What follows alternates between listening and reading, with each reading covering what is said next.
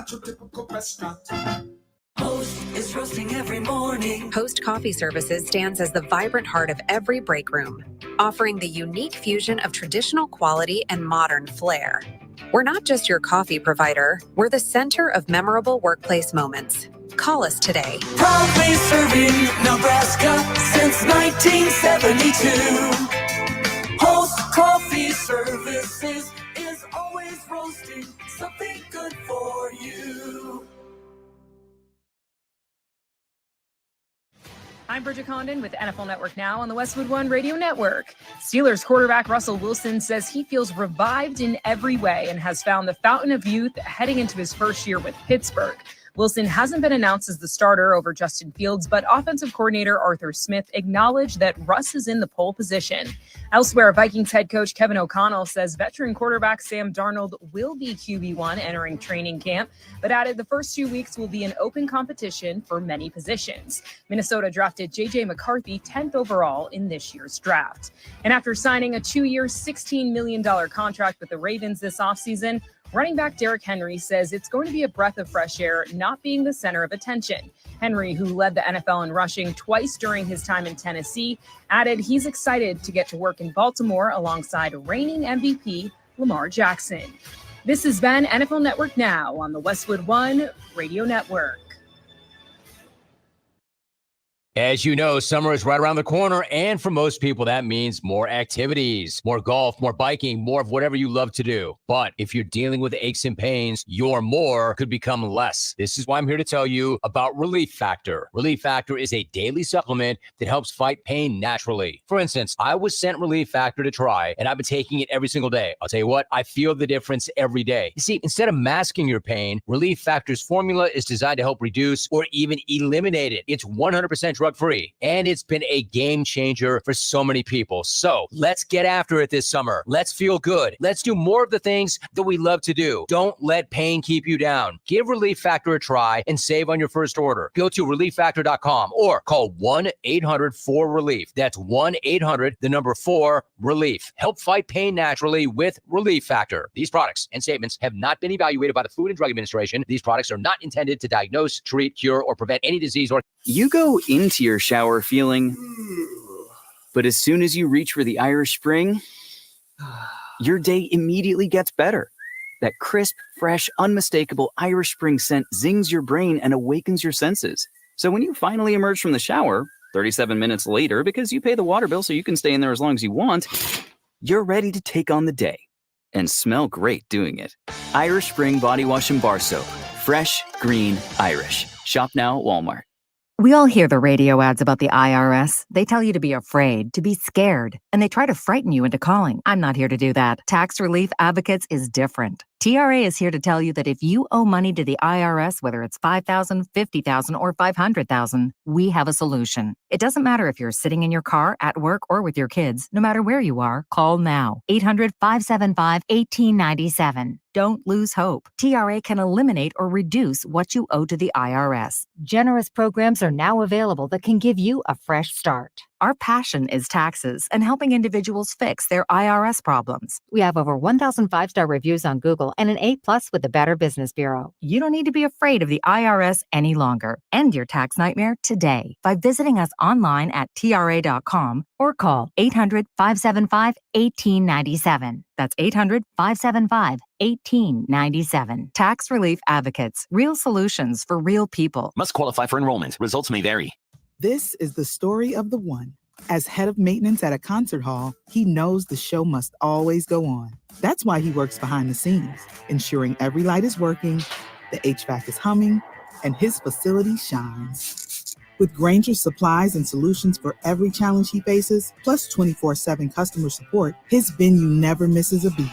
Call quickgrainger.com or just stop by. Grainger, for the ones who get it done.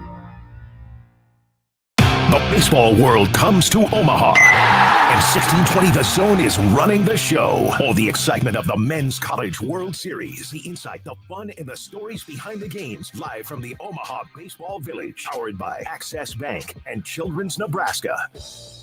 Also brought to you by Pyramid Contractors, Liberty First Credit Union, and the Henry Dorley Zoo. Don't miss a minute of the biggest event in the Big O on your station for the Men's College World Series, 1620 The Zone. A fantastic fall fishing trip starts right now. Hi, I'm Crash Davis. I need you to go to ballardsresort.com and get signed up. You've heard me talking about it. You've asked me about it. Well, now is the time to get signed up. Only a few spots remain. Only a few days remain for us to have a great fishing adventure together at Ballards Resort in northern Minnesota. We're going to the Lake of the Woods. Get on the bus Sunday. We're back on Thursday, and it's cheaper than you could do for gas there and back hauling a boat. More details with ballardsresort.com. Get signed up today. Time is of the essence. Roofing, siding, and gutters. Make the right call with the rooferees at John Higgins Weather Guard. 1620 The Zone. Hardaway driving, blocked by Derek White, and a live block, live play. Here's Holiday to Tatum, goes for the jam and gets it. 71-61 Boston. Jaylen Brown, who is authored a 13-point quarter, attacks the rim and flushes with a right hand. 15 in the third for Jaylen Brown. 10 to shoot. Drew puts it on the deck. Drew driving. Drew passing out to White. White squares for three and connects. Drew White with another clutch triple for the Celtics. Brown on top, holding between the rings. Now goes to his right against Hardaway. Stops top of the circle, pops the jumper and connects. Jaylen Brown, 30 points. What a second half. Live from 50th and Capitol Avenue in the Big O. This is Mornings with Sharp and Handley on 1620 The Zone, 1620thezone.com, and 1620 The Zone TV. Now here's Gary, Nick, and Jimmy. Hey, guys. Great to see you.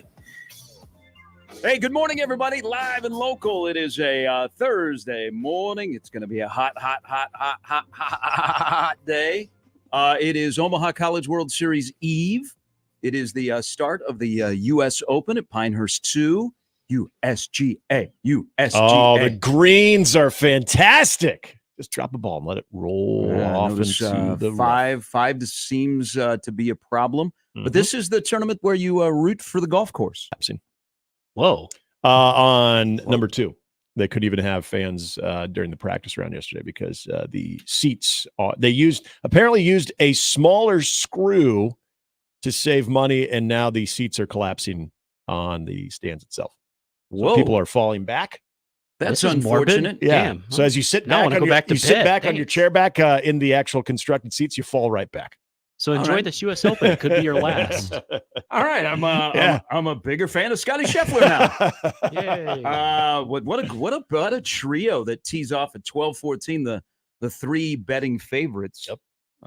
McIlroy, Schauffele, and Scheffler go off at 12-14 today. But today is the first day of the U.S. Open. It is, though, a big day downtown. The College World Series has the open practices for all the fans. I highly encourage everyone to go down there. It's really, really cool deal. I was downtown yesterday around the ballpark. There is the buzz. A lot of activity. You get the Omaha prices? OBV. You know what? No. But I was told something, though, in our discussion of yesterday. And my love of the Bob Carey pedestrian bridge, which I'm getting a T-shirt sent to me. There actually is a T-shirt for the bridge, and I'm very excited. Can you adopt a section of it? I will wear it proudly. Guy told me yesterday after our discussion, it's expensive for the College World Series, and that's kind of what you expect when you come here. We're lucky enough to live here. That Lincoln is on to our gig. So in Lincoln, the hotel rooms have been jacked up because you not only have the College World Series fans in here, you have an abundance of youth baseball teams. A slump buster. I was at Let It Fly last night for dinner, and there are a lot of youth baseball teams that are in there, along with basically the Creighton men's basketball team. Boy, Jackson McAndrew. Just on a side note, gonna be a dude. But this guy was telling me yesterday, listening to our show, that in Lincoln, they have jacked up the hotel prices because they're like, hey, don't let the Big O take advantage of all those fans from out of town. They're going to stay in Lincoln. Let's take advantage of them as well. Yeah. So some people are flying into Kansas City instead of they maybe used to fly into Lincoln. But I guess the rental cars in Lincoln have gone up as well. So I know. There's no avoiding it. Lincoln wants to be Omaha. You can't. Okay. You're crime town, we're swim town. Yeah, but you're capital city. Enjoy that. You're the capital. But it's great. There were a lot of people. There's a lot of buzz downtown. You see a lot of the stuff that's going up. Omaha Baseball Village looks absolutely packed. It's going to be fun. Get your We hat kick yet? our coverage. I've not gotten my hat. I was very disappointed last year. That's my tradition. I don't know if I told you that, Nick. What, My bucket hat? tradition every year is to get a College World Series hat. Oh, yeah. That's got the logo on it and the Right. year. Mhm. Last year's selection was not very good. I agree. I was going to buy one too. And I didn't wait until like the end.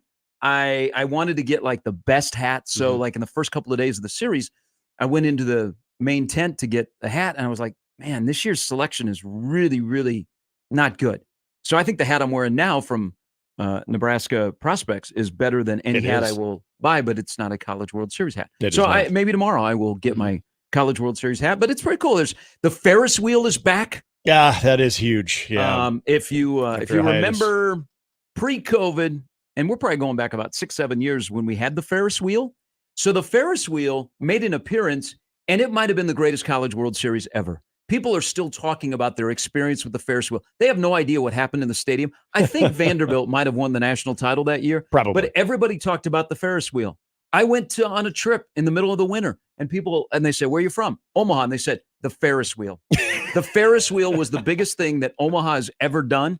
And you know what? COVID killed the Ferris wheel because you don't want, you slide into one seat, you get off the ride. And that's Right. about, you had to look out to those things. Mhm. So they fixed COVID when it comes to a Ferris wheel on how to disinfect it. But the Ferris wheel has moved. So you're going to see this if you are headed down there like today or at any point during the College World Series. What is the parking lot? So Lot D is the one where a lot of stuff happens. Tailgate and media. What's the one that is right there next to Zesto's and Is that B? the old yeah, okay, so Lot B. Yeah. B. So, Lot B, there has been discussion about building a parking garage Mhm. in Lot B and turning it into, like the bottom level will be entertainment, but the top level will be Yeah. a parking garage, which just sounds miserable to sit in that traffic after a College World Series game.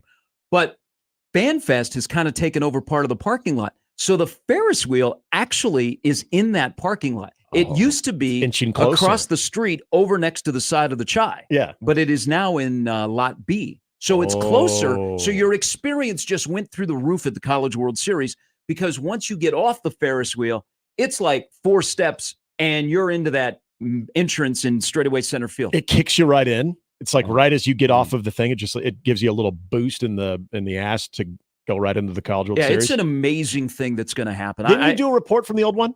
Oh, yeah. Okay, so when you were at the peak level of the Ferris wheel, We could made you him- actually we- see inside the stadium? Yeah. Oh, So we see, made that's him. We made nice. him stop it, and the person that was with me about heaved over the side, and so of course I had to take a picture of him. Yeah, he'll be Sure with they- us this weekend. I'm sure they love that. But it's it's here. I did not dawn on me until I heard the mayor having the opening press conference yesterday. Next year is the 75th College World Series. Mhm. They've got like big Yeah. plans for what they're going to do. I But bet I know it will be mowed in center field. a big 75. A big 7-5. It looks good. Hey, Sponsored. kudos to the grounds crew downtown at the Day Trader because the concert that we had here, the 2 concerts we had in August, Yeah. I don't know that the field ever recovered, especially in center field. It didn't. And you could see Mhm. like throughout the year, Yep. it looked a little bit better for the Big Ten. Man, the diamond looks really, really good. So kudos to all of them because that's not easy, Yeah. You knew they'd get that right. Yeah. So it looks great. But here's my PSA. We may have some likes and dislikes about the College World Series, and people are bitching because the fireworks are taken away and there's no opening ceremonies. Every year, it just reminds us is nobody else in this country can do what we do at the College World Series. From the volunteers to the full-time year-round people that make sure that this event goes off without a hitch and stays in Omaha. We don't know when the contract is up in 2035. We don't know what college athletics is going to look like. It could look completely different, great point. which means how does the College World Series fit into it? But regardless, nobody else. I am on record. I'll put it on a board.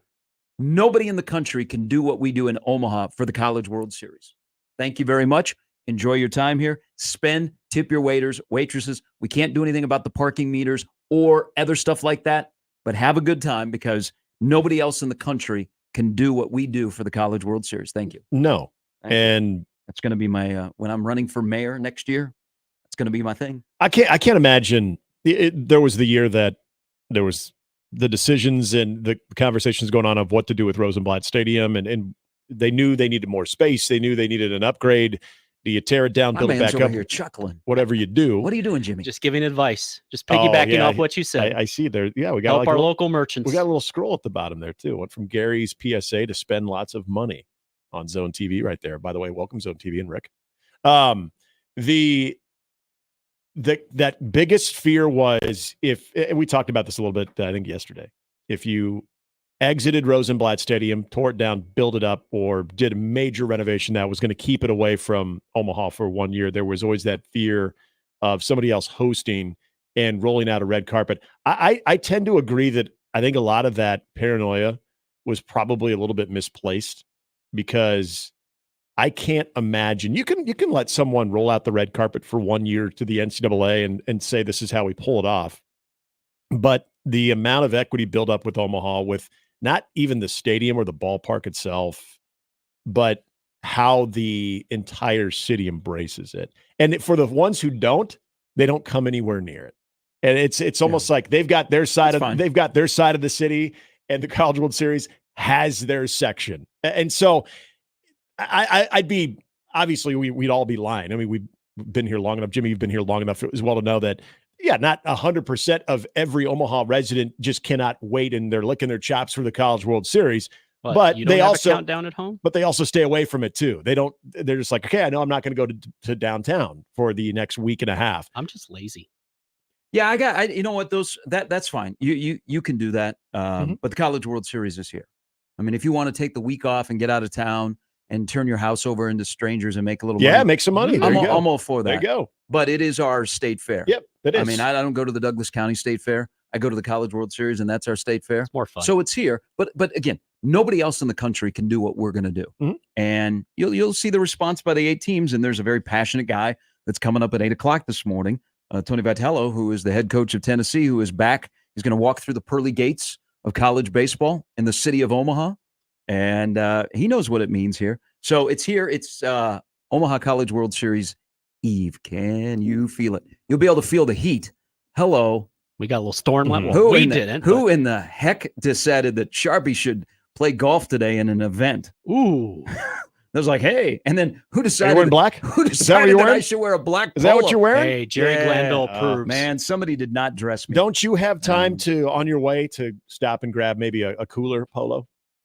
I don't think that was not a wise move on your part. No, I know. Go in on it. And it's like the thicker cloth too. You don't even come on, man. Dry fit that up. Yeah. I'm not my body does not look good in a dry fit. But you're gonna be a sweaty mess, man. You are the model of the show, so you can wear the dry fits. I'm just saying, you're gonna be a sweaty mess out there. But I'm just thinking of you. Well, thank you.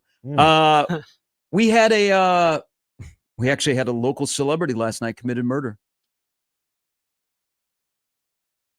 Committed murder. We had a local celebrity who committed murder last night, and nobody disagreed with what he did. There will be no charges pressed against him.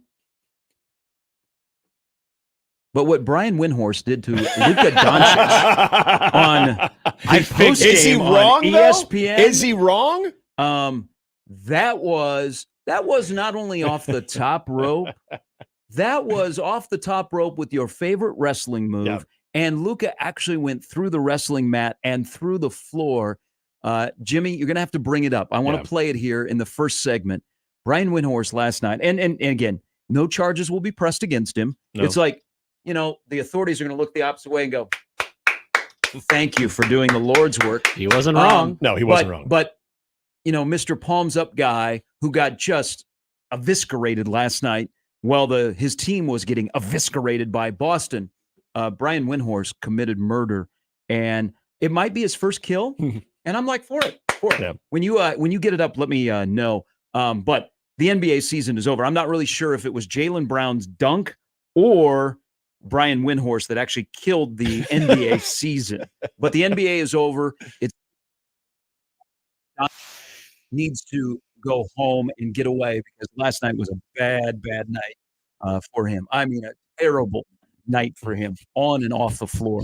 But Wendy, first All kick. right, we got it. I had no idea where you're going until you said Brian Windhorst, and it all made sense. I've heard about it, but I haven't seen it yet because I haven't watched SportsCenter in 15 years. So last night and then this morning I listened to a little bit of the Hoop Collective.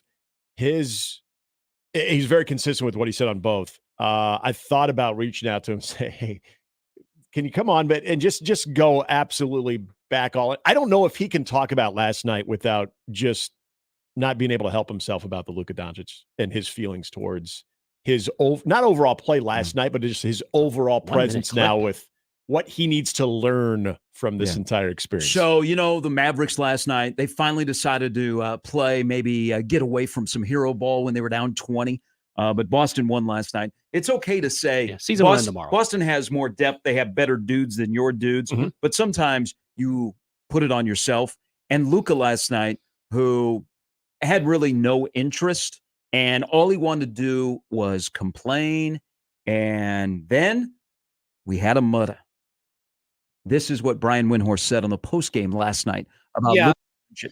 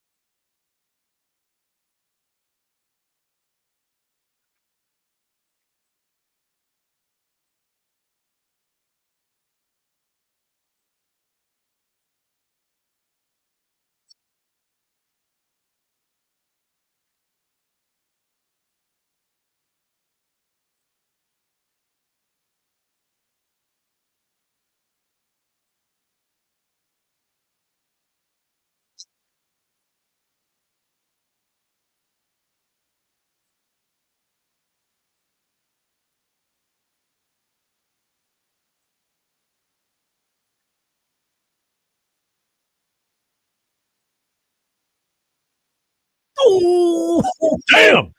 Time for a vacation for Mr. Doncic. Yeah.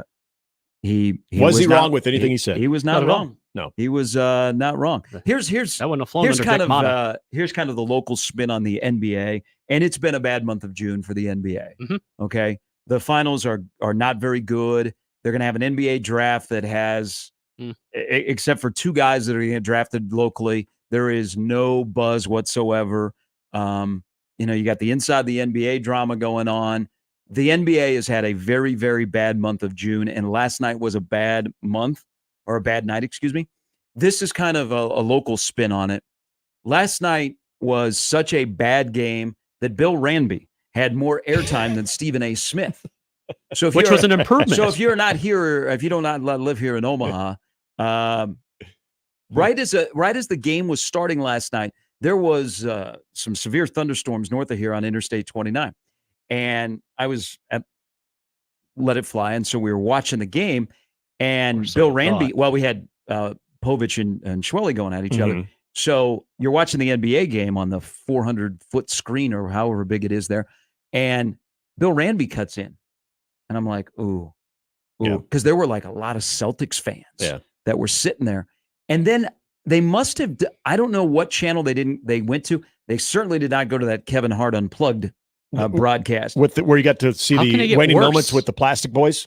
Yeah. That's how I had to watch the end of the game. So I don't know if they had ESPN Plus, but they had the game. And then they had ABC, KTV, where Ranby was on. But Bill Ranby got more airtime than Stephen A. Smith. And I feel bad because if you were out in it last night, man, we had another night of ping pong size hail, and it finally missed us. People's roofs and cars got damaged. But that's where we are with the NBA Finals. He should have broke down basketball. I would have watched. I think he would have been. Did you guys very astute? So, there were a couple of apologies. In my neighborhood, the skies got really, really nasty, and the wind picked up, and I'm like, okay. So I went from ESPN Plus to watching Ranby. He would give the score once in a while. Nice. And then there was a few apologies. We apologize, but you can continue to monitor the game. And Bill, you didn't have to apologize. And then series is over, Bill. And then he said he made a decision. because it was, Dallas came back and they made a game of it. And he said, well, if it goes to overtime, I guess we'll go to the game. Yeah. But we're going to keep this and we'll go right into our newscast at 10. Yes. And then if you notice, every time the game went to a commercial, then they had just the full KETV coverage. You didn't have the little screen. And then all of a sudden they would pick it back up because I kept waiting, especially as I think the storm was kind of hammering Bellevue. Yeah. It looked like it was hammering Bellevue. And so I thought, okay, once it kind of gets in that area or a little bit further away from Bellevue, they'll go back and you'd essentially catch the last 4 minutes. So yeah, like an idiot, I stayed on. I'm like, you know what? Screw this. I just want to see the game. We had Reese had to sleep in our room last night. So I'm like, all right, I got to keep the volume low anyway. So I couldn't really hear much of what Kevin Hart and the Plastic Boys were saying. All I knew is I had the game right there and didn't have Doppler taking up most of my screen. But it was. I'll take Bill Ramby on Friday because they would come back. And it wouldn't be right as the broadcast returned. They would come back with probably, I don't know, maybe 5 to 10 seconds in action when they would return. But again, I understand they were trying to monitor that. So, hey, while there's a commercial going on, we can have full access to what we're trying to inform everybody on. And then when the game comes back, let us know. We'll get right back to it. They were always a little late getting back to it. So, and I wouldn't have cared. I mean, it was 21 points at one point, but then I'm like, all right, now they're coming back. Yeah. And then Luka fouls out and with 4 minutes to go still. And Kyrie and Lively doing their best to try to get it. So you're thinking maybe this will go overtime. Anyone check on Joey?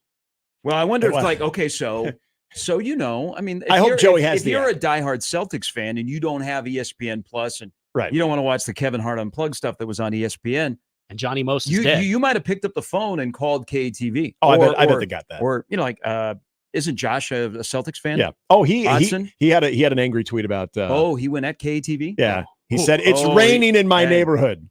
He's gonna get attacked by the meteorologist. Let's see. Matt Serwer used to always clap back at people that you'd have to cut in with severe weather and it would interrupt the sports event. They're gonna send Fairmonger after people Josh. Would call him. Oh boy, Odson's gonna get attacked by the meteorologist. But that's the game was bad last night. He said it's storming at my house, and I'm pissed at Bill Ranby. A tradition unlike any other, interrupting the NBA Finals for a rainstorm. But the waters receded. The wind-driven hail, though, was bad last night. And I notice here the televisions that are on in the studio, the hail experts are on TV this morning with the businesses that have spent a lot of time in Omaha in the last 2 months. So I found out yesterday that my hail experience from 3 weeks ago when that we had the big one, that still has its lingering effects because we had the AC issue. Yeah, apparently it damaged our air conditioner. Oh, and we just found out yesterday because it has a slow leak, so it's been a slow death. Dang. But the good news is the adjuster comes out on Monday, so we can put that as part of a claim. But most likely, we're going to need a new air conditioning unit. Yay, summer! Baseball. Yeah. Coming up. Yeah. When did we change roles on this show here? I feel like I need to step up my curmudgeon. Well, how am I supposed to be positive about that? I mean, come on. The dog crapped in the closet this morning, and she's not that. And I'm still in a great mood. I'm in a good mood because it did get cooler in our house. But yeah, the fact that we have to get a new air conditioning unit, that's a pain in the ass. Sad basketball season ends on Friday, but that's how it goes. Many say it ended last night. Yeah. I'm happy. Baseball team won a game. Hey, yesterday. Yeah, mine didn't. Belly hit a home run. You're back. Runners in scoring position. You back on? Yeah, and then I watched the bottom of the ninth, and Tampa hits a home run to make it 4-3, and I'm like, here we go again. Here we go. In an hour, Sarah Baker Hansen will stop by. I should probably just say her love for Spaghetti Works will come out. Ooh, we should ask her. Should. Is it top 5? I did not walk that far into the old market to see how far out the line was. You would have seen Spaghetti Works. Again, the head man of Tennessee, who's got a lot to say about a lot, will join us coming up at 8. His number one team, number one seed overall is here. And they're really, really good. And they play a great game tomorrow night with Florida State. Sip stops by at 8:30. And then Brian Edwards, his beloved Gators, are here for a Saturday night primetime showdown against Texas A&M. He'll join us coming up at 9:45. I would have to think last night, and by the way, what we were talking about yesterday on the show, Will Bolt shows up at Camden Yards. Yep. His toes. He was. And I don't know what your toes. Yeah, I thought that's what you were talking about. The as we talked about yesterday. Yeah, we'll get an update on that. Oh, later. No. We are not talking about feet. Okay.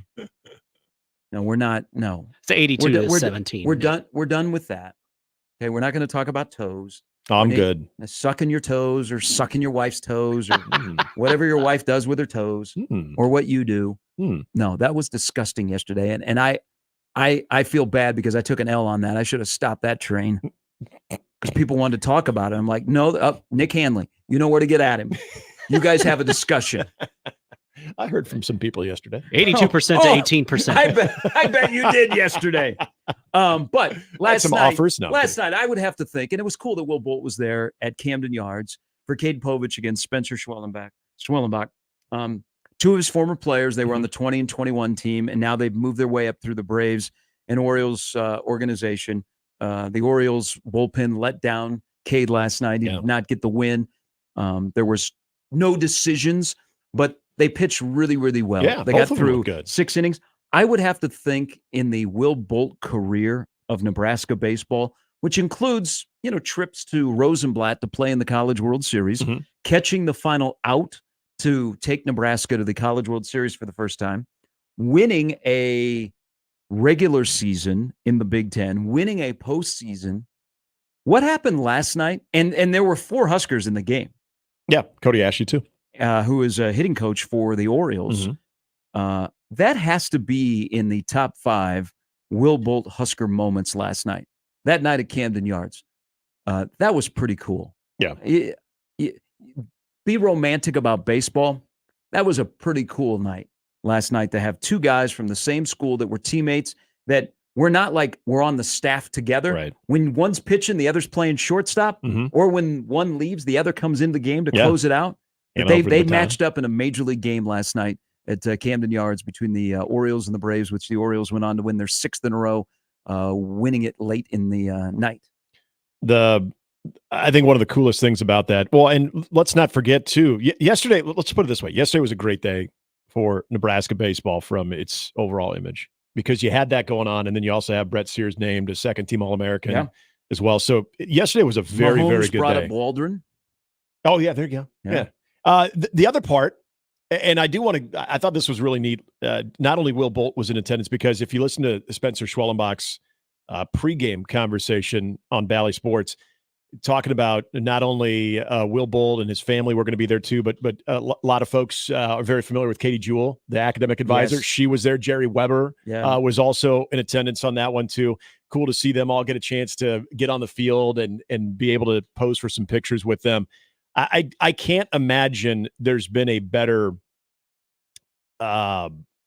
prideful moment for a coach, but also I look at it as an opportunity. We mentioned if Will Bolt is there, and we thought he would be yesterday. I mean, that's a great recruiting pitch right there. You've got 2 guys on extremely recognizable organizations right now, too, given the success the Baltimore Orioles have had here now as of late, but also with the Braves, kind of that cool team that everyone always find that there's a lot of Braves fans in Omaha. But you know why? You're getting a lot of eyeballs. Well, TBS. Yeah. Yes. You're getting a lot of eyeballs on those 2 teams, and then you have 2 guys from one of your more successful teams on display. It's been built up, but it was also built up within the broadcasts as well. It wasn't just a local angle that people were really pushing. I mean, there was national interest. In fact, one of the Sports Center highlights led off with that.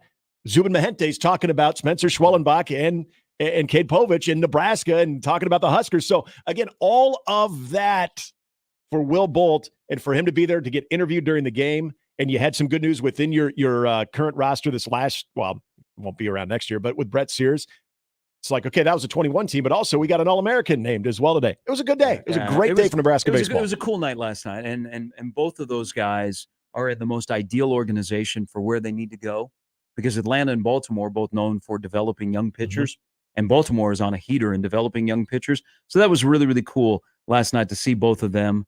And I mean, Jim Palmer's interviewing Will Bolt. Yep. Hello. So it has to be in your Husker career a top 5 moment. Absolutely. For Will Bolt. And I'm glad that he was able to get there. And he had his polo on. Yep. Oh, yeah. He had the black Nebraska polo on just to 1890 represent, sitting right next to Mr. Povich. He did not bring his glove. Oh, my God. Would that have been amazing? If Will's just sitting there going. That would have been great if the head coach of Nebraska is in the stands with his glove on one hand, keeping score with the other. Enjoying a dog and a Now, beer. Jack Mitchell brought this up, and it's very true because golfers have the same reaction. Like when you see baseball people that wear a cap all the time, like golfers. Like when a golfer does a press conference and he's not wearing a hat, Oh, it's weird. sometimes it's like, whoa. Didn't know what your hair looked like. Like, and then you're like to Tiger, hey, put it back on. But I saw Jack Mitchell's tweet last night and I agree with him. Like, we don't see Will very often without a Nebraska baseball hat on. And he wasn't wearing a hat last night. And you're like, oh, okay. It's kind of gray, but it looks good. Got a full head of hair. That was just, for the families, and both families are great baseball people, and they love Nebraska. And just for the program and just baseball, it was a really, really cool deal last night that we'll talk more about. I'm glad you brought up Katie Jewell and Jerry Weber. Yeah. Jerry recently retired after a long career as athletic trainer for Nebraska, and it was cool that all of them got a picture on the field, but there were 4 Huskers involved last night. Yeah. Yeah, now that was the cool thing. And I'm glad that was brought up in a lot of the conversations too. I mean, I know Will had mentioned wanted to see a little bit of offense just because of Cody Ashe, but also having Aaron Bummer. Having all of that brought up and being able to talk a little bit about the last several years between Will Bull as an assistant coach and then also as a head coach. And there was a lot of positivity. And the fact that both of those guys gave you 6 innings too. Yeah. You couldn't have asked for a better result to play out between those two, regardless of who won. That not only are these two going head to head, that's a cool story in itself, but they're also pretty damn good. And we've known that about Cade. Spencer Schwalmbach, and I'll admit, didn't watch a lot of his games when he was in the minors, but his last couple starts here now too. Oh, he's different. I mean, he's a refined pitcher. Yeah, you can tell they've done some really good work with him. He gets no run support, but that's kind of what the Braves are right now.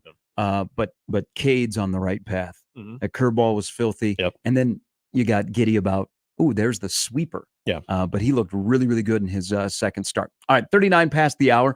You have the lineup. It's brought to you by the Roof Freeze at John Higgins Weather Guard, Sarah Baker Hansen, the head man, the head vol, Tony Vitello will join us coming up at 8. Sipple, who is the head of heads, at 8:30, and then Brian Edwards as well. You can always join the conversation. Tell us about your hail stories. Ping pong, baseball, no hail, upset at KTV. Hail no. Thank you. Someone had to do it. Nice. That could have been a headline in the World Herald. Hail no. You know what the headline in the back page of the Post is today in New York? KC Chiefs, after New York bludgeoned the Royals again last night. Oh, I see. Yeah. Beat them 11-5. Yeah. Oh, so they got 5 runs. Took that 3-game sweep. Giancarlo's, I know they play today. Giancarlo's Stanton's home run is still going. Yeah. It landed actually across the Back-to-back street. nights that the Yankees have hit one off of the Adams mark. Yep. It's incredible. The ball must be really carrying. Talk about hail. The number to get into the show, the conversation, 402-951-1620. That's the 42 Degree The Source hotline by your mom's house. You can always email us, as you already have this morning. We'll respond to those in time. Gary at 1620thezone.com. Handley at 1620thezone.com. Also on the JTech Construction Zone Twitter feed at Gary Sharp 1620. At Nick Handley 1620. I don't know why that happened. Yeah. Just did. Was that like Marv It's Albert? kind of like a burp. Oh, no, it just came out that way. Here's Ewing. Can't explain it. Yes. Just move on. On 1620 The Zone. Mornings with Sharp and Handley on 1620 The Zone and 1620thezone.com with Gary Sharp and Nick Handley. Hey everybody, it's Michael Severe for Ted and Wally's Premium Ice Cream. Been doing it for 35 years, so many flavors. And one of the great things about ice cream is it fits into Americana, right? And what's more Americana than baseball? And we have the greatest baseball tournament that happens anywhere every summer right here in Omaha. So when you're downtown and you're just trying to get a little bit of fun in with baseball, stop by the location in the O Market and get some ice cream as well. Ted and Wally's has so many great different flavors. And the great thing about it is that every single day on social media, they put up a new list, whether it's the Benson location or if it's a location in the old market. And all you got to do is go on there, find your favorite flavor and stop by. And they also make sure that whatever you need, say you're thinking you're keto friendly, they have keto friendly ice cream. If you have a problem with, say, regular milk, they help you out as well. They have so many different kinds of ice cream that will fit you. Check out both locations. You can go to Benson, right next to Taste of New Orleans, or in the Old Market and enjoy the atmosphere of baseball. And when you do visit them, tell them Severe sent you. The smarter way to clean your floors. It's time to make the swap. Swiffer Power Mop. Introducing the new Swiffer Power Mop, the all-in-one tool that gives you a mop and bucket clean in half the time. The solution's built right in, so no heavy bucket, and the pad has hundreds of scrubbing strips to get deep into grout. Don't mop harder, mop smarter. Swiffer Power Mop. Swiffer Power Mop. The 2024 Men's College World Series plays here on 1620 The Zone and 1620thezone.com. Presented locally by Woodhouse Ford. Every pitch, every hit, every game. Also brought to you by Midwest Ford Dealers, the Henry Dorley Zoo, and Velocity Clinical Research. Don't miss a minute of Omaha's biggest event, the 2024 Men's College World Series on 1620 The Zone and 1620thezone.com. Prescriptions require an online consultation with a healthcare provider who will determine if appropriate. Restrictions apply. See website for details and important safety information. Subscription required. Price varies based on product and subscription plan. Hi, I'm Dr. Peter Stahl, board-certified urologist and senior vice president of men's sexual health at HIMSS. In my 12 years of practice as a reproductive urologist, I've helped many guys with ED, and it has never been more convenient to treat than it is right now, thanks to HIMSS. It really wasn't easy before. You had to take time out of your day, come to a physical office, and see a specialist like me in person. Now, through HIMSS.com, you can get world-class sexual health care and a full range of treatment options for ED through a 100% online process. It starts with a free assessment from a medical provider licensed in your state who can determine if ED treatment is right for you. If prescribed, your medication is shipped to you for free. So don't wait. Join the hundreds of thousands of guys who've gotten help for their ED through HIMSS. To start your free online visit and find ED treatment at up to 95% off brand name prices, go to hims.com/radio. That's hims.com/radio for your free online visit. Duck Defense Midwest makes your home healthier and improves the life of your HVAC system. So improve the health of your home and everyone in it. Go to cleanairradio.com for a special duct cleaning offer for Zone listeners. That's cleanairradio.com. Pizza's here. Oh, great. I'd love some, but I'm worried about my stomach issues. If you're worried about having diarrhea, gas, bloating, stomach pain, or loose, oily stools, it may not just be stomach issues. It could be a condition called exocrine pancreatic insufficiency, or EPI. With EPI, the pancreas doesn't release enough enzymes to break down food, but EPI is manageable. Use the symptom checker on identifyepi.com and talk to your doctor. That's identifyepi.com. Sponsored by AbbVie. Many people go back to the dealership out of habit or because they think the dealer is the only one who knows how to fix their car. At Omaha Car Care, we offer a better option. We have ASE certified technicians, the technology to service any vehicle, and free loaner cars. The dealer will sell you a package of services. We'll provide the service you want for your car as your trusted partner. I'm Rick Betker, owner of Omaha Car Care, and we'll be along for the ride. And we're back. Mornings with Sharp and Handley. Here's Gary, Nick, and Jimmy on 1620 The Zone.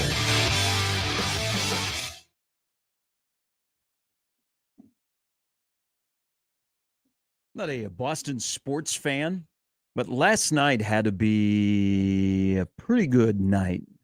Not only for the Celtics going up 3-0 in the NBA Finals, and that thing is over. It is over. Is Tom Brady had his number 12 retired last night. Man, did the Sox win too? Yes, they did. Oh. Yeah. So it was a good Boston. What a night to be a good day for Nebraska baseball. Boston is yo-yoing.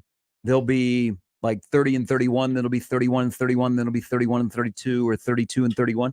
I think last night they got back to 34-34 with a win. Yeah, they beat the Phillies last night. That's the reason I asked you if you were back on board with the Cubs, because one of my best friends is a huge Boston Red Sox fan, and he does the roller coaster wheel. He'll be very public about, oh gosh, they suck, and then they win a game. They're like, well, you know what, this team isn't bad. Oh god, they suck again. Oh, we got to blow it. Oh, you know what? Actually, if a couple things go right in the month of June and July, well, they can, yeah. So it's just a very poorly constructed roster. Jed Hoyer, I don't know if he's got pictures of the Ricketts or what, but he's an issue. I mean, they're not very good. Now, last night, Bellinger, who hadn't hit a home run for a while, finally hit one, and they got a base hit with 2 outs and runners in scoring position. but they're just it's a poorly constructed roster that they're going to need to do something at the trade deadline. Like I was watching the Royals last night, and are the Yankees really that good, or the Royals not ready for prime time?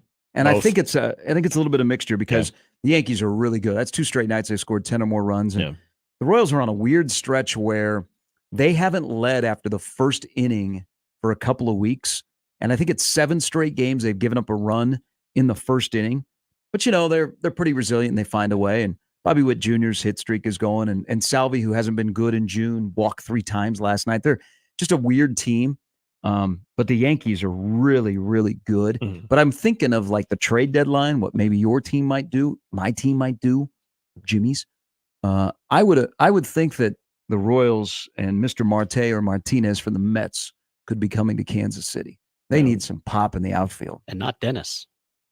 For Cleveland, that one to me, following what they might do, because this is where, and kind of like Kansas City, I always kind of lump in the same boat of the amount of spending that they'll actually do. And then when they consider, is this a year to go all in, or do we just stay a little bit steady? You make a couple of tweaks here and there, but you just don't go fully all in. I remember in 2015 when they won it. Obviously that was their window. They're going for it, and so they made the moves necessary for that. Cleveland in 2017, after they lost to your Chicago Cubs in 2016. Remember in 2017, that was when they had the 22 game win streak, and they were really, from a performance standpoint, better than that 2016 team, even though their postseason result was worse. But they went after Bruce. They went after some big names. Now they did go after Andrew Miller in 2016 as well. But that's where I'm curious to see, as far as Cleveland is concerned, everything they've done to this point. I would even guess the front office is a little bit surprised by that and think that their window's just starting to begin. And Stephen Vogt is starting to have his presence. That I don't know if they're going to be overly aggressive. And I still wonder about Kansas City too, because I link those two together as far as the way that they typically spend. Yeah, their needs are going to be much different. Right. I think the way the offense is playing for your team and keep hold of the AL Central, I think you got to make a move. You got to find, in my opinion, if I'm running the Guardians, I'm going to find a guy that is going to get the baseball in October as a starting pitcher. Now, they're going to be expensive, but I just mentioned 2 guys off the Mets that possibly the Royals will pursue. The Cubs could go after Pete Alonso. They could just fleece the Mets. But Luis Severino. That'd be all right. Luis Severino could be a guy that'll be because he's kind of turned it around this year. He'll be a guy that's extremely popular when it comes to the trade deadline when the Mets sell off and they instead sign Grimace. Yeah, and because if I'm thinking about Tristan McKenzie, it's a good point about Cleveland, though, because Tristan McKenzie, who, not from a number standpoint, and right now is the de facto ace because of Bieber's injury, he's fine. I'm actually a little bit more excited about Tanner Bibby because I think with what he has shown, there's a little bit more ceiling. McKenzie, it's such a slight fella, but he's effective. Don't get me wrong. The part that I'm more pleasantly surprised, and if we were having this conversation and you said, if there's something that your team will need at the trade deadline, but they are in contention to be in the postseason, what would it be? I would say, well, it's got to be outfield offense. But Stephen Kwan's not going to overwhelm anybody. Tyler Freeman is more of a defensive guy, but their numbers collectively has actually been a lot better than what I thought. If I had my druthers, if I had an offensive boost that I would look at on any part of Cleveland's roster, it's being able to find a more of a slugging shortstop, which, again, those don't just fall off of trees either. But as far as Riccio compared to, say, like a Bobby Witt Jr., I know you're not going to find those types of guys offensively that are, especially the trade deadline, but that's more of your weak link when it comes to their offense at shortstop when you're used to having, obviously a guy like Francisco Lindor who played an amazing shortstop, but also is going to give you, 25 to 35 home runs and is going to be able to provide that type of offense. But as far as that staff, and I don't know if this is what you're getting at, there is a little bit of fool's gold in there. As far as their starting rotation, their bullpen's been lights out, but that rotation, I'd have to ask Shafe about this as well. But isn't that why you go and upgrade? Yes, absolutely. Yeah. So I think it's a good point about maybe a Luis Severino. You look at some of the arms that could be available that could actually bolster and put Tristan McKenzie where I think he would thrive as a number 2, and then you have a really reliable and real up and coming Tanner Bibby. The big news though last night in baseball is Grimace coming back? So Grimace threw out the first pitch for the Mets. That's where they are as an organization. It seems like McDonald's has tried to keep down Grimace for a while. I agree. Okay, because Grimace probably is not your frontline guy. He'd be a great nose tackle. He's not the first guy off the bus. When the McDonald's bus pulls up, no, it's Ronald. Or it's the Hamburglar. No, the Hamburglar. Think I so? think yeah, because I think Ronald's the face of the franchise, though. Yeah, but Hamburger and scary Mayor face. McCheese were in cahoots. Like they put Grimace in the back. Yeah. Grimace is the bastard child. And then Grimace's agent got really upset at McDonald's. He's pitched from Wildcats. So McDonald's, like Grimace was going to break away. Like Grimace was going to try and go to Burger King. And so his agent floated out there through Woj that Grimace was possibly going to move to Burger King. So remember how McDonald's, they said, okay, we'll take care of Grimace. They brought the shake last summer. Shake. Yeah. And they're like, let's keep Grimace happy. Is he a Morris guy? And then last night, I mean, he is a sign and trade guy. And you got to keep him happy. He threw out the first pitch of the Mets game. Yeah, they're getting him gigs all over the place right now. Yeah. Can you imagine excellent nose in a 3-4 can really clog up the lane and free up the linebackers to do damage? What if Grimace aligned, though, with the King? Which one? Jerry Lawler or Burger King? The Burger King. It'd be very odd. You know, like sometimes when you see Favre in a Jets uniform. Yeah. Like seeing Grimace at Burger King. Or the Can You Hear Me Now guy who switched major networks. I mean, Unite us with the Chargers? Like Grimace at Taco Bell would be odd. Ooh. El Grimace. Well, they are trying to push that breakfast a lot. I would, though. If Pete Davidson would get pissed off, too. If I was like Five Guys and I'm like, 5 Guys plus 1, Grimace, are you interested? I've seen that movie. But he's out there a little bit more, so McDonald's is trying to take care of him. What do you think Grimace has on them where they keep like, trying to make him happy? Just like Brian Windhorst, Grimace is a free agent. He just compared Wendy to Grimace. I love it. Except Grimace does not have a murder rap like Wendy does. Jimmy, hit the breaking news story. We got a major breaking story. You scare me. Did somebody birdie a hole at Pinehurst too? I honestly don't know Tiger Woods has opened with the birdie. Yep. So right now, as we speak at 6:55 Central He's Time, on pace to win it. He is on pace to shoot 72 under for the tournament. Now, there are a lot of people that will tell you in the golf world that the winning score is probably going to be 2 or 3 under. Yeah. So if Tiger shoots 72 under, and that's what pace he's on right now, that might be one of the greatest feats of all time. Yeah. Awesome. And this is something to watch as the weekend unfolds. And that should put him in contention, too, if he shoots 72 under. He'll have a chance. I would think. I would watch. He'll be there at the end. He may make the cut. Yeah, more than anything, he'll be there at the end. By the way, I liked your Matsuyama, 50-1. Put a little coin on him. Yep. He's not my non-Scotty Scheffler favorite. He's not mine either. But in case he comes through, it's 50-1. Yes. And I'm telling you, courses like this, look at certain metrics. Yeah, his strokes gained around the green, number 1 in the PGA. And he, in what has been a very inconsistent season, he has been a little more consistent than some of your golfers that are going to be into that 40, 50 to 75-1 range. I was so tempted to get on the Jordan Spieth thing, but I can't handle that experience. No. It's so up and down. But he's set. I think he's 70-1, and he's won a U.S. Open in one of the most ridiculous setups in Chambers Bay. I'll roll with But Tiger. that was a different Jordan Spieth too. But those odds though, 70-1 and a major winner. Tiger is tied for first. Yep.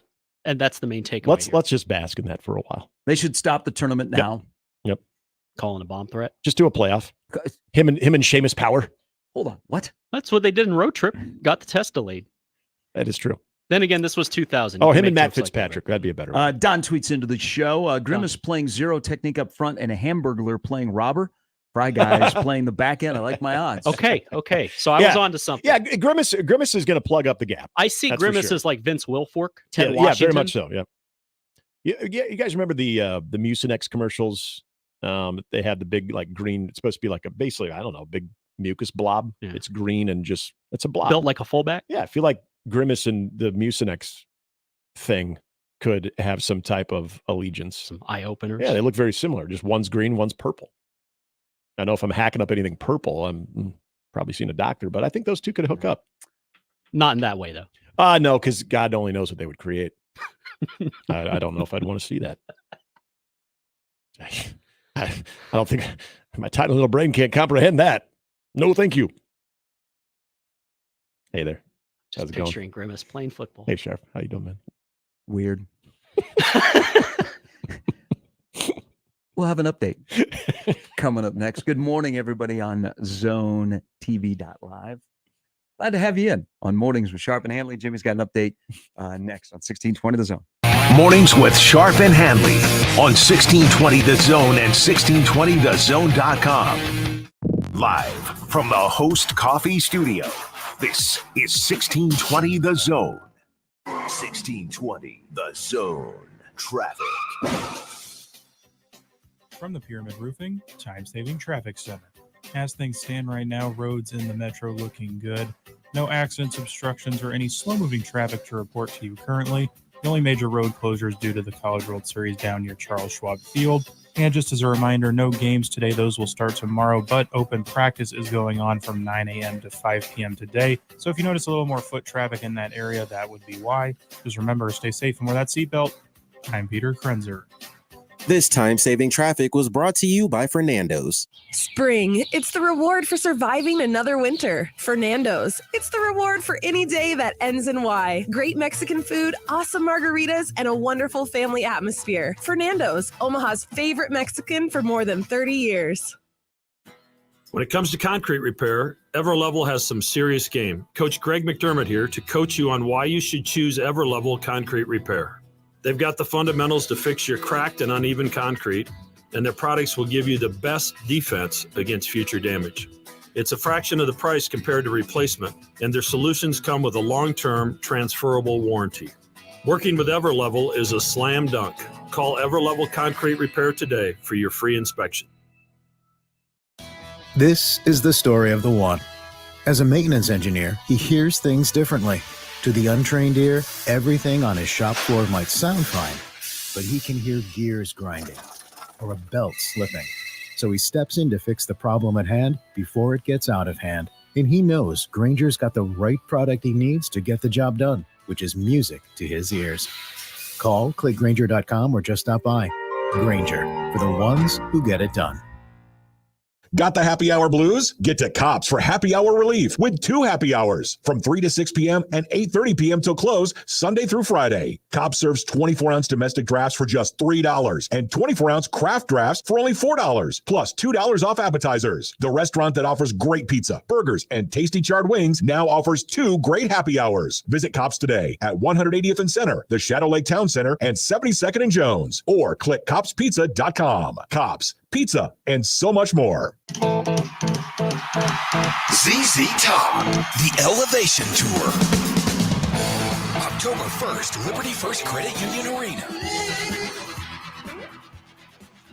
Playing all their classic hits.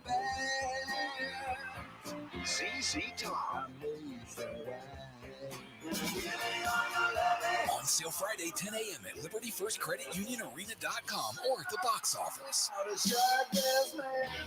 Email us on the Equitable Bank inbox with whatever is on your mind. Zone Inbox is brought to you by Equitable Bank. We take banking personally. You can get me, Gary, at 1620thezone.com.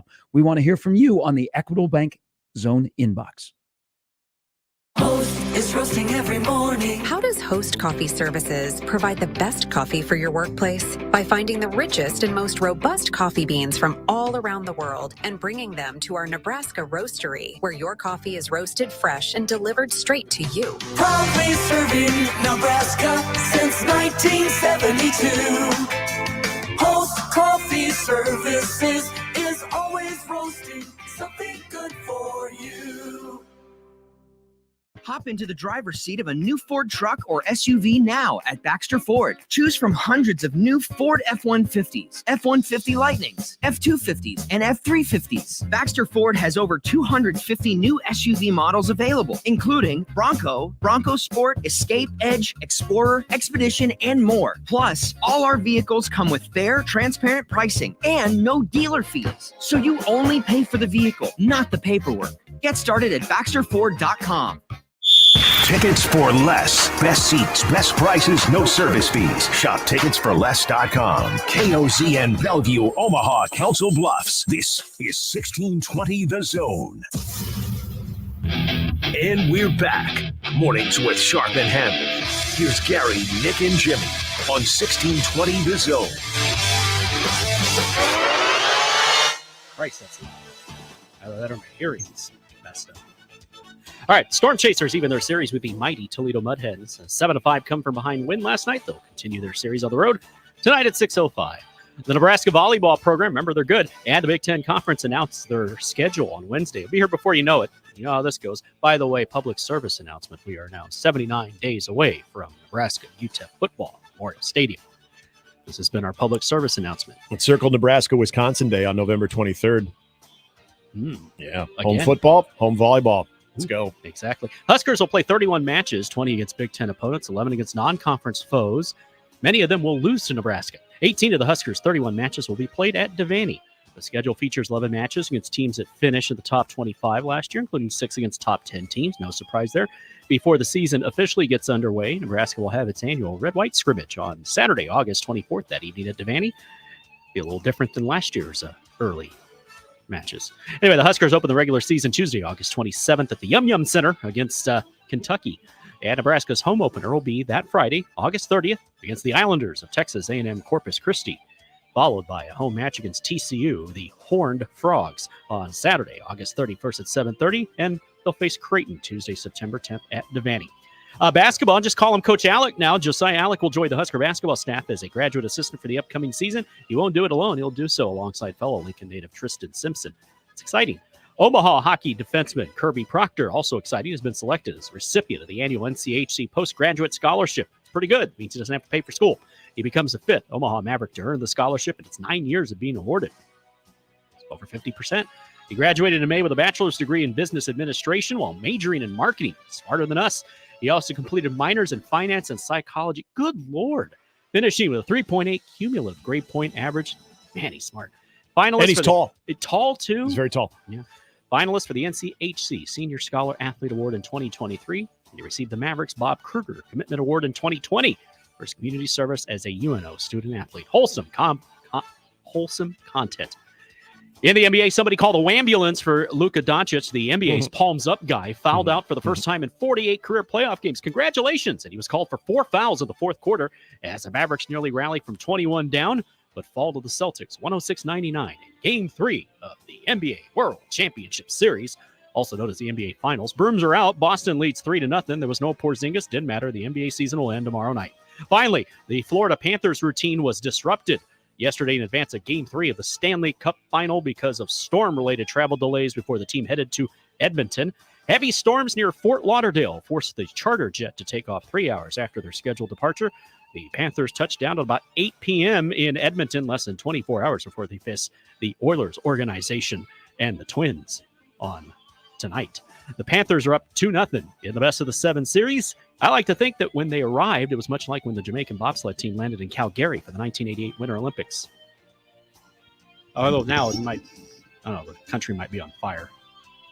I appreciate that you said Calgary. Calgary. Yeah.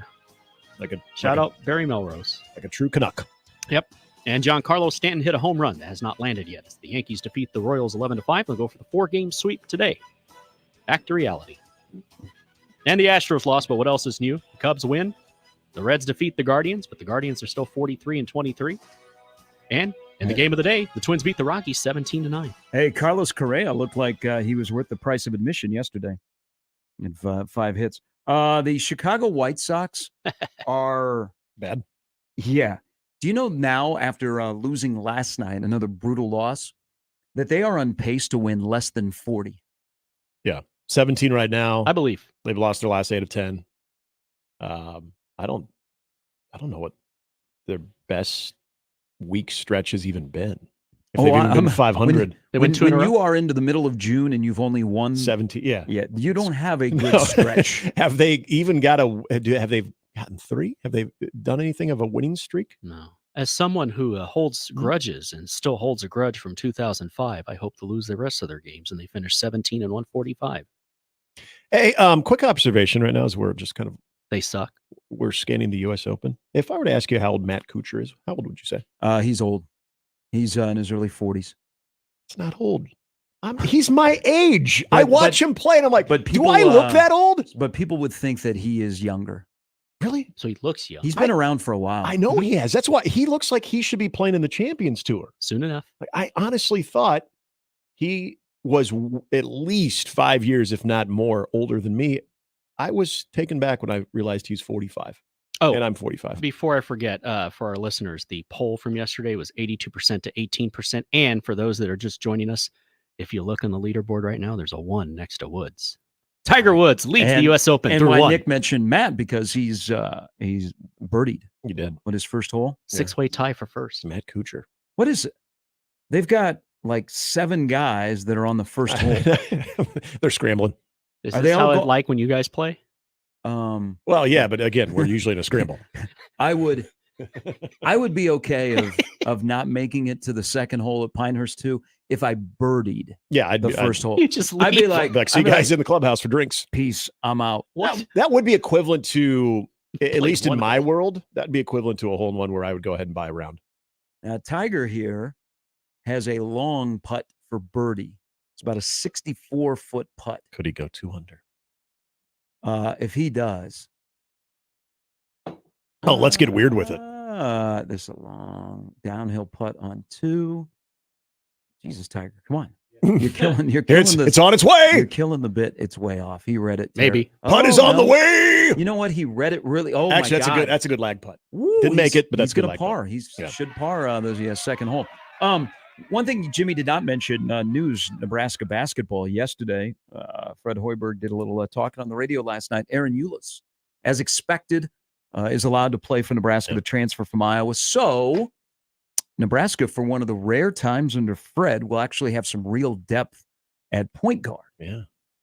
But then it'll be, okay, who's going to start? Worcester or Eulis? Raleigh Worcester. They're an old team. Man, get old, stay old. Yeah. Good on Fred. Need some mustaches. Because they're not like newbies.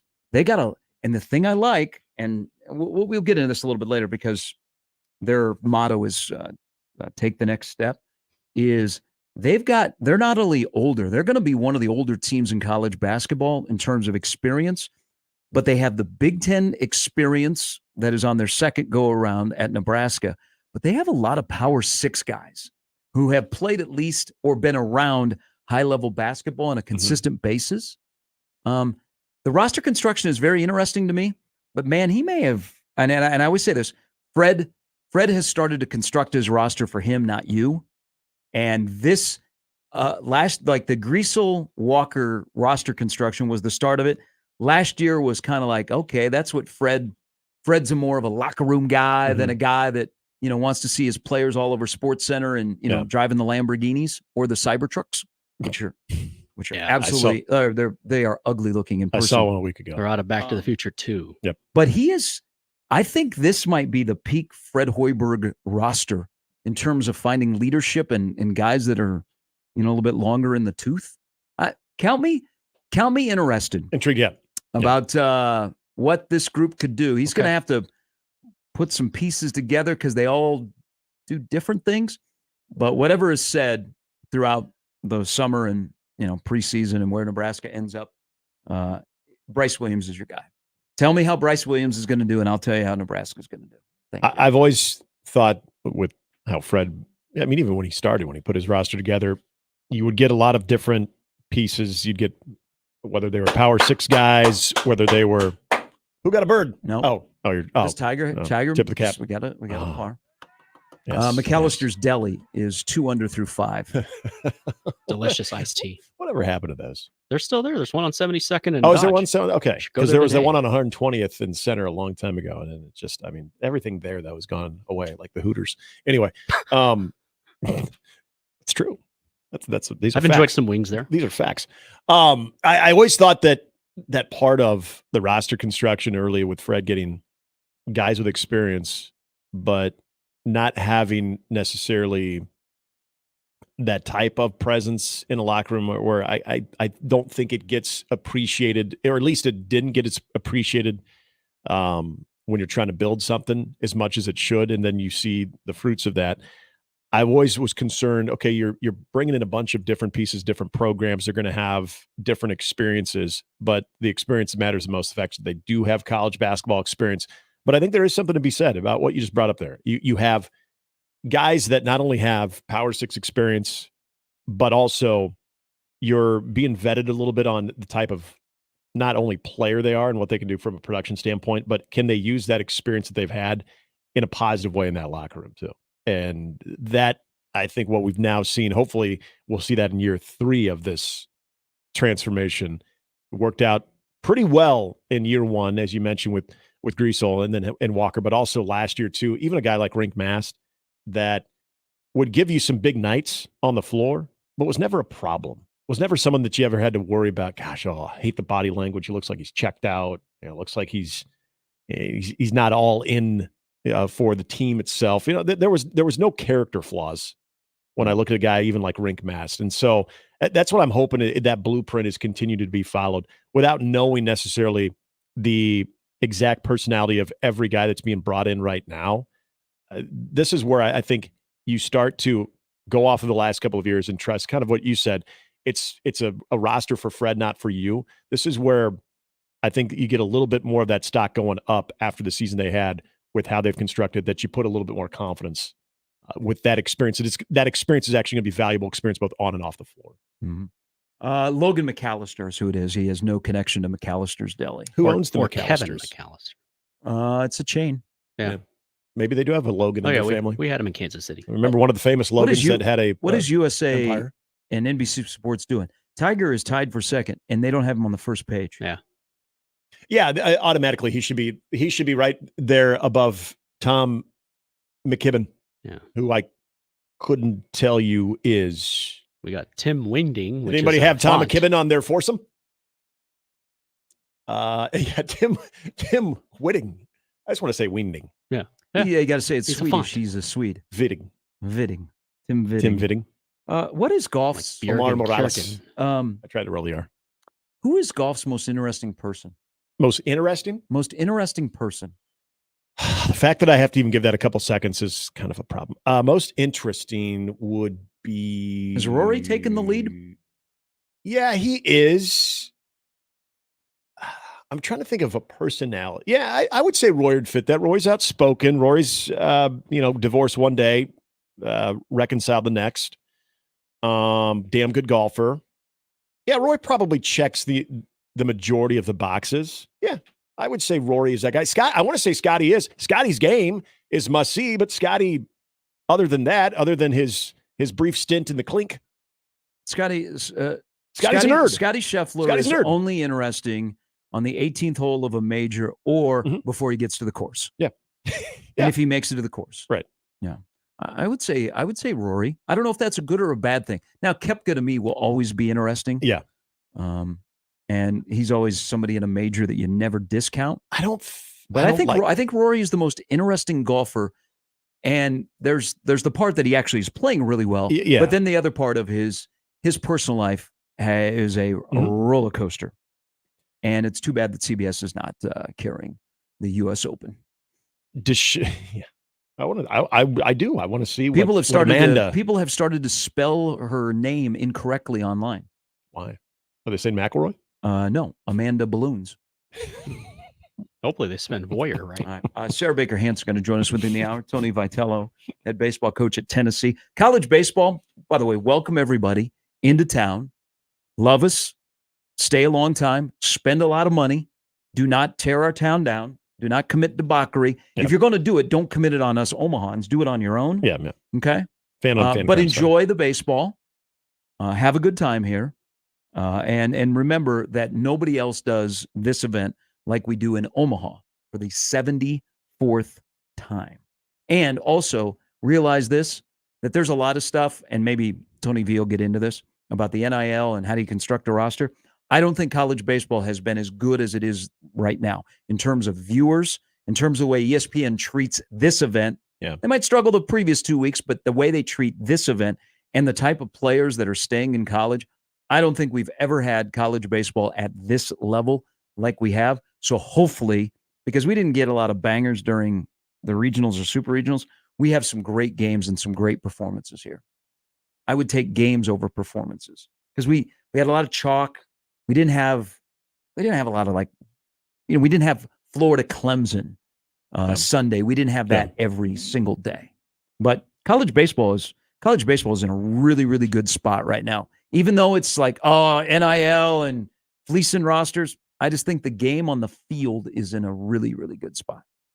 Give me more of what we saw in the College World Series last year, especially that first weekend. Some fantastic finishes. I mean, just amazing finishes.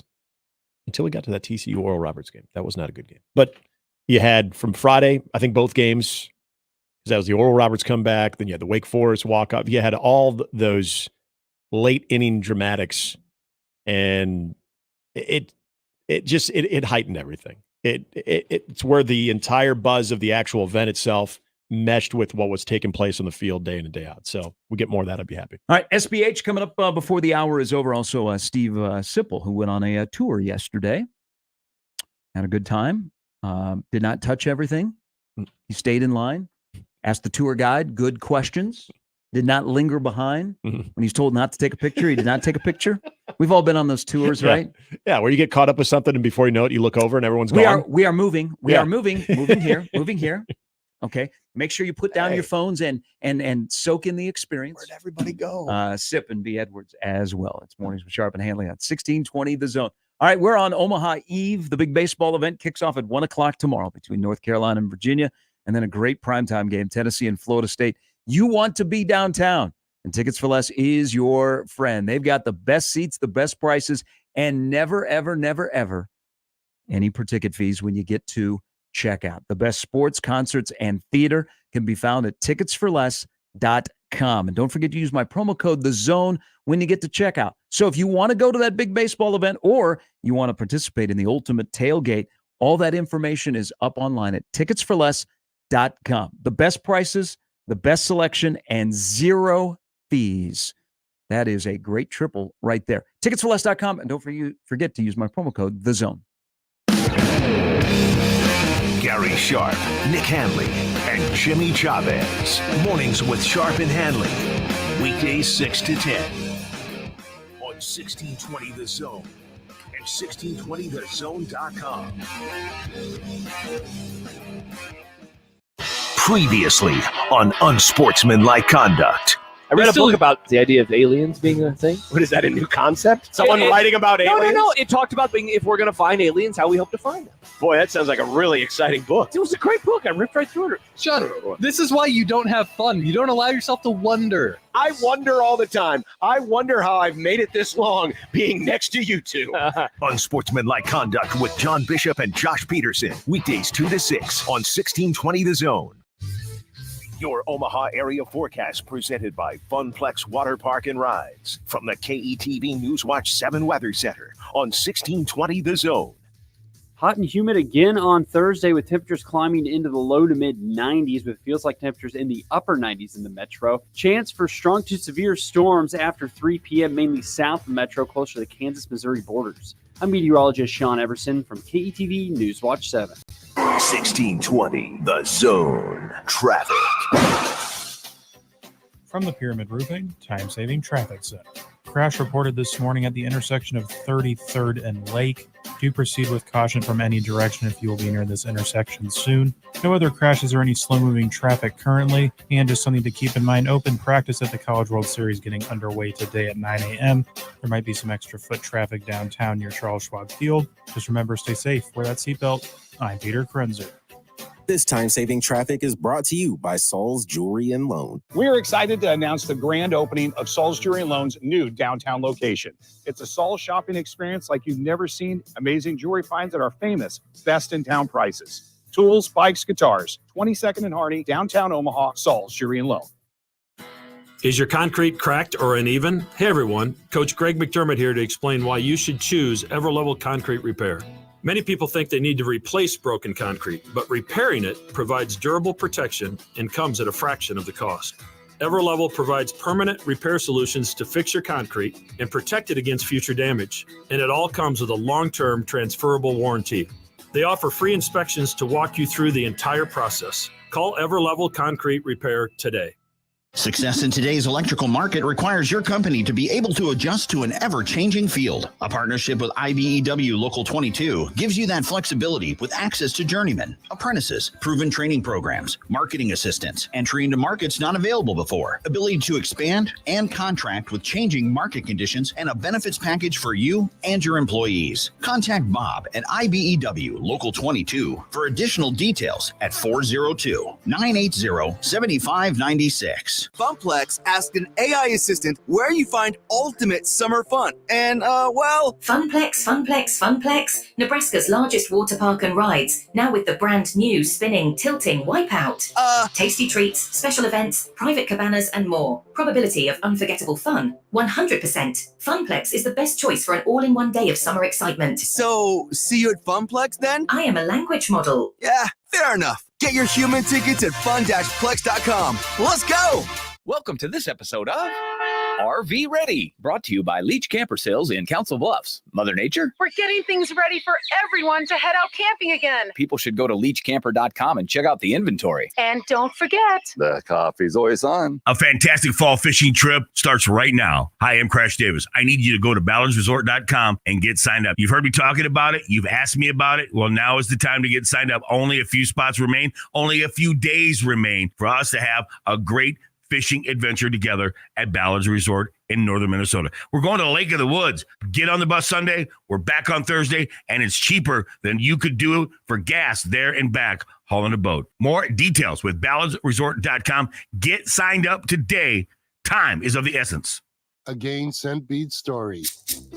Jim was at the laundromat when he heard his ear said, "Maraca, senor," but his nose said, "Hey, freshest scent ever." Following his nose, Jim found a man pouring a bottle of Gain scent beads into the washer. The scent, the freshness. Jim blurted, "Sir, your scent Maraca smell amazing." Actually, Jim, most noses call them Gain scent beads. Try Gain scent beads. Way fresher than detergent alone. Now back to mornings with Sharp and Handley on 1620 The Zone.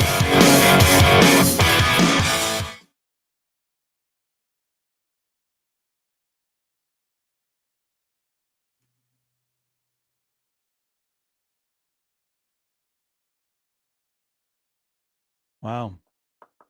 So Tiger was on the beach on 3, and what is he, about 10 feet away from the hole? Was he chipped out? Wow. He looks doable. He looks good. Looks good. We can't quit Tiger. No. Tiger's making sure that we hang around for at least a couple of more holes this morning. Have you thought about making any purchases with Tiger's new clothing line? I have not. Okay. I have not at all. It's like the 2024 version of the La Tigra. Remember La Tigras? Yeah, I'm good. It's kind of like a La Tigra logo. I do. I'm good. Hashtag 2004. I'm good. I'm sponsored by Kohl's today, so I'm very, very happy. Just call him Kirk Cousins. You get a little Kohl's patch when you have to golf too, just so or maybe on the back there, maybe on a hat, you get a little Kohl's side patch. Has anybody that is not from the state of Wisconsin ever been sponsored by Kohl's? They need to be. Because I think Matt Kenseth, who was a NASCAR driver from Wisconsin, was sponsored by Kohl's one time. But I don't think I've seen any like golfer or but it may be Giannis. Like, what if the Wisconsin Badgers? Luke Fickle is wearing a Kohl's logo. Kohl's on the field. Fall. You know, Under Armour does go to Kohl's. You can get Under Armour stuff at Kohl's. So I would think that that's the house they protect. Yeah, there wouldn't be any conflicting interest there.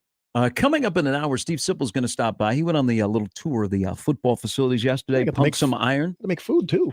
Yeah, they did. See that? Hey, they exercise here. I think there's a method to the madness when they give you a little peek behind the curtain. Very if the head coach is extremely transparent and the best PR head coach Nebraska athletics has ever had, you can't have it just stop right there. Like it is from the top to the bottom. They do let you in, which is great for fans, great for media.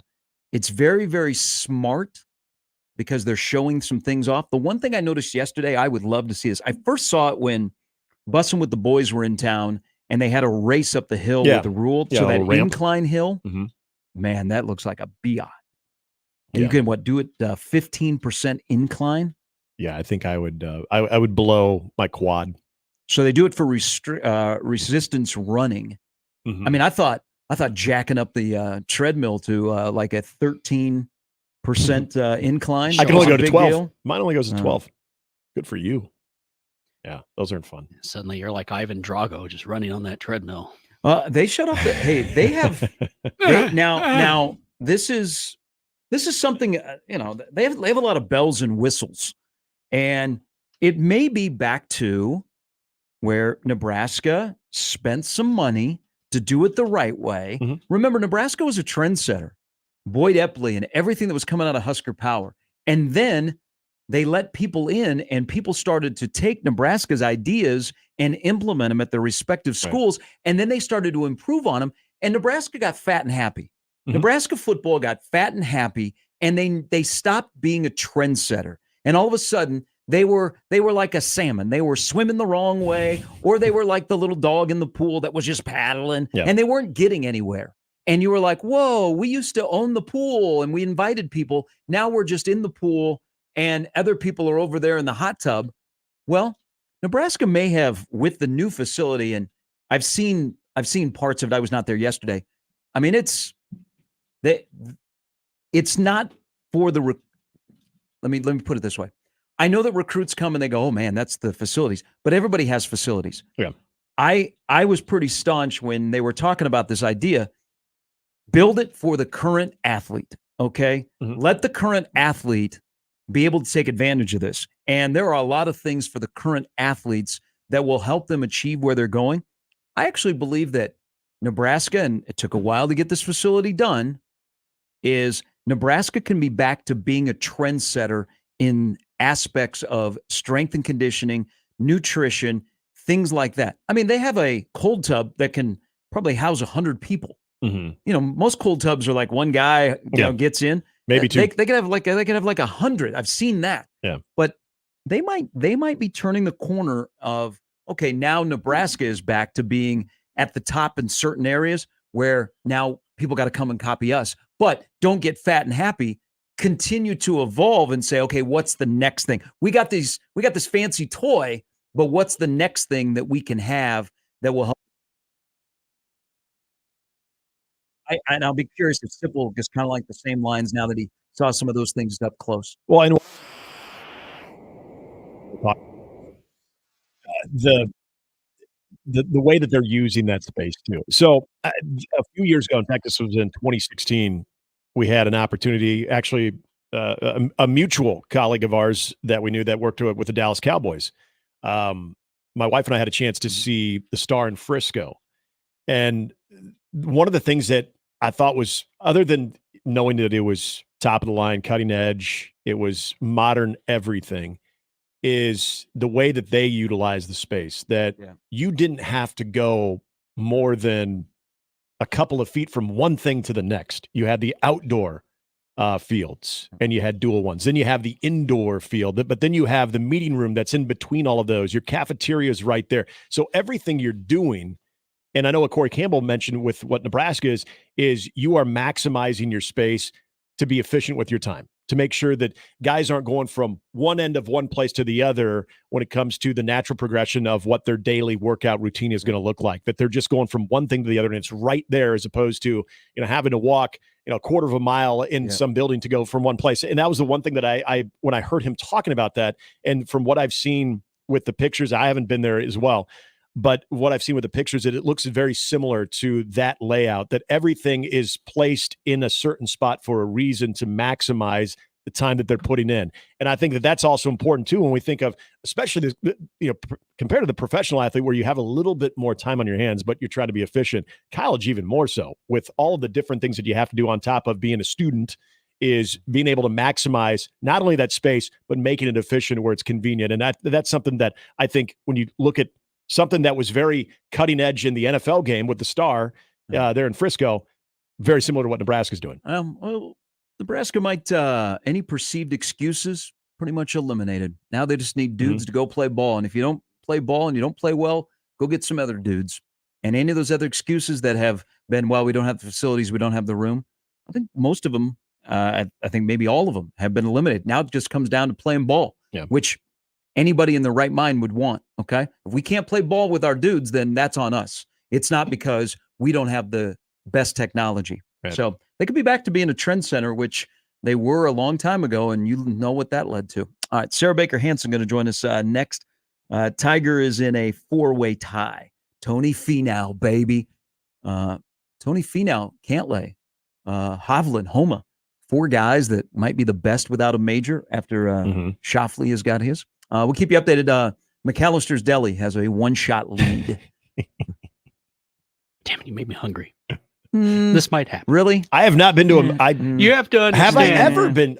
You know what? I've never been. Everything sounds good. Only thing I like there is sweet tea. They do sweet tea well. Okay. But no. There's some local delis that are much better. I would love to hit all of them. Like Gandolfo's. Wow. You guys don't get out at all. I actually don't know what I was listening for you to start listing.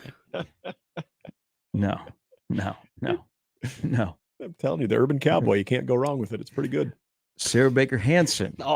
She'll respond to that. She's going to join us next on 1620 The Zone. All right. There is a little bit of carnage going on. Hello, Justin Thomas at the Pinehurst 2 right now in the U.S. Open. All the crazy shots, all the major action this week at Pinehurst. Now, right now, all customers, you get a profit boost every round of the U.S. Major. That means you can boost your outright winners, your longest drive bets, and so much more. This is what makes it fun with FanDuel, because you can bet on the finishing position and get paid in full for ties. You won't see any other sportsbook doing that. Yeah, we've already talked about Hideki Matsuyama. Some good odds there, 40 or 50 to 1, depending where you're looking right now throughout the tournament. Also, if you're looking to ride the carnage experience or just the experience alone, Bryson DeChambeau, 14 to 1. Just some names to consider in getting in on the U.S. Open action right now. Don't wait. Go to FanDuel.com. Use the promo code ZONE. Get started and take advantage of your profit boost every round. That's every round. Today, tomorrow, Saturday, on moving day, Sunday at the U.S. Open. Again, that is FanDuel.com/zone. Get in on it. Boost every round at Pinehurst. 21 plus and president of Iowa. Opt-in required. Bonus issued as non-withdrawable profit boost tokens. Restrictions apply, including any token expiration. See terms at sportsbook.fanduel.com. Gambling problem? Call 1-800-BETS-OFF. More with Gary and Nick after this on 1620 The Zone. Big names, big games. We've got them all. 1620 The Zone. If there's one thing that you can count on every spring, it's that we're going to have to deal with some hail. J-Tech Construction is the company to call to make it right again. J-Tech Construction specializes in siding, roofing, windows, and gutters, even solar. They're trained for insurance claims assistance, and they can help with your insurance company. Turn to the team the Huskers turn to, J-Tech Construction. Use your favorite search engine to find J-Tech Construction online and schedule a free estimate today. Hey kids, what are you getting your ever-loving dad for Father's Day? I know, a motorized monster truck. How about the new Taylor Swift album? You would love it. Yeah, I'm sure. How about something from Osted's Golf? Name brand apparel up to 50% off. Strixon balls at crazy deals. And Dad's always love an Osted's gift card. You have been putting a lot of balls in the water. Not after my custom fitting. I'm smashing everything. You're good at that with a monster truck. The Osted family would really appreciate it. Hi, this is Doug Nodgard with Equitable Bank. Great service never goes out of style. When the digital age dawned, many said computers would be able to handle many of the interactions that used to take a person. Boy, were they wrong. How many times have you called your bank and gotten a recording to press 1 or 2? Not at Equitable. Not only does Equitable answer your call on the first ring, it's answered by a human being. That's because Equitable Bank values its customers. Equitable Bank, we take banking personally. Member FDIC. Join United Way of the Midlands as they thank our community for their amazing support with a party at the park. Saturday, June 29th from 11 a.m. to 1 p.m. at Warner Park. With face painting and balloon animals, a photo booth, a community village, live music, a toothbrush drive, and more, there's something for everyone. Plus, the first 1,000 attendees get a free hot dog lunch. Special thanks to sponsors Election Systems and Software, NP Dodge, Shields, Warner, and Woodman Life. Get all the details at unitedwaymidlands.org. Hop into the driver's seat of a new Ford truck or SUV now at Baxter Ford. Choose from hundreds of new Ford F-150s, F-150 Lightnings, F-250s, and F-350s. Baxter Ford has over 250 new SUV models available, including Bronco, Bronco Sport, Escape, Edge, Explorer, Expedition, and more. Plus, all our vehicles come with fair, transparent pricing and no dealer fees. So you only pay for the vehicle, not the paperwork. Get started at BaxterFord.com. Getting quality employees to fill positions in your company is essential, but finding those people can be a major hassle, unless you use ZipRecruiter. ZipRecruiter makes finding quality people a breeze. And right now you can try it for free at ZipRecruiter.com/radio. With ZipRecruiter, one click sends your job to hundreds of top job sites. But more than that, ZipRecruiter's advanced technology identifies the candidates with the skills you need, sends you a list of great matches to review, then actively invites them to apply for your job. And the results speak for themselves. 4 out of 5 employers who post on ZipRecruiter get a quality candidate within the first day. That's right, the first day.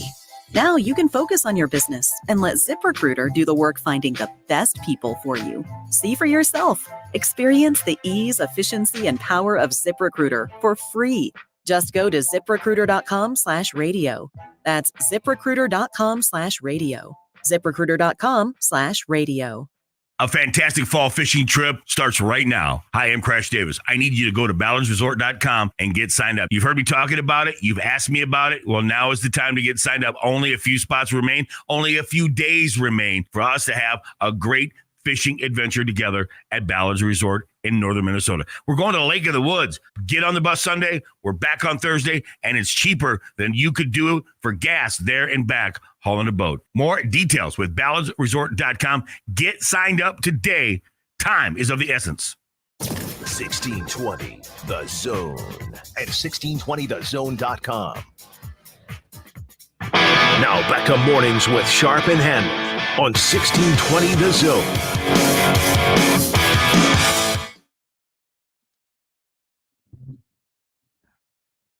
All right, I was down by the Capital District last night. Places are filling up.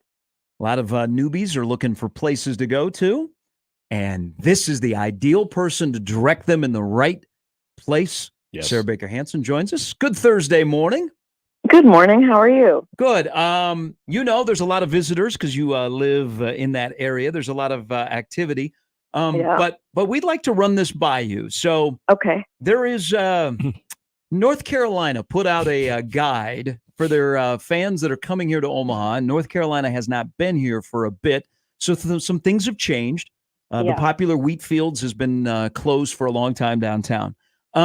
But one thing they are recommending, and they seem to think that longtime Omaha residents will eventually suggest this to you, is to go to Spaghetti Works.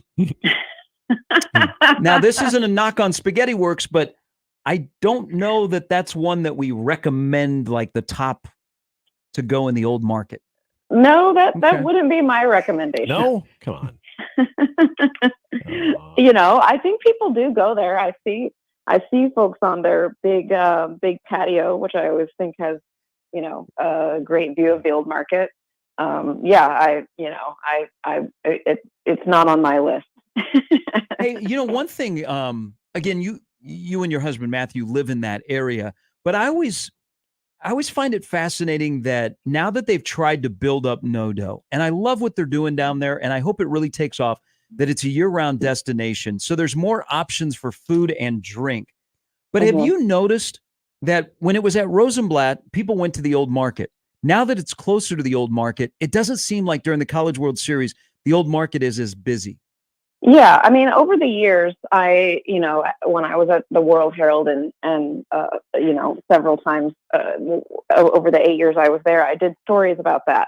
And I think among the old market business owners at that time, that was really the sentiment. And I think one of the things that they tended to tell me as a reporter was that, Omahans, like regulars, think that the old market is packed because of the College World Series in town. So they go to other areas of the city. But there weren't actually, in reality, as many College World Series goers going to the old market. So the old market area kind of found itself in this conundrum where there was this idea from locals that it was packed, but that wasn't really the reality because people were going to, places right near the stadium or in North Downtown. And of course, we know those areas of town do get swamped by baseball fans. But yeah, I mean, we talked about this a couple weeks ago. I'm really interested to see how the new sort of Millwork Commons area does. I think its proximity to the stadium is closer than the old market, though I don't by any, means think that the old market is far from the stadium. It's just kind of a preference of where baseball fans like to go. And Sarah, I remember talking about that 2 weeks ago, and it's amazing when you look at Millwork Commons. I think if you were to type in food and drink, you would see a coffee option, you would see cross train, and you would have a bakery. Now we've seen that evolve where you've probably seen twice, maybe 3 times as many options there, whether it does come to food, whether we talk about cone flour. There's so many different options there. I'm always fascinated. We know what it'll do during this next week and a half, like you said, given the proximity. But as far as building up Millwork Commons for the remaining 350 days plus, is that an area that you think maybe kind of similar to the Blackstone that will have that type of impact? Well, it's interesting because, the first review I did for Flatwater Free Press about a month ago was of Dolomiti, which is over there, pizza restaurant. And, when I interviewed the owners, they told me that, they didn't really know what to expect because it's kind of an untested area of town. Like it's new, right? There hasn't been sit down restaurants over there like this before. And they found that, on the evenings that there were concerts or events at the CHI or Slowdown or places like that, their dining room would be, packed because people do want, a nicer sit down kind of dining destination in that part of town. And so that sort of, anecdotal evidence that they are able to fill up their dining room when there's, a concert a few blocks away, I think it's probably a pretty good sign for that area being pretty successful during the College World Series. People come to town and especially outsiders, they want to go to a steakhouse. And, if you get away from downtown, the Drover is one of the staples. Also, this North Carolina guide was very fascinated by the pewter plates that are used for the salad bar. I don't know if they're pewter, but little things metal. like that. All right, so we're not gonna put you on the spot to say one, but if you have friends that are coming in town for the College World Series and they want steak, what are some of the options you're going to give them? Yeah, I mean, the Drover's definitely on the list. I think the sports like reporters and commentators over the years have gone there.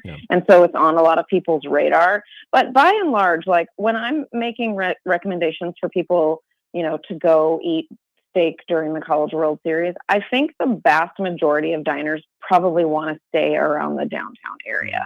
Like that's just my sort of gut instinct after writing about this for a long time and seeing, where people actually go. So, I mean, I don't think you can go wrong if you want to stay in the downtown area and you want to have good steak at 801. I've had a lot of great experiences there. And I feel pretty great recommending it. And I think the Drover would probably be my second recommendation for a local steakhouse, where this particular audience is really going to find the experience that they're looking for.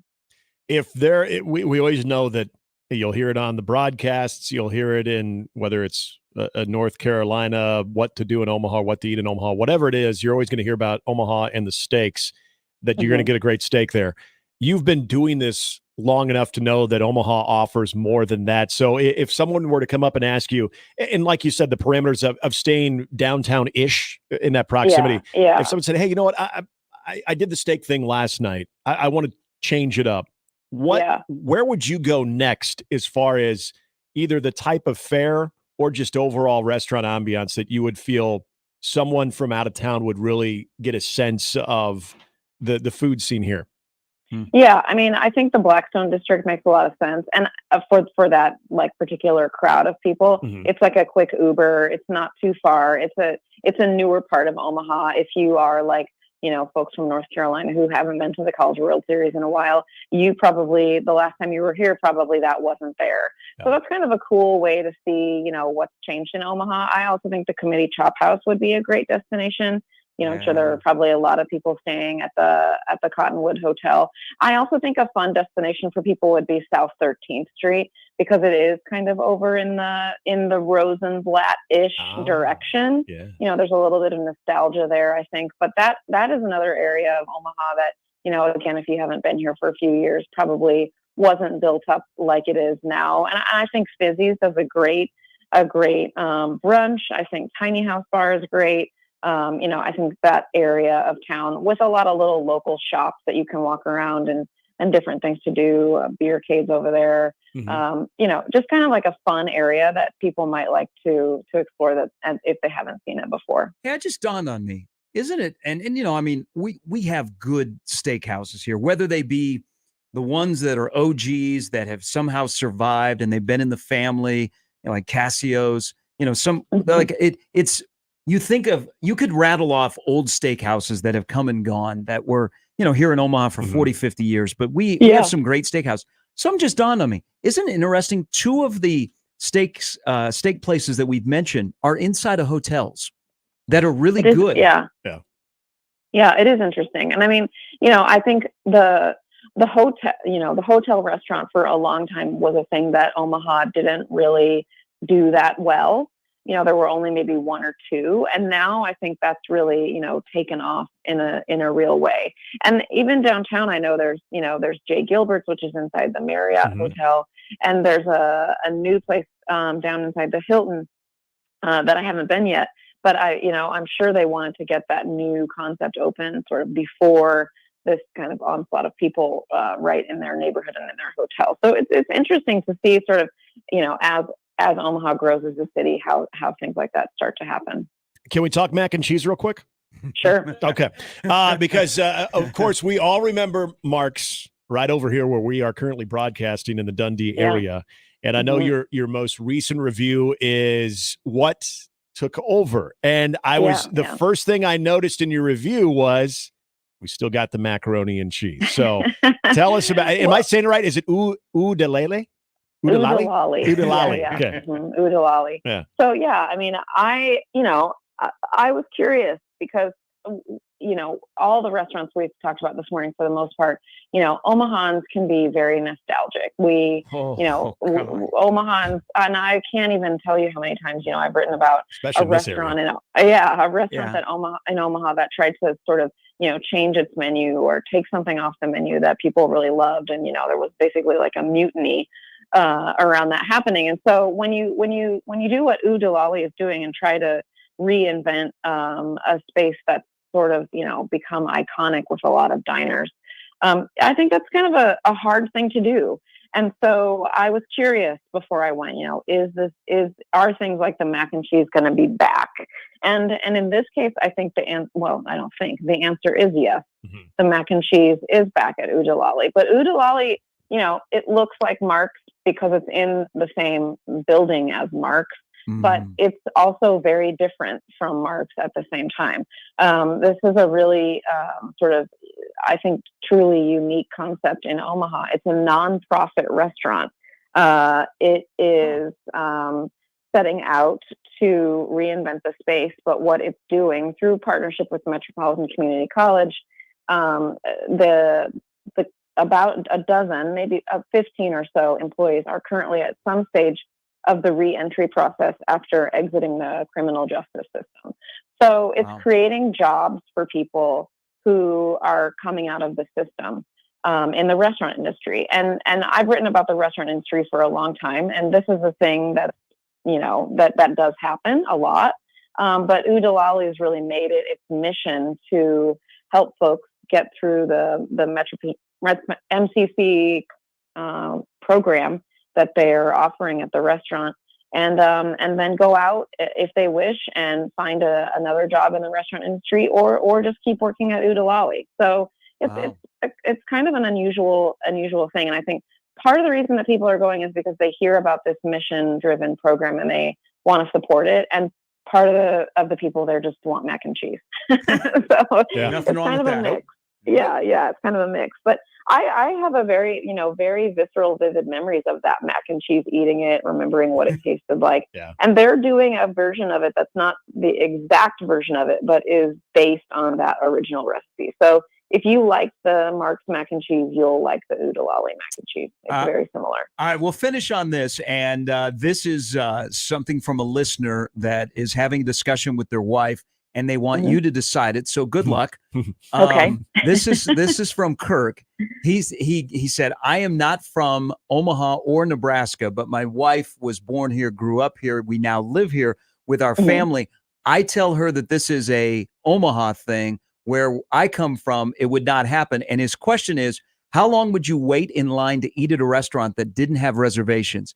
He says it's an Omaha thing, that Omahans will stay at a place for longer than 30 minutes. Where he grew up, it'd be like, nope, if it's not sitting down in 10 minutes, we're out.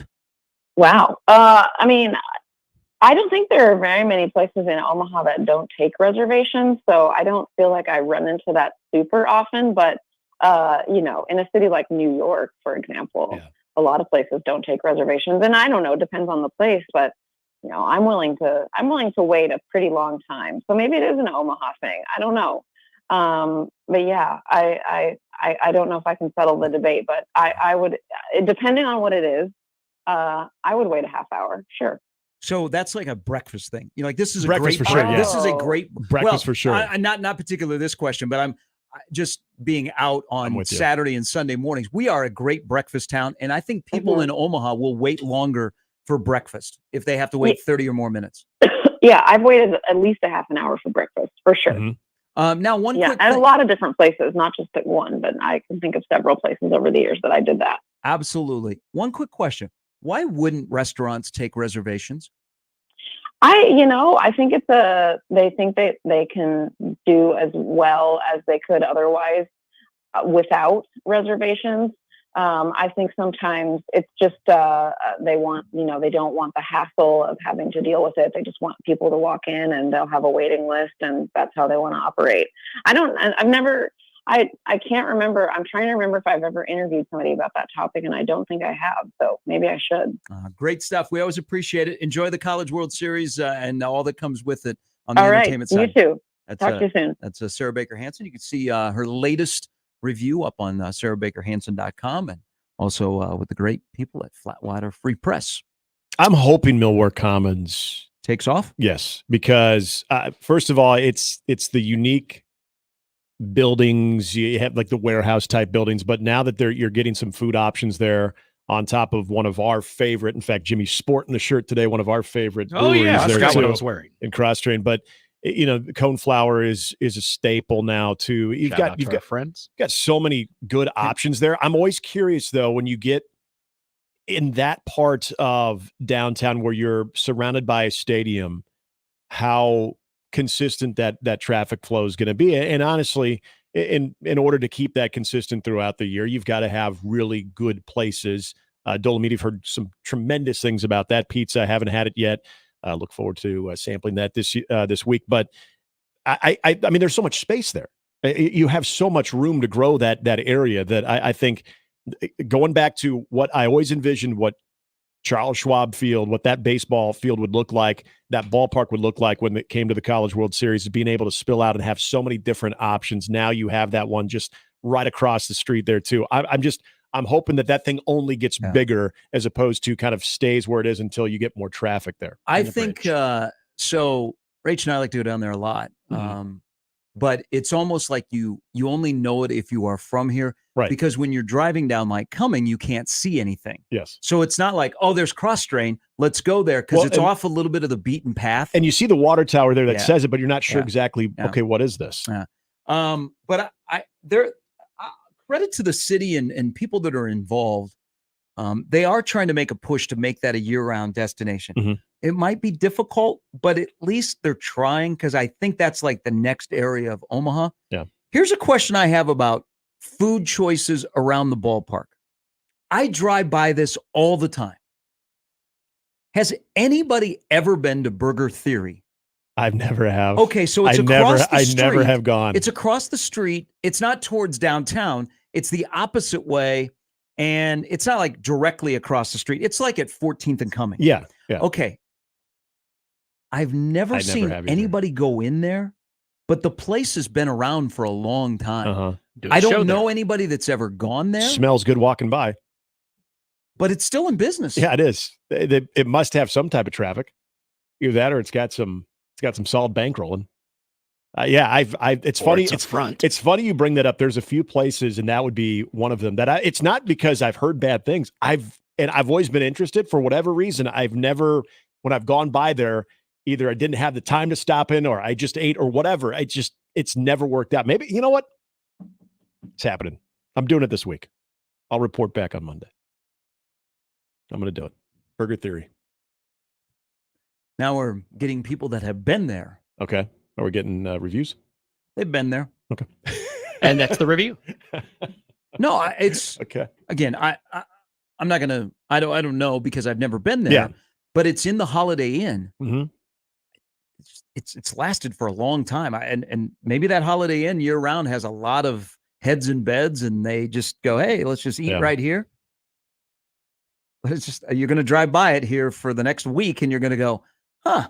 Yeah. Never been to that place. That place has been there a long time. Well, That must be an Omaha thing. You remember when Union Sports Bar was over in the hotel there too? Now they have found I their like that. They found their niche in Maple on 156 in Maple. It's good food, service is great, but I remember when it was over there, oh man, that was tough. It was slow service. It was rough to get your food on time, especially if you had to try to make it to the game. I remember going to an Omaha versus Creighton baseball game. There was hardly anybody in there, and it took forever. We missed the first pitch, but they've found their niche out in West Maple. It's fantastic. I think just judging by eating out in downtown, I think we're going to be okay in terms of staffing. Yeah, hope so. The people that I know that own businesses down there, like, yeah, I think we're in a good spot. That's good. The hours, by the way, check the hours. So I noticed. So I noticed at Let It Fly, they've expanded their hours for the weekend of the College World Series. Now, midweek, it might be a little bit different. So, when you have friends in town and they're like, hey, the ball game's over. Yeah. Let's go get something to eat. And you're like, our choices are a little bit limited. Last call was in the 7th inning.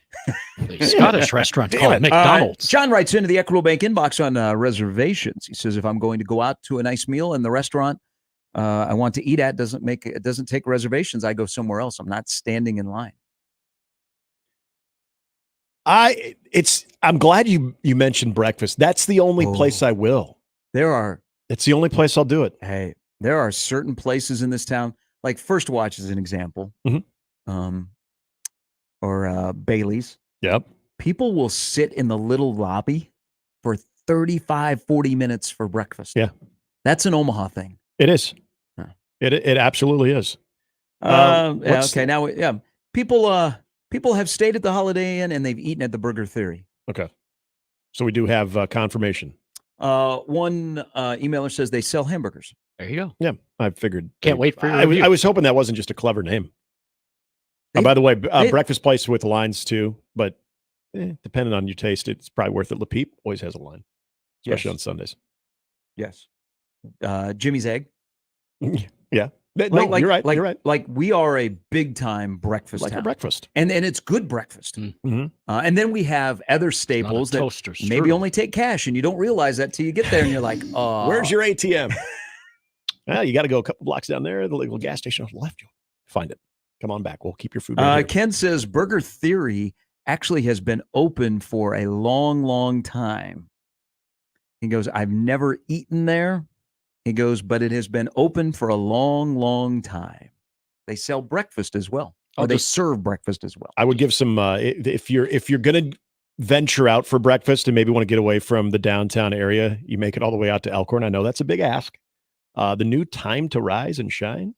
Oh, that's 5 minutes away. Yeah, it's pretty good. It's within my radius of driving. And people forget they got a good Evans out there now too, right by Indian Creek. Hey, can I give it a little love? People are I know when they're giving advice on steakhouses, they usually keep it like downtown. Yeah. Or they branch out a little bit, you know. I heard someone yesterday try and explain where the Drover is to someone. It's kind of a tough explain. Oh man. If you're not from here. If you're not from here, Yeah. the Drover is not next to the Nebraska Furniture Mart. It is on the same street. Yeah, it's in the area. It's off of 72nd, right? But it Nowhere is close. not next to the Nebraska Furniture And you're not Mart. gonna be able to walk. If you're like, Yeah. oh, I can walk from NFM to there. No. How come there is no love? And now it's a little bit of a drive if you're in town for the College World Series, and if you say, "Hey, Uber driver, take me to Waterloo." Oh, Salted Edge. I'm an OG man. What about Farmer Brown's? How come Farmer Brown's is getting no love? I thought you were talking about Salted Edge because I'm going to say they made a top 5. Yeah, now Salted Edges, but that's They made a much top newer. 5. I'm on the OG. How can we not get some love for Farmer Brown's? It's been so long since I've been to Farm Brown. Farm Brown's, I always had a good meal, though. I've always had a good meal, but it's been, good Lord, it's been a very long time. I've never eaten at Burger Theory. A lot of people have been inside of Burger Theory. Okay. Good on all of you. Tiger. Hey, hockey dad, listen up. Tiger is 1 shot back through 5. See who's leading? We can't quit Tiger. We can't quit Tiger. Go Tiger, go. Go Tiger, go. My guy's Go, leading. Tiger, go. Ludwig. I was thinking a 79 on Thursday and a withdrawal on Friday. Yep. And now, here we go, Tiger. Here we go. The old WD Here is we still, go, you never Tiger. know. Here we go. That WD Here we is go, Tiger. can happen. Here we go. Scheffler. Pfft. You're yesterday's news. Look at Ludwig Gobert. Get it. No, I'm into the U.S. guys. Hey, we're on a run. U.S. Hey, he played for Texas Tech. I know he's not necessarily from the States, but he did. What an odd pairing. You're a Swede in Lubbock. I know. That's what I thought, too. What he must think if that was his first experience in America. Like, Hey, this is America. American men have won 5 straight majors. That is true. Here A we lot go, of them are Scotty. Tiger. Here we go. People would stop what they're doing, and they will ruin whatever's going on if Tiger is actually near the top of the leaderboard. Now, We'll have bad attendance at the College World Series on Sunday if that's the case. Oh, you would? He would actually will. Or- Father's Day and Tigers contending. Or little tip, increase the Wi-Fi if Tiger is Yep. contending on Father's Day. We'll have the odd roars in the crowd when they're in a delay or their pitchers come and set, and all of a sudden there's like a "Woo-hoo-hoo! Birdie!" Guy balks because he gets freaked out. Yeah, no good. I'm all for it. Give me Tiger on Sunday. Just give me Tiger in the weekend where he's on the first page. I would love that. But Drake, I agree. I think the CWS crowd would appreciate the environment around the Ben Steakhouse in Ashland, especially this weekend because it's Testicle Festival. and you can get some golf in too. At the Testicle Festival? Oh no, that I don't know. I don't know whether they're hitting Titleists or testicles, but you could golf. You got golfing options out in Ashland. I've had testicles before. Tastes like chicken. Doesn't it always? Great event out there. I just wish they wouldn't have it on the College World Series weekend. And you got Newton. We drove by Newton, Iowa. They're already loading up when we're coming back in on Monday. Getting ready for this weekend. Hey, if the College World Series wasn't this weekend, I'd be in Newton, Iowa at the Iowa Speedway for NASCAR this weekend. Waiting in line to get another Caitlin Clark autograph. Yes, I did. I did wait in line. And then when I said, "Hey, can you sign it? Go Big Red," she was like, "Now." Oh, is that how it sounded? So I immediately fell down in front of the table. What do you think an Uber would cost from downtown Omaha to Ashland? Oh, with surge pricing. Surge pricing? Yeah, surge price would get you probably 150. Yep. All right. Yeah, maybe more. I might be selling it short. Yeah. I mean, we are about to embark on just an incredible debauchery of the next week. The Ferris wheel's in town. And it's closer.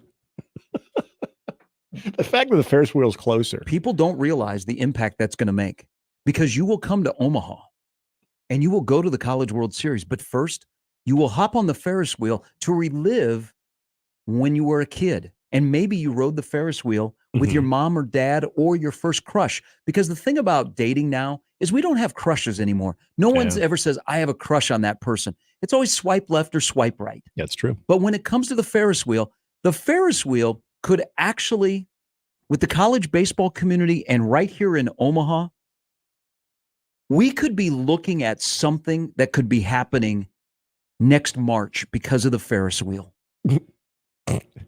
Steve Sipple's coming up in about 30 minutes. Did I do the math correctly? I think I did. Yeah, you did. Ooh, off the top of my head. Yeah. And you're on it. Bam. You are on it. That's what she You'll be calling some good games this week. Mornings with Sharp and Handley on 1620 The Zone. Hey, Lindley Clothing.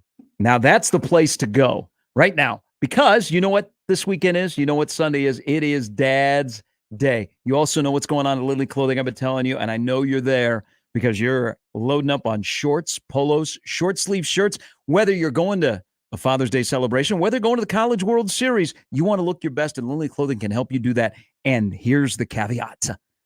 Right now, all spring and summer sportswear, 25% off regular price. Hello. At Lindley Clothing, which is conveniently located in the Linden Market, 132nd and West Dodge. It is a great time now to get hooked up with shorts, polos, short sleeves. Maybe you need a sport coat for an outdoor wedding, a light sport coat, maybe a suit. All of that at Lindley Clothing. Easy front door access, excellent staff. They're ready to help you, and even more. Not only you got that 25% off all spring and summer sportswear, you mentioned my name or 1620 The Zone, and you're going to get a free gift with a purchase of $25 or more. Don't forget, Dad's Day is Sunday. Lindley Clothing is the best place for your dad. 132nd and West Dodge in the Linden Market. Live from the Host Coffee Studio, this is 1620 The Zone. 1620 The Zone. Traffic.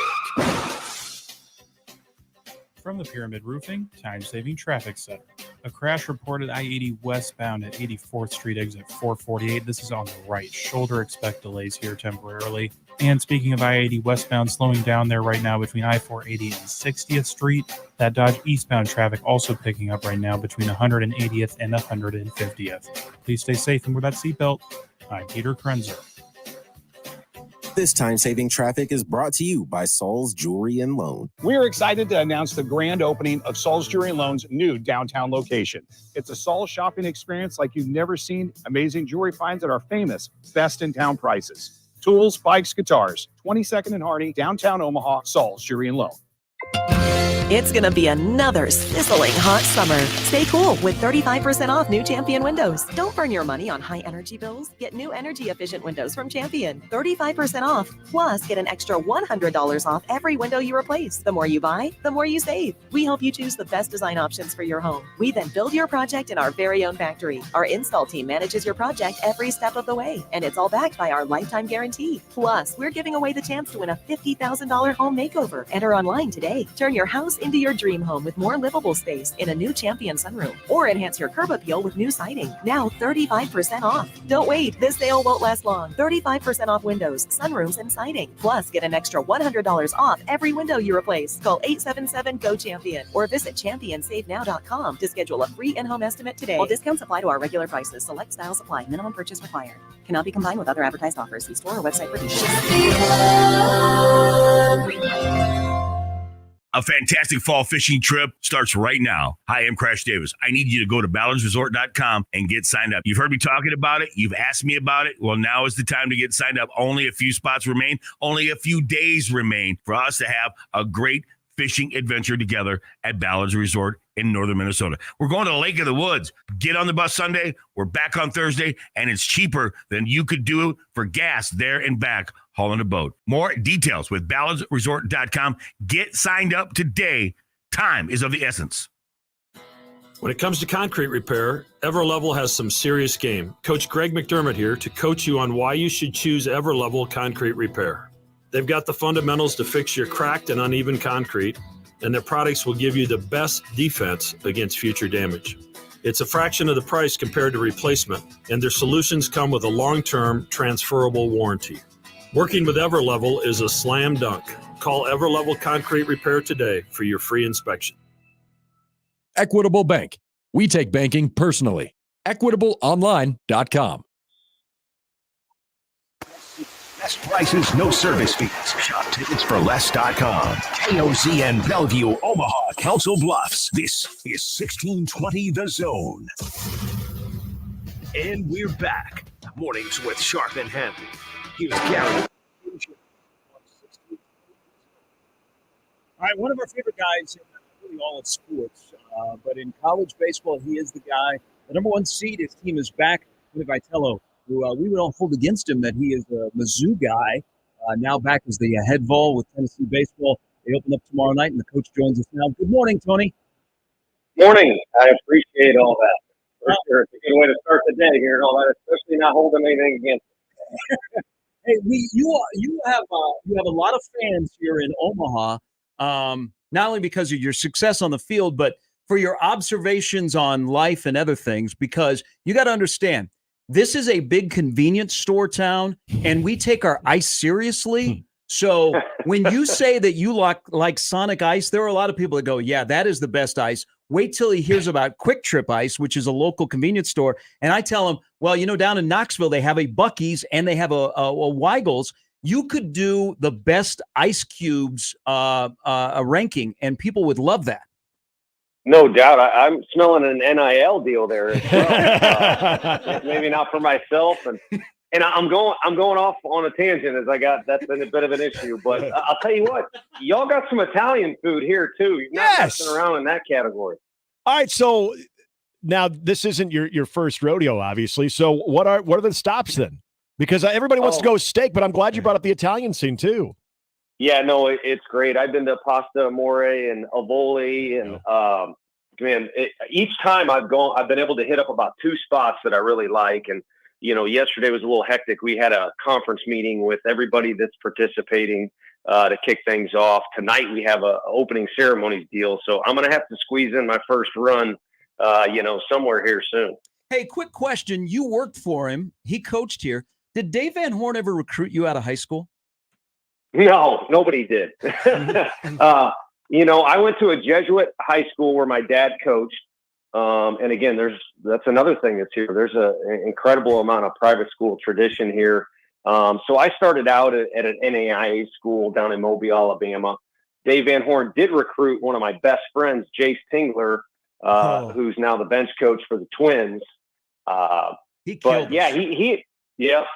creeped into a little bit of Missouri because of his Kansas City roots. But no, I'm just grateful he recruited me to coach in the SEC. I would never have this job if that wouldn't have started. I want to go there with Dave Van Horn too. The relationship that you had with him and what that has helped out in the success and the wild success that you've had in your time at Tennessee. I know you can always point to certain influences. I got to imagine Dave Van Horn's right up there. Yeah, I mean, I would start with my dad. First of all, I was around him the most. And then, you guys were badmouthing Missouri there, but Coach Jamison, just a tremendous dude that gave me my first chance. But again, Coach Van Horn gave me my first chance in the SEC. And the biggest thing he did, I was definitely able to learn from him, but it was by observing and watching what he was doing. The biggest thing he did for me was kind of show me how to handle people you work with. And he just created a great work environment for the coaching staff, including myself. And that's big for me, kind of gone off again on teammate tangents and things like that. So to me, while I was there, he was a great teammate and it's a fun place to work. Let's just go there. Sunday night, how much did that bug you? That the question that was asked the day before, because you have been very successful and it's not easy to get back here. And you're back here. The journey is one of the most difficult in all of college sports in college baseball. But how Sunday you were stewing and then it came out afterwards. Walk us through when you sat down, you get back to the College World Series, not easy, but you had to get something off your chest. Yeah, I did. In a weird way, we lose Saturday. And again, that's part of the deal. It doesn't matter what anybody is seated, especially in our sport. And we got a taste of it right away, not just on video, but then in game one. Evansville was the real deal. and they were going to fight you tooth and nail. And they beat us on Saturday. A question was made, and probably a guy that's trying to get me to just, kind of show lack of composure, which I've done a couple times. So whatever, I get where he's coming from, but it actually helped me because it served as a distraction. We played so early Saturday in a night game on Sunday, rather than thinking about what if we lose or what did I do wrong in that game. And it was all about how can I punch this guy in the face? and that wouldn't be allowed. No. So I watched Good Will Hunting, where he punches some guys in the face and relaxed. And then the next day, it was nice. Then the next day, all was forgotten. It's just get into the routine. And, after the game, I was talking to the team, and the one thing I said, last thing I said was, Blake, I got your back here. And I had to go right into that press conference. And so I kind of blacked out, but I think all the things I was stewing about on Saturday with all that free time we had, again, it was kind of nice. It served as a distraction, but it came out. And when I was done, I was like, oh gosh, what did I just do? But I think for the most part, people got where I was coming from. So that is a good rule of thumb. Instead of lashing out physically on someone, just watch Good Will Hunting and let them do it for you. I love this. This is great. Yeah. Coach, what you take in some familiar faces from a year ago, but also some new faces too. You guys were, I know you won't make this excuse, but I'll make it for you. I thought you were on a tough part of the bracket a year ago with the eventual national champions in LSU. What do you take from last year into this experience coming up?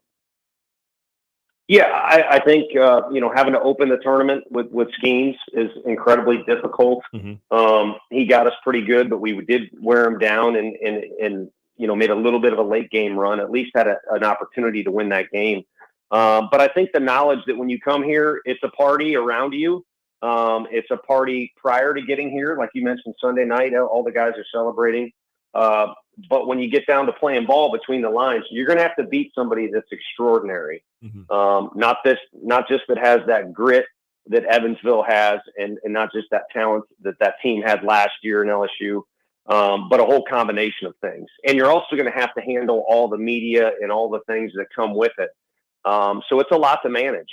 And you need to rely on your teammates that have been here before. Like you mentioned, we do have some familiar faces. And then as coaches, we've just got to do our best to navigate through the schedule and kind of put our guys in as good of a position as possible. Again, once the balls start flying around or pitches are thrown, it's going to be a lot of talent on the field. But you can maybe get out of the blocks a little cleaner or handle some things a little better with some leadership, whether it be from the coaches or the players that have seen this whole deal. Tony Vitello, head baseball coach at Tennessee. You had a quote. You've had some great quotes, and if people listen close enough, I mean, you're telling them everything that makes up the nuts and bolts of why Tennessee baseball has been so successful. But you had a line after you won in Hoover. There's just a lot of opinions that you hear. Don't let anyone put limits on what you can or cannot do. Not every team with their players are built to hear that message and do something with it. Why is this team different that you can send messages to them, talk about playing for each other and being the best teammate you can before winning, and these guys can handle that message?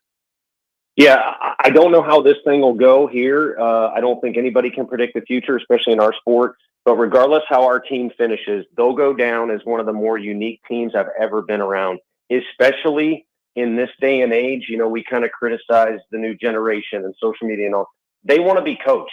They want to be told what to do. And in 22, we had maybe as much success as we did this year, but that was a group that literally kind of took over the whole thing. It was such a loud presence that group had, and they kind of became the ringleaders, and we just kind of had to try and adjust them when they went too far, which they had a tendency to do.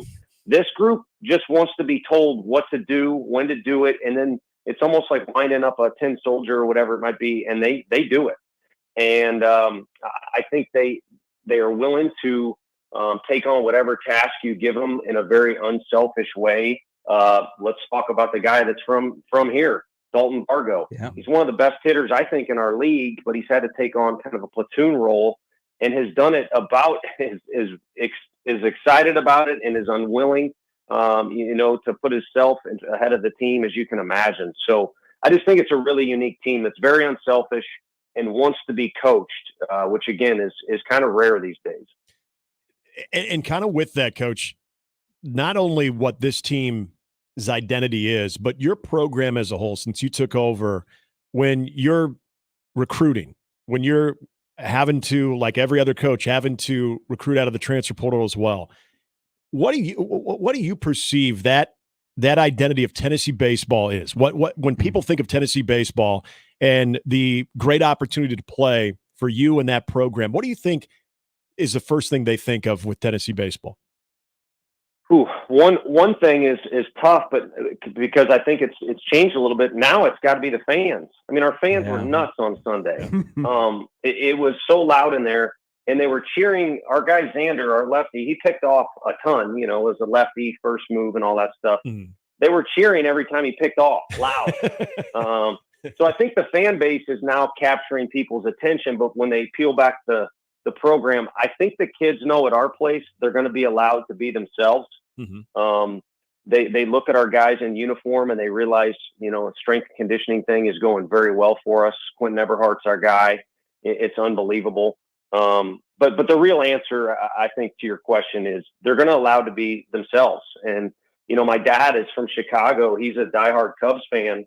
We were able to go to that Game 7 where they finally won the dang thing. And, I think Joe Madden, that's sports for you. They run him out of town, 2 years later? Yep. But I think his little thing with that talented roster, which they had about as much talent. So, it's not like he was creating something out of nothing. I think he really allowed those guys to feel natural on the field and be who they are as a personality. And look at all the teams, speaking of MLB, that have won the World Series, huge personalities, heck, that John Crook team, we can talk about that for 30 minutes, and the Mets special and all that. So I think we make our guys work hard and we try and develop them because they are trying to become young men, but you got to let them be themselves as well. You don't feel this way about your second baseman, but I have a tendency to think, man, when Christian Moore is talked about nationally, there's still a tinge of underappreciation of not only the kind of year he's had, but the kind of career he has had. Give us a story about Christian Moore that makes him special as one of the best in college baseball, even if the Golden Spikes Committee doesn't want to recognize him. I think just the background, and I think, hey, it's not the only thing. It's all kinds of people. He didn't make SEC All-Tournament. He's arguably our best player. We won the tournament. Triple Crown SEC, and I'm a big Charlie fan, so I don't have any qualms there with who they gave it to. But I think it all starts back to his roots. We recruited him as a pitcher shortstop at a young age. And then in high school, he had a reputation for being a guy that was no doubt going to be a sign in the draft. We can't be around these kids nonstop, even though we recruited them and we stay in touch with them. And rumors come out, that maybe, he's not as coachable, or he just wants, I wouldn't say selfish, but he wants what he wants. So this is a guy that we're not even going to get on campus. And to be honest with you, you got to hedge your bets with 11.7. We were not expecting him to show up at all. And when he surprised us, we had to scramble a little bit and make sure that we were going to be under our 11.7 to accommodate him. And when he came in, just like a lot of freshmen, there was certainly some maturing that had to be done. But we were pretty surprised at how good of a kid he was and how he wanted to be told what to do. And again, like a lot of kids, he'd mess up and we would correct him and he'd listen. And I think just kind of that background that's kind of followed him a little bit has maybe bled into some of this weird lack of recognition. But here's the bottom line. When the money is on the line or the fire is as hot as possible on the field or the situation's as competitive as it can be, I don't know that I've been around, guys who handle it as well as he does. Coach, forgive me for asking this question because it's going to be, I'm sure you're going to be asked it today. I'm sure it's more of the basic or cliche questions when people just look at your stats in general and say, wow, 173 home runs. I mean, we're talking Gorilla Ball era type numbers. It's not necessarily, what are you guys doing at the plate right now? But when you look at college baseball players being able now over the last handful of years to adjust to the BB Core era, and we're seeing the ball fly out more. When you do look at just your overall hitter's approach and going all the way back to fall ball when you're getting some new faces in, what are you seeing as a coach, not only with just within your team, but seeing the long ball being a lot more prevalent in the college game again? I think these guys are now getting resources. We talked about schemes, and I've kind of used this example a few times. To commit yourself to be in the Air Force is an unbelievable commitment mentally and physically. And kudos to anyone who can take on that challenge and finish the job too. Skeen sees his future in pro baseball. They actually encouraged him to transfer. He now gets plopped down to a place like Nebraska, or as Creighton has done at time with sports too, where you're put on a pedestal and you're given everything you need to be a success, including a tutor right next to you to help with your homework, and a nutritionist texting you and saying, hey, are you hydrated, and all this stuff. Right. Everything you could possibly imagine is now a resource for these guys.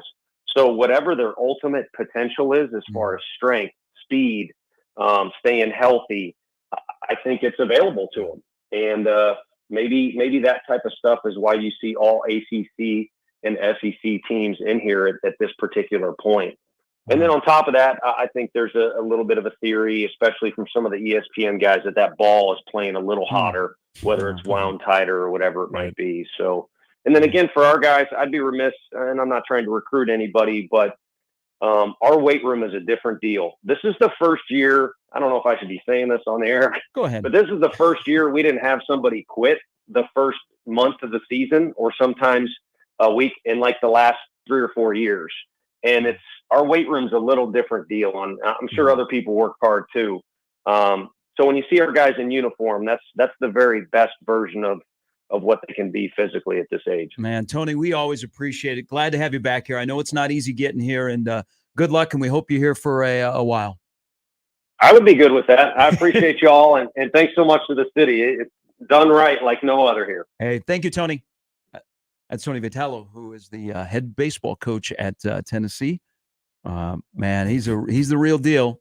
He goes viral a lot. Yeah. He's very passionate about his product in Knoxville, Tennessee, and the sport. And you can tell there, and hopefully you enjoyed that. Great game tomorrow night, man. You got Tony Vitello in one dugout. You got Link Jarrett in the other with Florida State. That is going to be a must-see game. So we appreciate the coach joining us. It is Omaha Eve. But what I want to tell you right now, I'll let you tell everybody, Nick. Oh, Tiger freaking Woods is tied with the lead right now. Ludwig dropped a shot. Tiger is still in red numbers, folks, at 1 under. The first page, and he's through 6. Look at that first page, Woods, right? Koepka, Cantlay, Finau, Garcia, Henley. Oh, give me a Sergio Tiger Sunday pairing. So there's a lot of guys that are 1 under that are just not on the first page, because Morikawa is teeing off on 8, and he is 1 under. He actually started out 1 over too. So could the stars be the stars this week? That would be unbelievable. Man, Sergio and Tiger together, that'd be fun. Dalton Bargo, he's got some of those 173 home runs that Tennessee has hit. He is back from Omaha West Side. He originally went to Mizzou, then went into the portal. I really thought, man, the Mizzou guy knows a Mizzou guy. Nebraska might take a major run at him. But he ended up at Tennessee, and it has worked out best for him. But Tony V is a good guy. You can go on YouTube, and there's a lot of stuff there. But I tell people this. He's very passionate about, first and foremost, his program and his kids, and he's passionate about the sport. Yeah. And he's not for everybody, but he's very successful. 206 wins in the last 4 years. Other than the program success, you can also see just from the coach's presence why he's able to get pretty much any player he wants. I'm a big fan. I don't even care where he went. And I will tell you this, because every year that they've been here, he's come on the show. He has adjusted. Like, he's not a wild card. Yeah. He's still very extremely passionate. Yeah. That'll never go away. But I think in terms of, there's more guardrails. Because I think the first trip here, there were a lot of things going on, and he got excited, and we had to dust up him as pitching coach, but He's got Tennessee baseball is rolling. So they're carrying the banner on that side of the bracket for the SEC. Yeah. If they're still here, just have them come in studio next week if they have an off day. I might be going. We got to a the zoo. mic. Might be going to the zoo. And he just made a bunch of fans in Omaha, but just rattling off local spots. Yeah. All right. Steve Sipple will join us next. Wow. Top that. There are some, man. That's a good looking first page. Yes, it is. And McAllister Deli is still on the first page. June Henley loved him. Hassel Henley. Well, yes. Hey, Turned it into he parlayed hey. a Kansas career into a good golf career. Nebraska fans love that Glenn Mason forgot about June Henley. Exactly. We don't forget about Sip. He's coming up next on 1620 The Zone. Gary Sharp, Nick Handley, and Jimmy Chavez. Mornings with Sharp and Handley. Weekdays 6 to 10. On 1620 The Zone and 1620thezone.com. Previously on The Crossover. I opened up my fortune cookie last night, and on the front it says, here you can download a bunch of music. And then on the back, there's a QR code for Napster. Yeah. Fortune cookies used to be fun, whimsical. At the end of your chicken fried rice, you're like, boop, boop, boop. Boop, boop, boop. That's exactly what I did we had last night. Chinese the other night. I don't think we ever got fortune cookies. Even worse. Mornings with Sharp and Handley. The Connor Happer Show. Unsportsmanlike conduct. 6A to 6P. 1620. The Zone. Your Omaha area forecast presented by Funplex Water Park and Rides. From the KETV Newswatch 7 Weather Center on 1620 The Zone. Hot and humid again on Thursday with temperatures climbing into the low to mid 90s with feels like temperatures in the upper 90s in the metro. Chance for strong to severe storms after 3 p.m. mainly south of the metro closer to the Kansas-Missouri borders. I'm meteorologist Sean Everson from KETV Newswatch 7. 1620 The Zone. Traffic. From the Pyramid Roofing Time-Saving Traffic Center. An accident on the right shoulder of I-80 westbound at 84th Street, exit 448 currently. You might see some temporary delays. Speaking of I-80 westbound, slowing down there right now between I-480 and 60th, and at usual Dodge eastbound morning traffic picking up on those express lanes 180th to 150th. Please stay safe and wear that seatbelt. I'm Peter Krunzer. This time, traffic was brought to you by Fernando's. Mario Street Tacos or Steak and Chorizo Queso Blanco Enchiladas can only be found in one place. Fernando's. Great Mexican food, awesome margaritas, and a wonderful family atmosphere. Fernando's, Omaha's favorite Mexican for more than 30 years. Planning something fun for your office, family, or friends? Joe's Karting is for you. Take a break. Come to Joe's to race, relax, and recharge. Great for team building. Ditch the speaker and burn some rubber. Trust us, Joe says you'll leave motivated. Joe's Karting race packages range from providing simple stress relief races to the real deal race experience. Check us out at joeskarting.com. Remember, go to Joe's, your place to race. Hop into the driver's seat of a new Ford truck or SUV now at Baxter Ford. Choose from hundreds of new Ford F-150s, F-150 Lightnings, F-250s, and F-350s. Baxter Ford has over 250 new SUV models available, including Bronco, Bronco Sport, Escape, Edge, Explorer, Expedition, and more. Plus, all our vehicles come with fair, transparent pricing and no dealer fees. So you only pay for the vehicle, not the paperwork. Get started at BaxterFord.com. Pizza's here. Oh, great. I'd love some, but I'm worried about my stomach issues. If you're worried about having diarrhea, gas, bloating, stomach pain, or loose, oily stools, it may not just be stomach issues. It could be a condition called exocrine pancreatic insufficiency, or EPI. With EPI, the pancreas doesn't release enough enzymes to break down food, but EPI is manageable. Use the symptom checker on identifyepi.com and talk to your doctor. That's identifyepi.com. Sponsored by AbbVie. Some people think business banking is only about transactions. But at Emprise, we don't view money as an end game. We see it as an engine. It's who we are. Transforming ideas into IPOs, turning potential into profit. Emprise is next generation business banking, where we help money work for you, not the other way around. That's the power of possible. Visit emprisebank.com to learn more. Member FDIC. Every day, the Salvation Army helps those most in need in the Omaha Council Bluffs metro. When natural disasters strike, when the cupboard is bare, when those recovering from addiction need support, and more, the Salvation Army is there to help. About our services, volunteer, donate, or get assistance. You'll find links to our Facebook page and Twitter feed and much more information at salarmyomaha.org.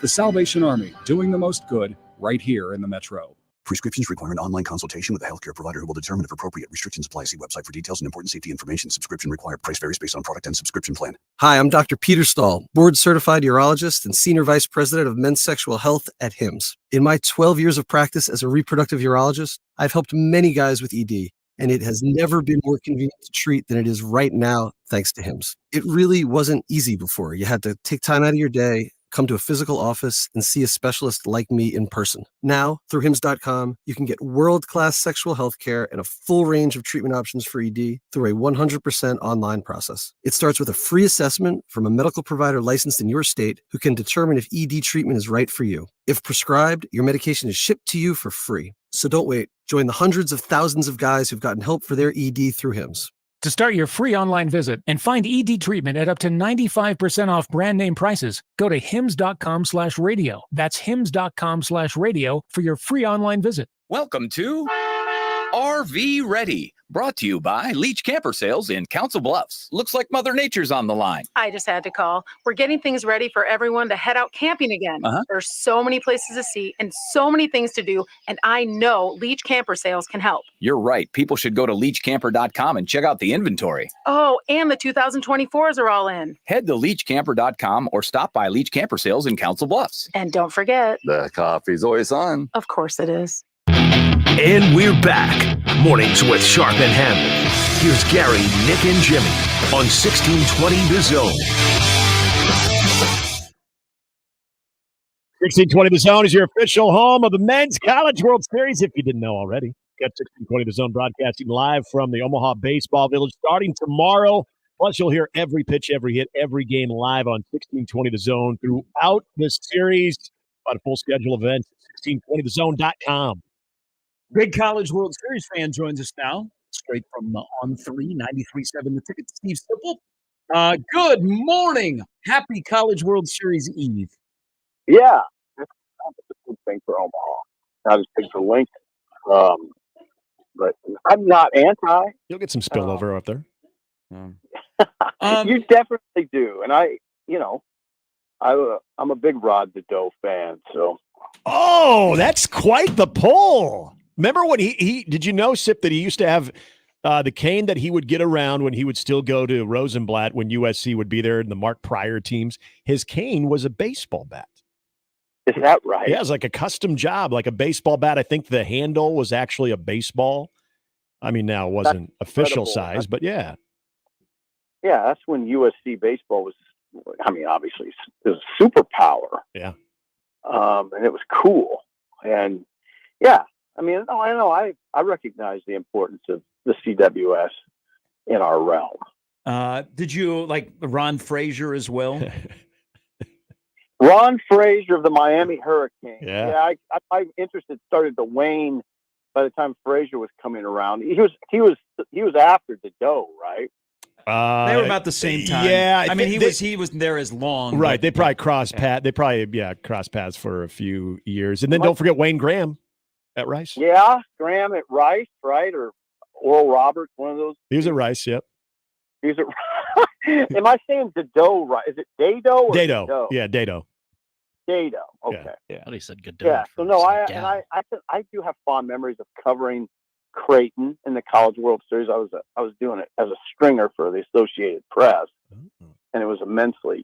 I would say I felt like a lot of pressure, but it was fun. I've had some fun times up there. George Bush was standing right behind me one day in the press box. That was cool. Nice. Hey, so that was one of the crazier days ever in the College World Series at Rosenblatt. The first day Nebraska baseball ever played, and they played the second game, and the president decided to show up for Stanford Tulane. They shut down 13th Street. It was an absolute zoo. I remember they shut down the press box. Like, we could not move out of our radio booth. But you're right. The president came and he hung out in the press box watching baseball. Shook hands. threw a first pitch, and he was good.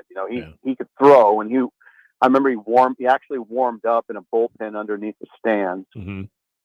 And he was a good baseball player. He was a good He loved baseball. I mean, wasn't he affiliated with the Texas Rangers? Yeah, he was a part owner. Yep.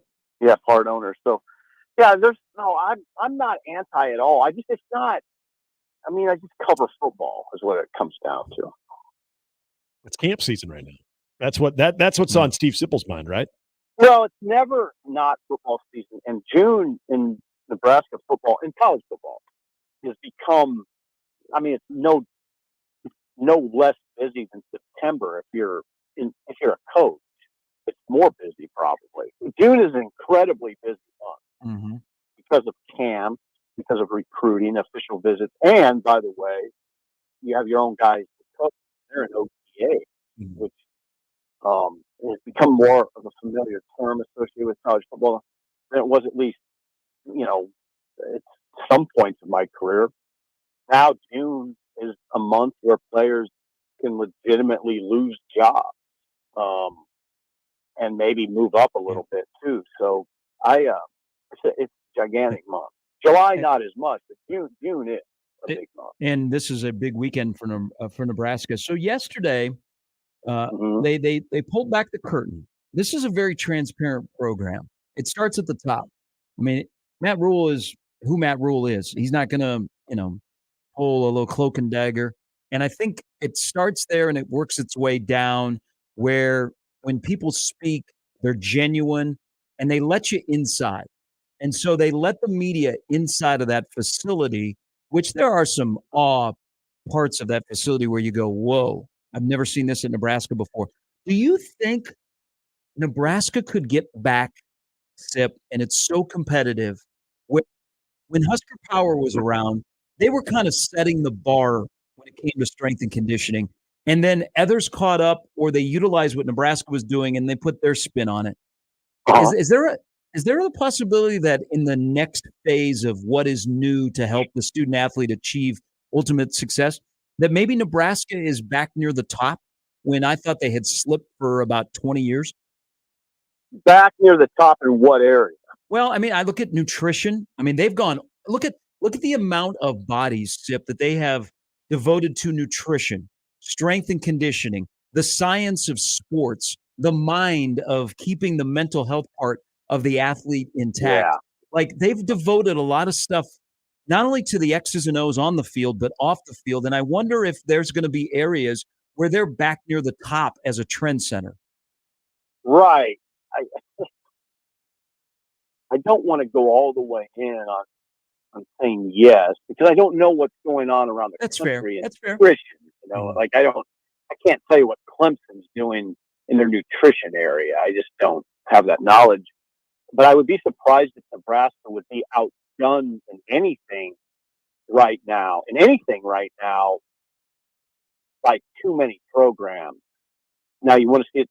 Now I know what the skeptics and the cynics are thinking. Well, it'd be nice to see it translate on Autumn Saturday. Yeah, it would. But I mean, we're going into the second year of this particular coach's program, and I do share your sentiment that if they're not on the cutting edge in these areas, nutrition, strength and conditioning, players' mental health, etc., then they're probably pretty close.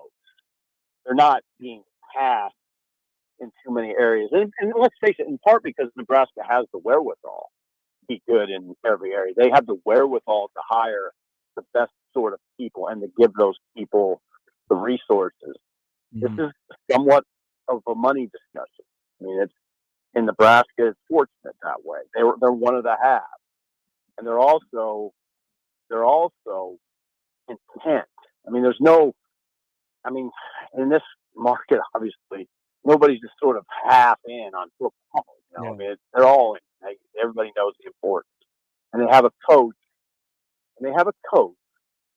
Who is, he really embraces this place, and I think him opening up his program to us, to the masses, not just to the media. I mean, he's opening it up to everybody. is I don't take it for granted. I hope other people don't, because it is a departure. I've covered the program for 30 years, and it's often felt closed off for whatever reason, and it's fine. But it has now. I hope people, and they probably don't understand because nobody's as old as me, Gary. But we know that it hasn't always been this way, and in many cases, it hasn't been close to this way.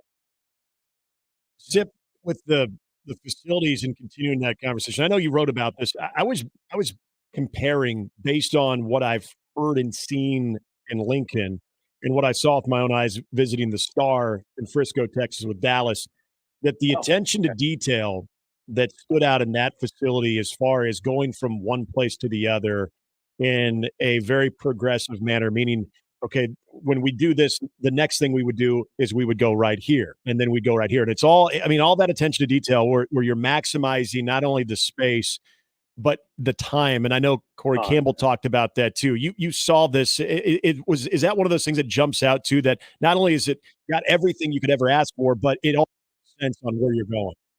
Yeah, it does. And time is of the essence all the time. In that everything needs to be operating at a high level if you're going to win at a high level. Yeah. You don't want to get into this mindset of you kind of win despite yourself.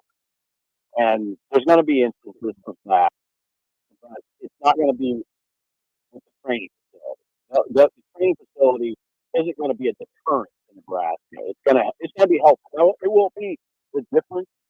I don't. It's hard to say that, but I mean, talent is always what is the most important thing. But it can enhance talent, the training facility. It can enhance your talent, and it can ensure your talent is maximized. It can ensure you have the talent by helping them stay healthy. So it all matters, and it's all pretty exciting, I would say. Nebraska is doing a good job.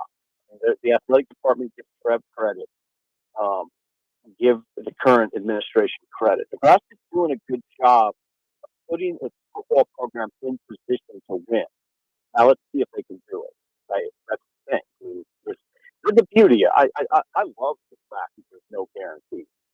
But I love it. But Nebraska is well positioned.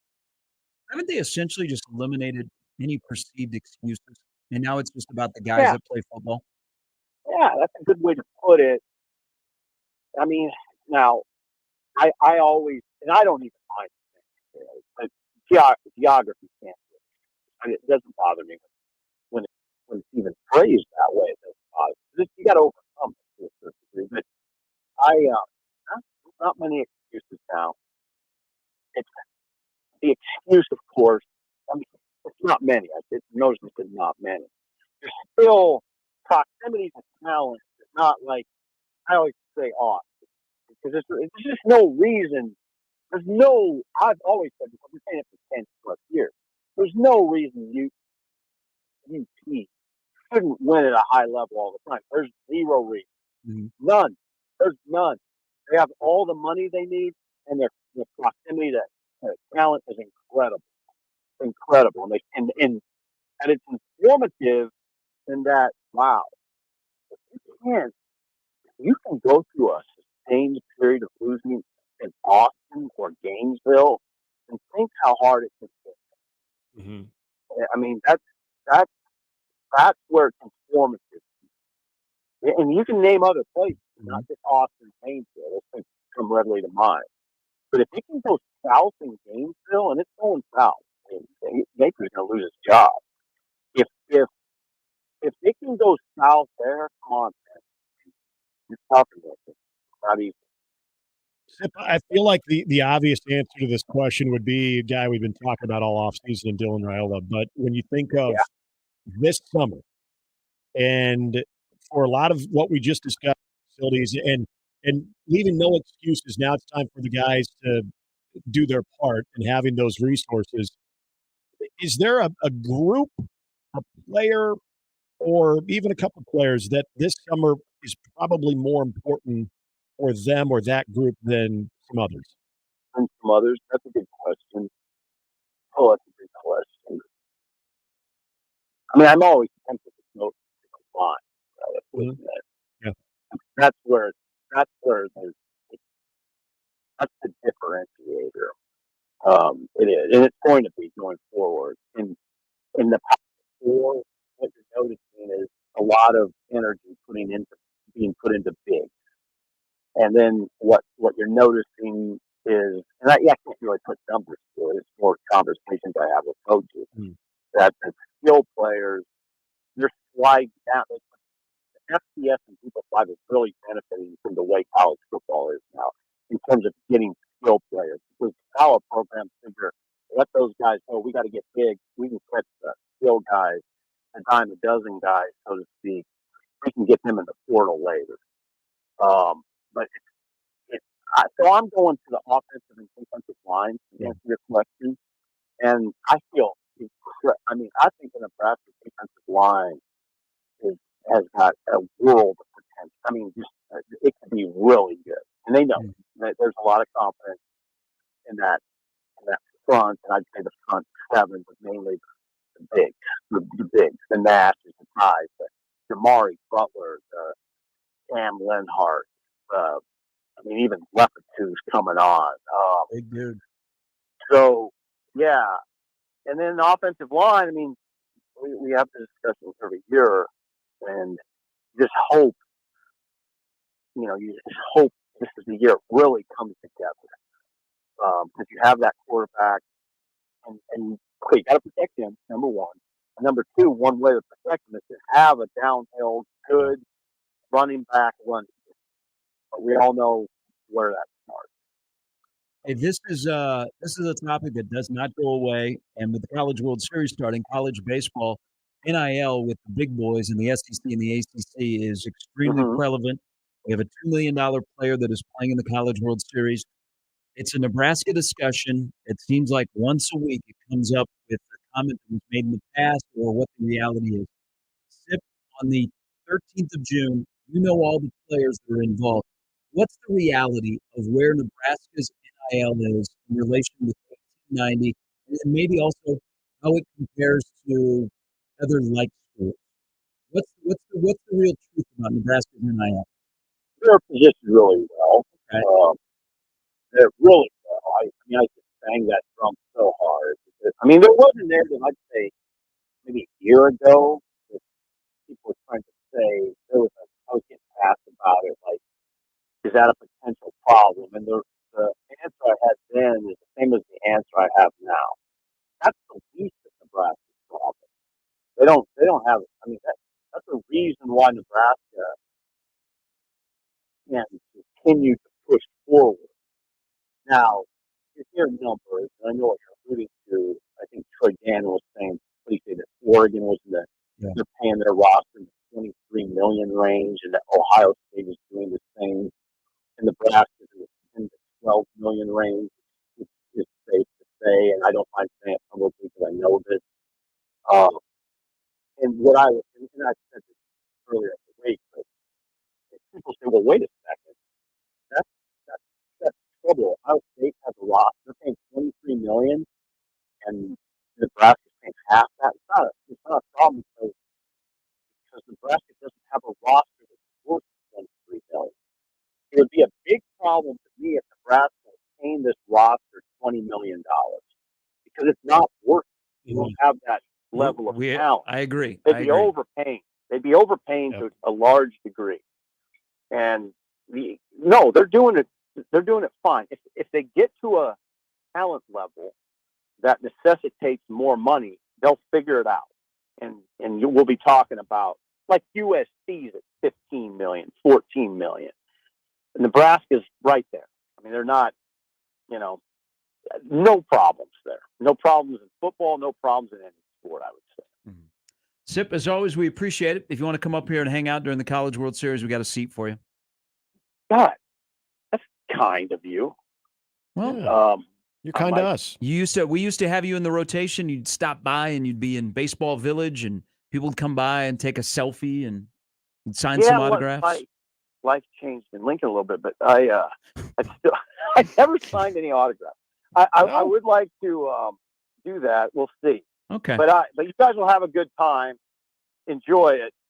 Embrace it. It'll be fun. We will. Have you ever signed an autograph? I'm not going to answer questions like that. So Why, yes. Why not? That is yes. That's a simple question. Yeah, that's a you're yes. You're a popular guy. I mean, come on. Yeah, it'll be fun. It'll be fun. My friend, thank you very much. Have a wonderful weekend. God bless you. That's Steve Sipple, very religious man. I get to talk to Sip tomorrow too. Is he going to be on the? Yeah, he's on. Okay. Yeah, I'll get a double dose, man. Double I don't know how dose. those shows work. What do you guys do with your guests and stuff like that? Not that many, unless someone wants to pop by. Yeah, that's why I'm just. I think they only let me on for about an hour because I don't need no guests. Anybody that walks by gets on the air. You're the Tasmanian devil. I'm not gonna hide this. Remember when Mississippi State was here? Mm-hmm. That the guy, she's from Starkville, Patty. Yeah, her husband dumped his wife on me, and then we became friends. Yeah, and now you have a place to stay. She invited me down to Stark Vegas. Yep. Did you ever take him up on that? Well, so I did a basketball game in Mississippi State, and I thought, wow, do I do the move where you weren't feeling it? Well, like as I'm leaving town, I'm like, hey, I was in town. I was just too busy. We couldn't get together. Yeah. That's almost like she used to call the show all the time after Mississippi State won the national title. She wanted to party. And I'm like, your husband seems like a great guy. There were some Mississippi State fans that would camp out at where I used to broadcast at, and it was his family. It was a father, son, and then his son's buddies. Oh, they were a riot. They were made friends. The guy in the middle. It was the middle of the night after they won the national championship. I get a text from him. Yeah, so I don't even remember giving him my number, but apparently I did. I get a text from him, and he was so emotional, and he was talking about like, oh, it was so great meeting you guys. Anytime you want to come out, let me know. And he goes, I'm dead serious too. Please don't think this is just me talking. And he goes, absolutely love you guys. I'm like, wow, yeah, this is a big deal. Is this single Nick or you? No, I was married. No, this Okay. was. I thought. Well, so. it was when Mississippi State won. Okay. Was that 21 2? Okay, so wasn't. I mean, it was post COVID. Yeah. So yeah. But hey, we've met a lot of friends along the way. Some of us have kept in touch. Mm-hmm. Some just show up every year. Yeah. They know where you're broadcasting at. They know where you are. They know who you are. And those are the fan bases that you remember, and you find yourself, the middle of April or May, keeping an eye on them to see if they might be making their way back because you legitimately enjoy those certain fans coming back. I just found out that a friend of mine that I lost a bet to because he's a Florida guy coming up from Florida for the series again. We bet the regional when Florida and Nebraska played. I lost a stake to him, and I thought, I can be real frugal in a douche canoer and not pay him. Take him saltgrass. So we did stone crabs for steak. Little did I know that Florida would make it back to Omaha, and he's on his way, and he goes, hey, made a reservation at Drover for us. Oh, okay, good. Tell him it closed. I got to get this correct here. This is from that Go Heels. Yeah. How they explain the salad bar at the Drover. Yeah, something about the plates. Would you live tweet your meal, or is that? No, I don't tweet my meat. Yeah, you shouldn't tweet about your meat. And people don't want to see that. Wow. I mean, they don't want to see what kind of cut I have. Well, now likes are hidden, apparently. That's what I was told. Oh, this yes. morning. Yesterday when I was trying to look for Matt Rule's likes. Yep. So on Need to know X, basis. on X, the on likes, they no longer exist. You can see your likes, but nobody else can. So they've gone private. So go nuts on your favorite entertainers. Okay. Where is it at here? Sorry, this is not. Oh, here we go. This category starts and ends with the Drover, the legendary Omaha Steakhouse. Get the whiskey fillet and enjoy the chilled pewter plates. Yeah. At the salad bar. A pewter plate. I don't think I've ever really enjoyed that as much as people would suggest I should. A plate or a plate is a plate. Hey, I made progress at the Drover. They used to when I go into the Drover, I used to never make it back to where the salad bar is. They'd always seat you in the front. Yeah. I finally got seated in the back, and I'm like, I've made it. Lettuce row. So good luck to everybody that's trying to get reservations. I felt weird when I was seated right next to the salad bar at Brother Sebastian. Oh, I would move. Yeah, I kind of wanted to. I would say, hey, can we go somewhere else? Then you could say, hey, you know what? If you guys had a place that was just booths, it would be a lot better. Oh, here we go. Again. This was covered. Here we go again. Last night, the all booth restaurant. Last night I went to Let It Fly. The young hostess said, Mm-hmm. "Where would you like to sit?" It didn't even get out of her mouth. I said, "Booth." Did you just say you already know? Well, Just call me John Wilkes because I want a booth. Here's what I really like at Let It Fly. So they have where the bar is. They have the big TVs, like the gigantic TVs, Yeah. and then other TVs. But they also have the booths that are circular. Mm-hmm. So there were just two of us last night. It was just Rach and I. But they sit you there so that everybody is looking at the TVs. Yes, I thought it was great. No, it's genius. Yeah, I've been there 3 times, and I sat in the same booth twice, and then on the other side, closer to the patio. Yeah. There's not a bad seat. Yeah, everything angles toward. I will tell you, it's genius. You want to open a sports bar in this town. There's a lot of competition, but you want to do it right where the TVs are in the right position compared to the seating. Mm-hmm. You got to go get a sports fan. Yeah, that's true. Like you do consultations. No, I would, because if you're a sports bar, first of all, if you're a sports bar, show sports and show all sports and get all the packages and poker and play poker. No, show poker. They even still show. I don't poker know. on I don't TV know that anymore? I'm going to a sports bar to watch poker. I'm just busting your nuggets. People to play cards in front of me. But if you advertise yourself as a sports bar, just don't have Cox Television. All right, get the packages. Yeah. Well, yeah. I mean, Right. I think I feel like that's a but baseline. there's a few sports bars in town that Less are like, Cox, more wait a second, packages. is Bally Sports Channel 47? Yeah, no, you should be able to clap and be like, hey, I want to see this game. And they're like, all right. Can we watch the Cubs game? Well, let me check and see if it's on the baseball network. Yeah, no. I remember the baseball. I feel like if you're a sports bar that's worth its salt, you've evolved from that. But you can tell that sports people and very savvy marketing people with the flow set up Let It Fly because it should not be a chore to go to a sports bar and watch your sports. Attention to Thank you. detail, I'm Gary. done today. It's It's actually attention I've to done all I can. detail when it comes to things like that. Yeah. I'm right there with you. There's going to be one out by us soon.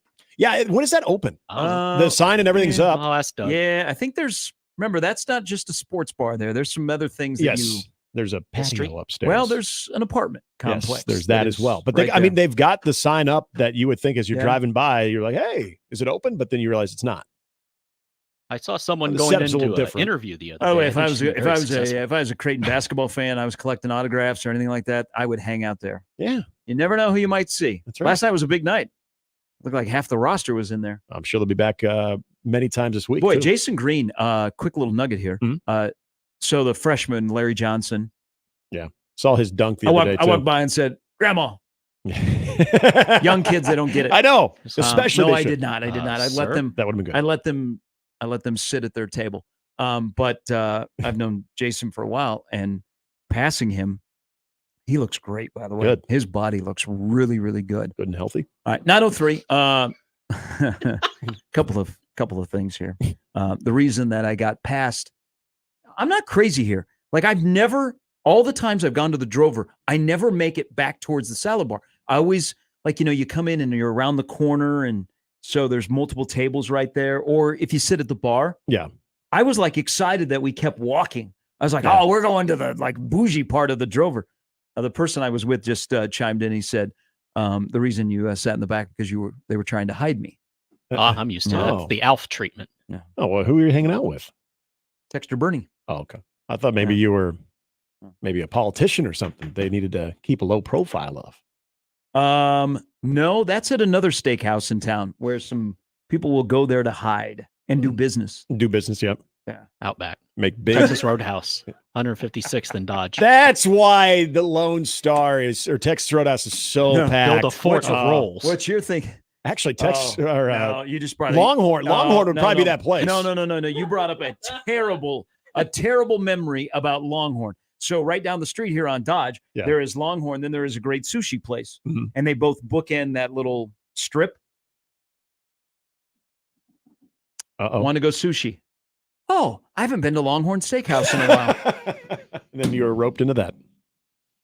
Last time we went there. I got a Longhorn Steakhouse story from Salina, Kansas that I probably don't need to share on the air. Is it like your wing story? Similar. Okay. Yeah. Noted. It's that one thing that we all fear as we get older. where you just don't trust Low a certain T? Kids? Well, that too, but you don't trust a certain thing. Yeah. Whoa. What could happen? Oh. What kind of Longhorn Steakhouse was this? Well, Was this like Bevo in the 99 Big 12 championship? Not to that Right extent. in front of me? Not to that extent, but Okay. Brian Edwards going to join us here in a little bit. Good job. Good job. 1620 The Zone. More with Gary and Nick after this on 1620 The Zone. For the Jays, the Huskers, and even you Jayskers, we are 1620 The Zone. Funplex has asked me to give you a first-hand account of the all-new for 2024 Wipeout attraction. Okay, hit it. We're starting up. Spinning a little now. Whoa, a lot. The centrifugal force is starting to stretch my face. Holy this thing's fast. Whoa, it's tilting. We have tilting. Woohoo, this is awesome. You got to try this. Get your tickets now at fun-plex.com.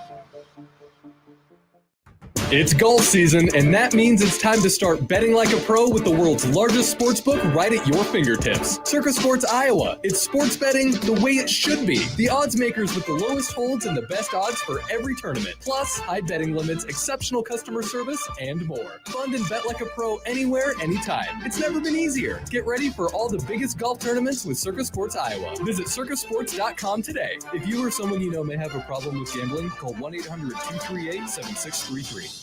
A fantastic fall fishing trip starts right now. Hi, I'm Crash Davis. I need you to go to ballardsresort.com and get signed up. You've heard me talking about it. You've asked me about it. Well, now is the time to get signed up. Only a few spots remain. Only a few days remain for us to have a great fishing adventure together at Ballards Resort in northern Minnesota. We're going to the Lake of the Woods. Get on the bus Sunday. We're back on Thursday, and it's cheaper than you could do for gas there and back hauling a boat. More details with ballardsresort.com. Get signed up today. Time is of the essence. Are Nebraska craft beers and ciders important to you? Whether you just love Nebraska brewed beers and ciders or you're a full-fledged craft brewery, there are benefits to membership for anyone with the Nebraska Craft Brewers Guild.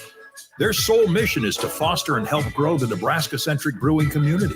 Become a member today at nebraska.beer and help advance the craft beer and cider industry in the state of Nebraska. Find out more about the Nebraska Craft Brewers Guild at nebraska.beer. Post is roasting every morning. Post Coffee Services is on a mission to invigorate every workplace with a blend of bold flavors and unforgettable service, creating moments with our coffee, water, and food services that spark joy, productivity, and connection. Call us today. Proudly serving Nebraska since 1972. Post Coffee Services is always roasting something good for you. The baseball world comes to Omaha, and 1620 The Zone is running the show. All the excitement of the Men's College World Series, the insight, the fun, and the stories behind the games, live from the Omaha Baseball Village, powered by Access Bank and Children's Nebraska. Also brought to you by 10 and Wally's Ultra Premium Ice Cream, Zen Water, and Nebraska Medicine. Don't miss a minute of the biggest event in the Big O on your station for the Men's College World Series, 1620 The Zone. Now back to mornings with Sharp and Handley on 1620 The Zone.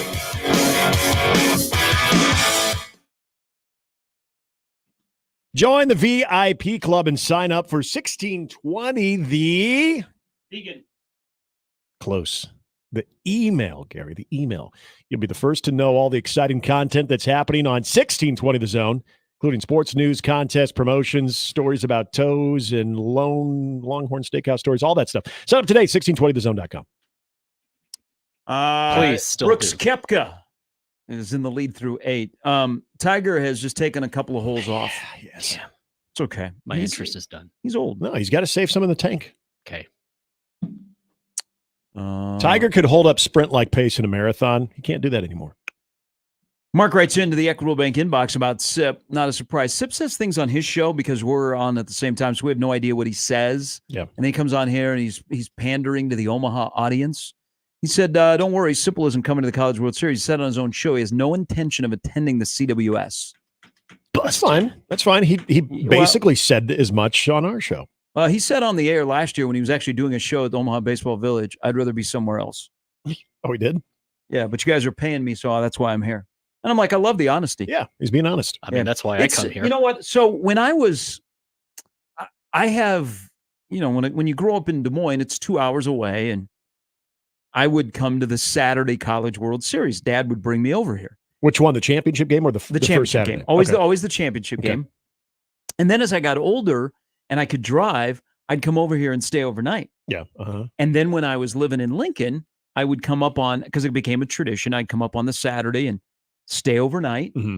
Have a nice time. And then, then I was doing the Nebraska games, and Nebraska made it, and it was kind of cool. And then I had no interest in the rest of the College World Series after Nebraska got knocked out, by the way. And most people did in the first couple of years. Right. But living in Lincoln, Sip is right. This is our thing. By the way, Tiger is +1. This is our thing. It does not, I don't even know if the Journal-Star covers the games. They used to. I don't know if the Journal-Star covers, like, they have their own reporters cover the They'll games. probably put Evans stuff in there. Yeah. But it does not resonate in most of Lincoln. Yeah. And that might surprise some people. So Lincoln treats the College World Series like they treat Creighton basketball. Right. You're going to have It's an Omaha thing. You're going to have a smattering of some people that will either go or will pay attention, but for the most part, that's what they do. Mm-hmm. And that's fine. What does Lincoln have that we don't? Like, what's their thing that we're like, all right, go ahead. Nebraska? Huskers? No. That's an Omaha thing, too. Oh, we had a segment on that. Hey, new opening for the PA guy at Omaha Hockey. It's true. Hey, No. I don't know if I don't know. No. Gary, no. I don't know if You- you've been to an Omaha hockey game when there's No, a no, football hold game on going here. on at the same time. Hold on. You've never lived in Lincoln. No, I never have. So if I was in Lincoln and I said we share the Huskers with Omaha, I would be run out of town. Really? I would be run out of town like the Chartreuse Caboose restaurant in downtown Lincoln. I remember that. But isn't that factual? The fact that a lot more people from the city of Omaha descend on Lincoln during a game day than Lincoln people would on a College World Series Saturday? Yeah, that's true, but do not tell Lincolnites that they share the Huskers with Omaha. Hey, you poll going up right now. Host them, you house them, so that's a feather in your cap. I'm not saying it's not. I'm just saying. I've looked around the stands at Baxter Arena when hockey is going head to head with football, and there's a difference. Okay, a couple of things here. All right, listeners, do your thing. So Triple B, who has, College World Series is important to him. Yep. He says it resonates with this Lincolnite. Mm-hmm. Iowa JD. I think the last time Iowa baseball was here. Hey. You mean at the ballpark? I'm not going to pile on JD. You mean at the ballpark just this last May? JD had a rough day yesterday. So JD who is one of the best softball umpires around. Mm-hmm. People know. Are you working? If you know, if you listen, you know. He was working up off of 29 in Northwest Iowa. Yeah. He was in Ottawa last night. And so when that storm came through, that's where So he had some major hail damage to his vehicle. But that doesn't stop him from tweeting at the show. Good. I hate the College World Series with a passion. As someone that has to drive twice a day past the Chuck, the idiot fans who just walk into the street, and the drivers that can't figure out where to park, I hate the event with a passion. Are we talking about state basketball tournament now? Sorry. Not necessarily the fans, but people who don't know where to drive. Sorry about your car, though, JD. That sucks. That does suck. Doesn't surprise me, though, that like outside of the Omaha area, it's not a statewide thing. Like yesterday when they had their little presser, the governor was not here. Yeah. Didn't need to be. It's Omaha. So having lived in Columbus for a while. What is that guy doing? Oh. We are stripping. Oh, yeah. It is warm. It's a hot yoga. He's No. still hot. He didn't have any pants on. Are you serious? Oh, jeez. Yeah. That humidity's come up. Speaking of coming up. Well, if you get too hot in hot yoga, you can throw up. Dude, guy got no pants on. He's changing on one of the most busiest streets. So he has no clothes on. If you're coming by 50th and Dodge, he's enjoy now the show. putting a shirt on. But no pants, so he's Winnie the Pooh. He's got no pants on. Hey, it's Winnie the Pooh. Yeah, he looks like a mascot. Clark the Cub mascot. By the way, Where's he putting the baseball bat? I'm always freaked out by mascots that don't wear pants. But Yeah. continue on. Remember when that happened? The hell is that coyote? even- Oh yeah. So bats. What was I talking about? Columbus. Yeah. So you're right about the out of town element of, not out of town, but within the state of Nebraska. That element of College World Series. It's not. I remember our players when I was coaching. Some of them would go, but the majority of them were like, I'm good. With the tournaments going on, you're going to get a lot of, Fremont, Columbus, Grand Island, Kearney, North Platte, all those teams, but they're coming in to play baseball, and they just so happen to go to a game. But I don't necessarily know if a lot of people. What's is this guy? Now he's walking around just smoking a cigarette, and he's checking out people's cars. He does have pants on. So he's put some pants. That ruins the visual. He undressed by his car. Now he's dressed and he's walking around smoking a Why cigarette. is he walking towards our entrance? Does he work here? Is it Jim Leland? Oh, his trunk's still open too. Oh. Must be searching for I have something. no idea. It's just random day here. It's the heat. Yeah. Is it Connor? No, it's definitely not Connor. No, it doesn't look anything No. like him. Before someone asks. Hey, welcome to Omaha, folks. We're getting a streetcar. Dan, who is, he's well invested in Lincoln, says Huskers are 100% a Lincoln thing. So far 3 votes. Yes leads no 2-1. Game Hey, 4. see, there's one. I knew it. So Nick might win a poll here. Do not tell a Lincolnite that they share the Huskers with Omaha. Even though, let's be honest, Huskers wouldn't exist if it wasn't for Omaha. You guys can have your capital. I mean, look at in men's basketball. Look at the retired numbers. Oh, yeah. I don't see any Lincolnites up there. Nope. There's an Omahan up there. What about a Lincoln running back versus Omaha running backs that have graced Nebraska's roster? Oh, that's a red button. That's a good one. Mm-hmm. Ooh. Just saying. Just throwing this out there. I'll see your Ty Good and raise you a Calvin Jones. Good. What a poll.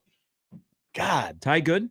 Yeah. Yeah. Nick coming up with the July topics. Ty Good from Lincoln Southeast to Notre Dame. Yep. Hey, Lincoln Southeast had a run there in the 90s from Ty Good to J.R. Edwards. Remember that name? Yep. And then they had this guy named Nick Bond and Alex Gordon. Erwin Sweeney was Northeast, right? Erwin Yes. Sweeney was Northeast, yeah. Yeah. They had some guys. They had some dudes there. But Well, let's talk running okay, backs. so they had a stretch of you remember Eric Stokes played at Lincoln East. Yep. Was a really good defensive back. Yeah, Mhm. Erwin Sweeney was at Lincoln Northeast. I do. Just talking running backs, though, man. Yeah. All right. So Dan also says, kudos to us in Omaha for doing the College World Series, right? Hey, thanks, Dan. Sorry, it's okay. If you want a piece of it, we'll direct you to a place where you can hang out. Hey, you're the one, Lincoln. You are the ones that have to put up the game day atmosphere. So kudos to you, even though there might be more Omaha people there. I don't know. Just saying, kudos to you. So you far, put, it's you 50-50. put up the atmosphere. I would love to see. The only time I've ever seen it was for men's basketball when they were rolling in the 90s, because I asked, and there were a considerable amount of Omaha season ticket holders for the Danny Nee era in the Devaney Center. And it was always used as this is what we need to keep rolling, because if you can convince somebody in Omaha on a work day for a 7:05 game in Lincoln to rearrange their schedule and come down to Lincoln, go back home on a work day, that means you're doing well. And it was a considerable amount of Omaha residents that had season tickets to basketball. I don't think that's the case nowadays, but I would love to see a break. I wonder if they would ever put this out there. Zip codes? Not necessarily. Well, yeah, zip codes, but Omaha area, Lincoln. Like, where do the season ticket holders from Nebraska football come from? Like, is every county, because, they don't let us have our county scholarship anymore, but does every county have at least one season ticket holder for Nebraska football? Ooh, I would love good to question. see. And then out of state, there are plenty of season ticket holders in Iowa and the Dakotas and Colorado and Kansas. But then I would like to see, there's got to be a lot of people in California that have full season tickets, Texas. I don't think I've ever seen that breakdown. I'd love to see a full breakdown of where Nebraska's football season ticket holders come from. And then we could have the Omaha versus Lincoln debate. Buffalo County. Been there. It's Once. one of the larger County. counties in It is. Nebraska. It's got a large city in it. Mm-hmm. Well, Grand Island, Kearney, all that. Yep. Hall County. Jump right on I-80. You're right there. All right. 20 past the County 8, right? hour. If you missed our discussion about an hour ago, Tony Vitello, the head coach of Tennessee, was fantastic. A breakdown of almost punching someone, Goodwill Hunting, and his favorite Italian restaurants. Everything. But he was great. Tony V is And some baseball. Tony V is he's one of a kind, and he's got his team back here as the number one seed. The number one seed has not won the College World Series since 1999 when Miami did it. All right, we come back. One thing was said yesterday by Corey Campbell, the strength and conditioning coach for Nebraska, that I'm chewing on, that I'm going to present to all of you. Plus, Brian Edwards is around the corner. We'll talk about Game 4 of the NBA Finals, which they're actually going to play. Even though Brian Windhorst killed a man who is supposed to play in that game, they're going to play Game 4 on Friday night. By the way, I'm efforting that one. Wendy. To kill another man? Well, Wendy, I just want to know if he understands that he's wanted there right now. Yeah. That's Wanted, what respected. He's the people's spokesman. He said what we were all thinking. I want him to keep it going and go off. I don't know. It was really good. Doris Burke made the first move. Wendy said, I'm the executioner. She was Kobe. Wendy was Shaq. Mornings with Sharp and Handley at 1620 The Zone. Mornings with Sharp and Handley on 1620 The Zone and 1620thezone.com with Gary Sharp and Nick Handley.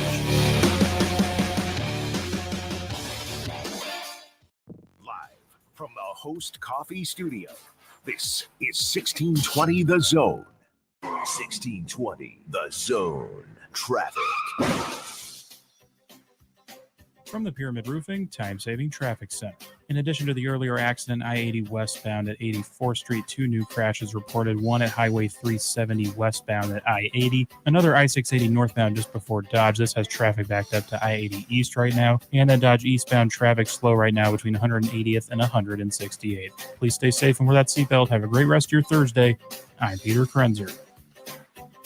This time-saving traffic was brought to you by IBEW Local 22. The electrical market requires your company to adjust to an ever-changing field. IBEW Local 22 gives you flexibility with access to journeymen, apprentices, and proven training programs. Call Bob at IBEW Local 22 for details at 402-980-7596. The NBA Finals are here, and FanDuel is going to give you the chance to win alongside the champions. Because right now, and I mean right now, if you're a new customer, you can get $200 in bonus bets with a winning $5 bet. Think about this. You can use $200 on same-game parlays, live bets, and so much more. The Boston Celtics are off to a great start in the NBA Finals, but now they become an underdog on the road. Can they cover once again? Because there is no better place to bet on all the finals action than America's #1 sports book. All you have to do is go to FanDuel.com/thezone. Hey, you hear that? That's the sound of loose change in your pocket reminding you to buy a 99-cent medium fountain drink from Casey's. So the next time you hear this, you already know where to go. 99-cent medium fountain drinks. It's not crazy. It's Casey's. ZZ Top, the Elevation Tour. October 1st, Liberty First Credit Union Arena. Playing all their classic hits. ZZ Top. On sale Friday, 10 a.m. at LibertyFirstCreditUnionArena.com or at the box office. Equitable. We take banking personal.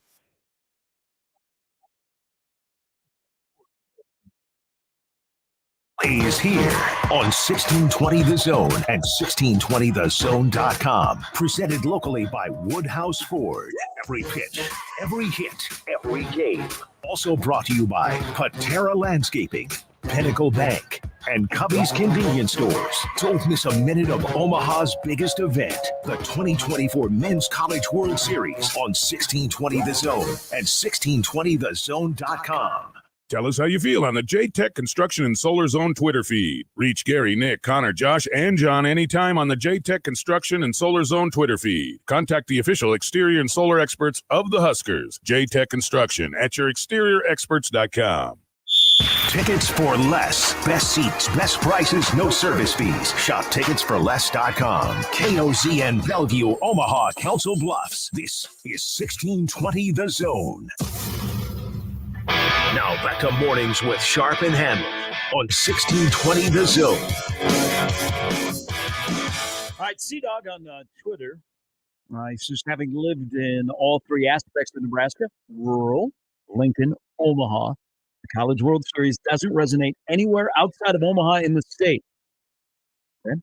Also, I'd argue Lincoln shares the Huskers with rural Nebraska much more than Omaha. That's a good email. Food for thought. I bet he voted in the poll. Nick hates Lincolnites. Thinks our state capital is more than just a penis of the plains.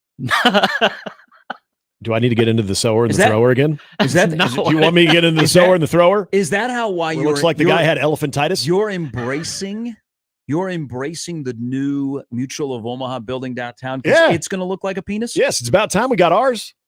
And it's bigger. Should be. That's what they say about Omaha. Gosh, can we go back to the original renderings of the thrower and the sower license plate? No. Come on. You guys change your license plates too much. Us guys, you're a resident here. I am. Talk to the governor who's our listeners want to know if he even knows where Omaha is. I cannot answer that. The previous governor lived in Omaha. We have a station that can ask him that. Yeah. called Okay, Sleep. so yesterday, real quick here, Corey Campbell was one of the non-on-field staff. I mean, Corey Campbell's on-field, but Yeah, they the call him strength and conditioning coach, who one thing about Rule, I'll give him credit, and not everybody is comfortable talking in front of the media. And if you can't talk in front of the media, it doesn't mean you can't win football games. But if you can deliver your message in a very thoughtful, precise way, where it's thought-provoking and there's no jumble of it, that goes a long way. And Rule is an orator.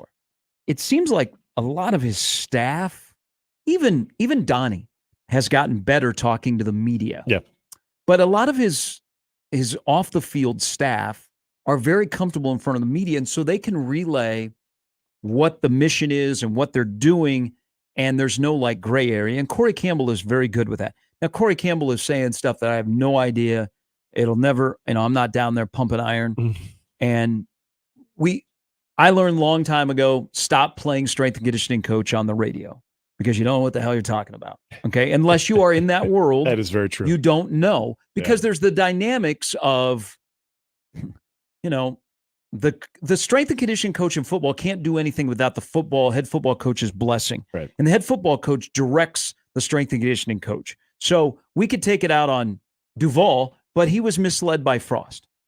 Okay. It's just, that's how it works. So I don't play that on the radio, but Corey Campbell always is very impressive when he speaks because he tells you the message. He said something yesterday, talked about the confidence of players. Yep. And I've said that they're internally, they like what they have and where they're going, but they're not going to tell you about it because they know that you're going to roll your eyes until you see results on the field.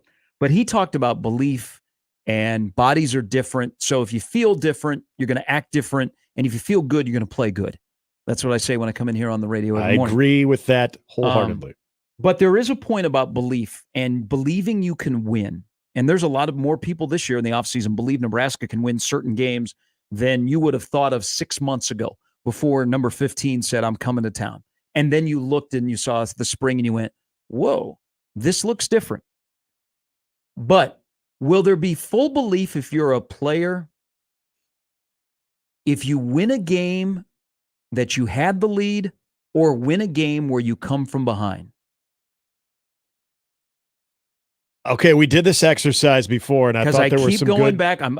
The Stu Manji tweet after the Iowa game, I have bookmarked that is just, it adds to where I think I am on this ledger, but I asked you the question. Yeah, and I think this is where you and I disagree because I think I wholeheartedly believe if you come from behind, that's a shot of life in the arm, that you're accomplishing something there. But being able to lead, either be in control or hold a team off, I understand it serves its purpose. I think for this team in particular, I think coming from behind to win a game Now, maybe context is important when it comes to which team that is, but being able to find ways to win and being able to come from behind, I think that serves this team very, very well. Yeah, that's where I've always been. Okay, maybe I is switch coming from behind because I use this as my basis. So this is from Eric Stu Manji on Twitter. If you don't follow him now. He has this chart, which is just absolutely mind-boggling. That until you overcome this, tough to have belief. Nebraska's final offensive possessions when tied or losing by one score or less, 2018 through 2023. Mm-hmm. So this begins with Scott / Adrian Martinez, goes through Matt Rule / his quarterback last year, Sims Harper. 31 drives. Shabba. Again, this is the final offensive possession when tied or losing by one score or less, 18 through 23. 31 drives, 28 games, 11 turnovers, 9 quarterbacks, 4 overtimes, 3 scores, 2.5 staffs. Would you guys like to take a gander at the wins over that stretch? 2. 1. 1.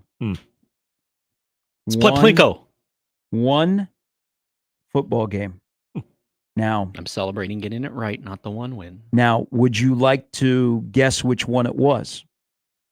It's got to be a trick. Noah Vedral was the quarterback.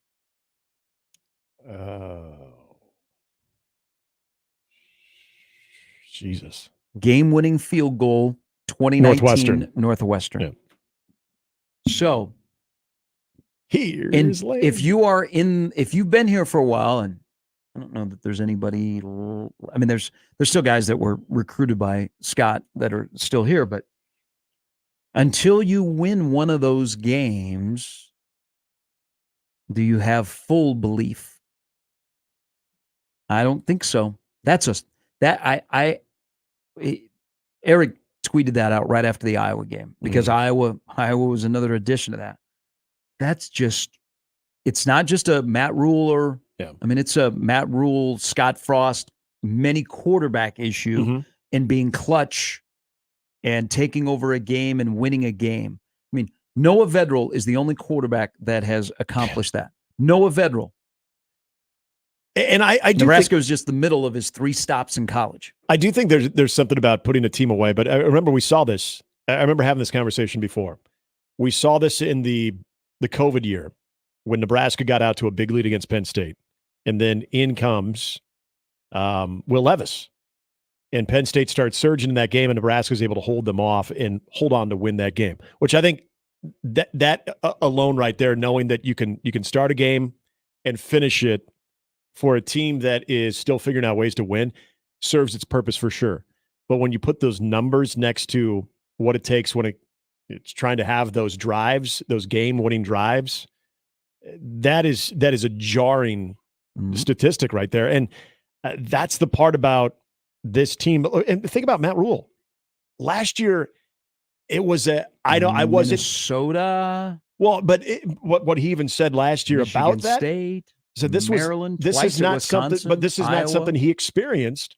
So it was sort of dismissed. You've noticed this year when he's talked about it, he's been a little bit more open to, we do need to get over that hump. Now, a year ago, it was like, I wasn't here for that.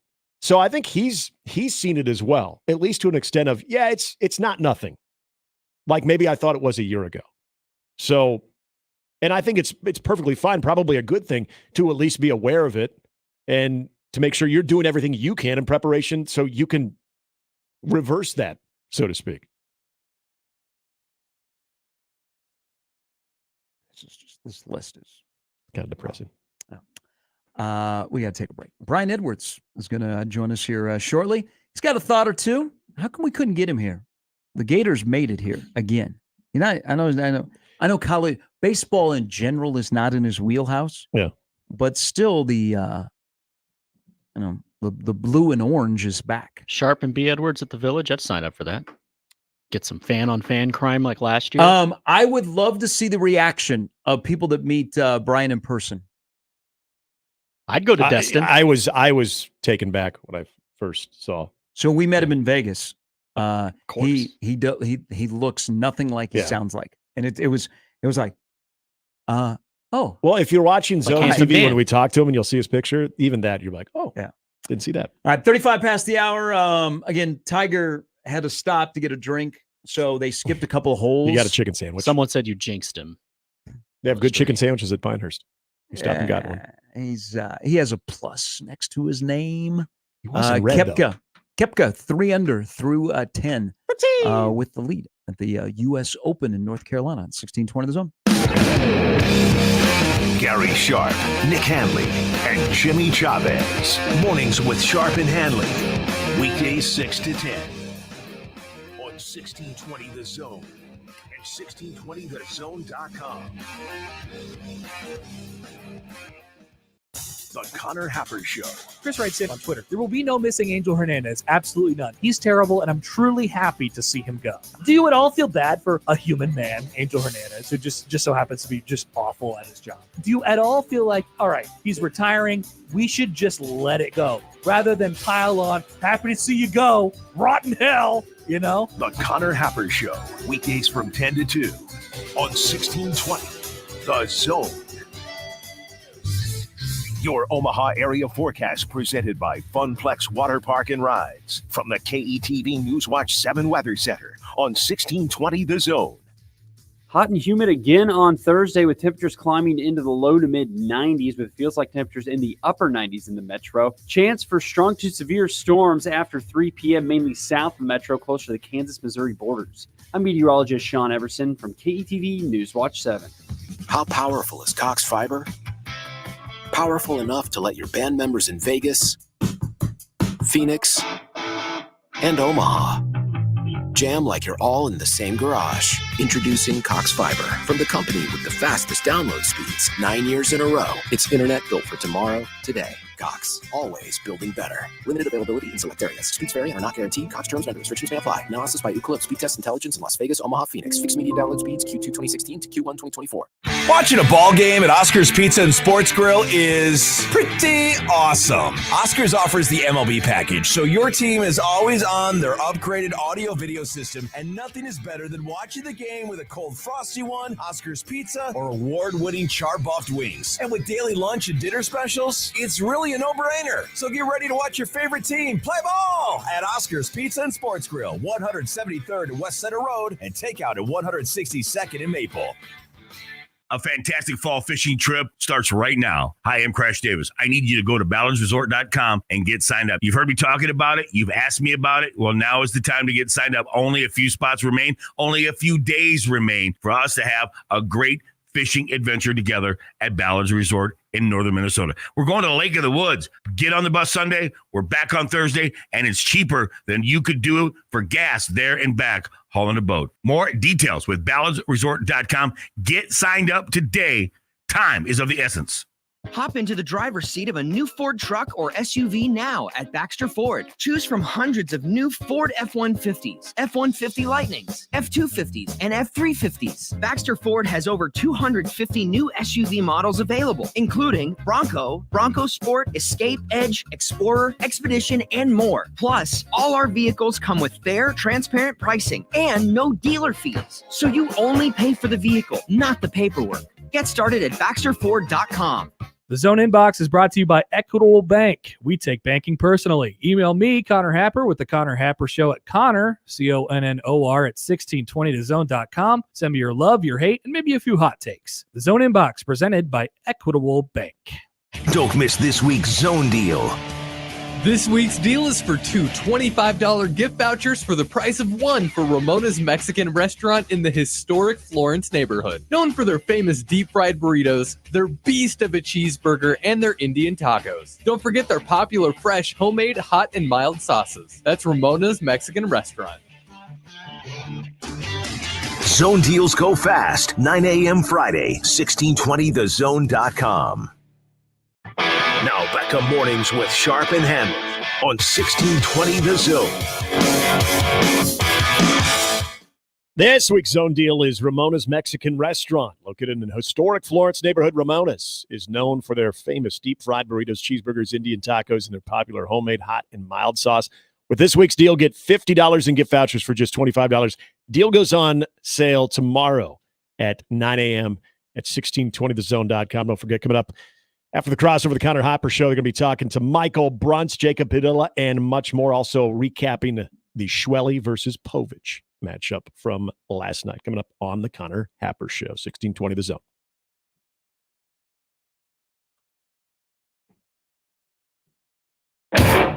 Mornings with Sharp and Handley on 1620 The Zone and 1620thezone.com with Gary Sharp and Nick Handley.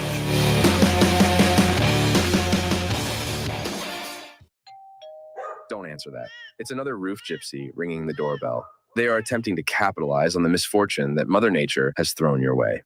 Make the right call to a trusted company that has faithfully served the Omaha area for over 35 years. The Rooferees at John Higgins Weather Guard. For roofing, siding, and gutter repair, make the right call to John Higgins Weather Guard. John Higgins Weather Guard, the home of the Rooferees.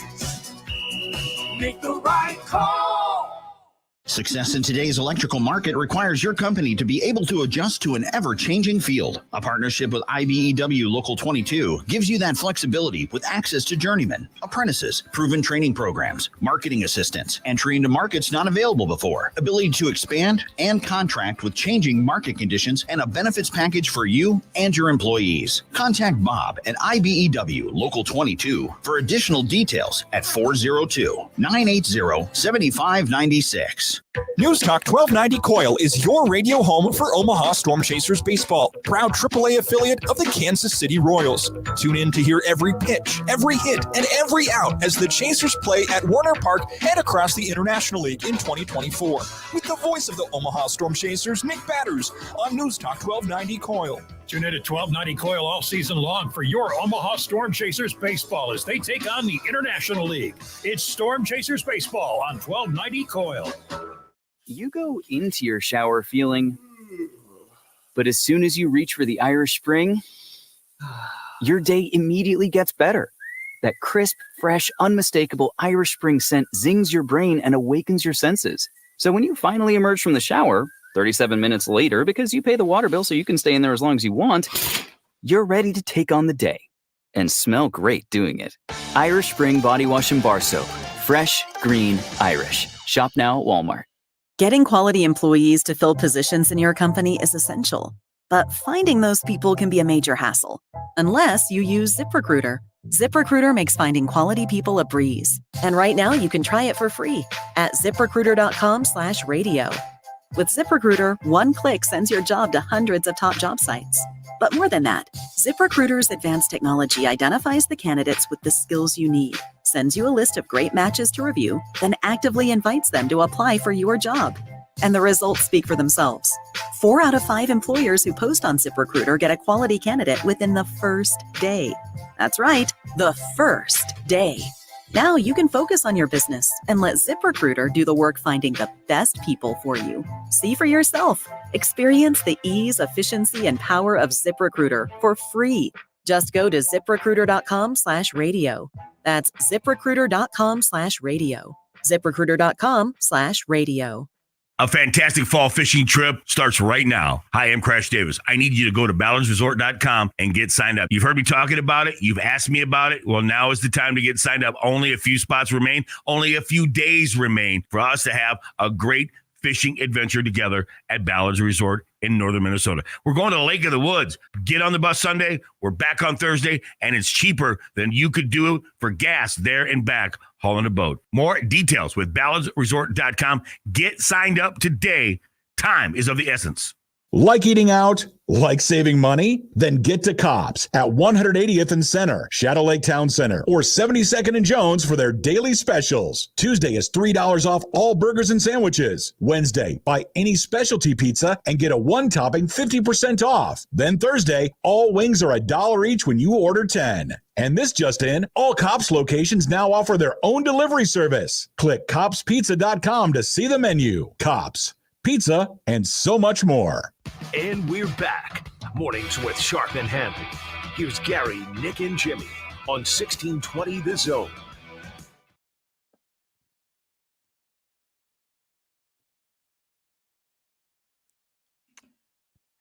All right, time for the CD handicapper from VegasInsider.com, our good friend Brian Edwards. You can follow him on Twitter at VegasBEdwards, and he agrees with all of us that the NBA Finals are over. It was a good run, wasn't it, B?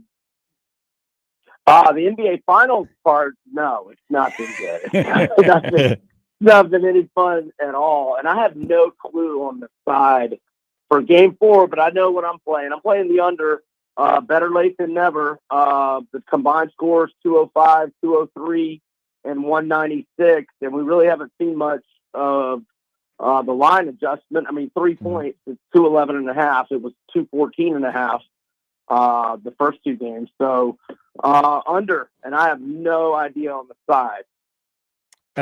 So Dallas didn't. So with the Porzingis news, which everybody was kind of anticipating, and then they made it official shortly before game time. What did it close last night? Was it Dallas 2.5, Dallas 3? You know, I was not paying attention to the late movement, but I can find it out here. I'm not here. Let's see. Well, the market was making you pay a massive tax last night. That's just kind of how I look at it. Looks like most folks closed at 3, but there were a few 2.5. So I mean, I think most people were anticipating, him not playing. And it feels like it's inevitable for Game 4, especially with the Luka getting just absolutely roasted. But let's talk about more exciting things. I know you're not a huge baseball guy, but you are a huge Florida Gator. Someday you're going to retire and you're going to be a Bowl Gator as one of the top boosters and sit in those fancy seats at the Swamp Bee. But how about your baseball program? They have made it back here to Omaha. Yeah, underdog story, right? What weren't they under 500 late in the year or something? Somewhat late in the year. I caught a little bit of the Clemson game. That was a fun game. What was that, Sunday? I think it was Sunday. Yeah. Had all kinds of fireworks, ejection, all kinds of good stuff. Yeah, so good for the Gators. I just hope that it does not give the AD the right to hire the next football coach. But, So you're not going to be here? Hey. What if they get through the weekend and they're in a winner's bracket format? Can we get you out here? I mean, you pay for the flight. Oh. You got me plenty of air conditioning. I'm in. Well, I mean, we always have AC, Let's talk Big Ten football.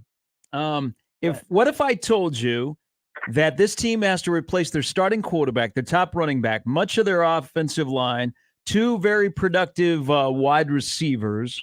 Their vaunted defense unit is returning, but it is Michigan, and there is no Jim Harbaugh, and their win total is 9 with a difficult schedule because Texas comes to Ann Arbor early. Michigan has to go to Washington, Ohio State. They get to host Oregon. Man, I don't know about 9 wins for Michigan this upcoming year. Yeah, it's going to be tight. But, I think I've got them 8-2 with 2 swing games. The swing games being at Washington, where they're a 9-point favorite at DraftKings, and at home to Oregon, where they're a 3-point dog. That's a November game, so going to be cold weather for Oregon coming across the country. Look, they've got a reliable running back in Donovan Edwards. I have no clue on the quarterback. I don't know if it's going to be Alex Orji or Jack Tuttle, but significant downgrade at quarterback. But I think the O-line's going to be good. The defense is still going to be really good. And look, I think they lose to Texas at home in week 2 where they're a 3.5-point home dog. They're going to lose at Ohio State, I think, where they're a 10-point dog. But they should win the rest with, the possible exception of, Oregon at home. So, I don't like it over or under, but I mean, if I had to say, I'd probably say they go 9-3, assuming they can win at Washington, which, is a game, well, in October. I was going to just say, I think Washington will get better as the season goes, but that's not that deep into the schedule. But I think 9-3 is doable. Mm-hmm.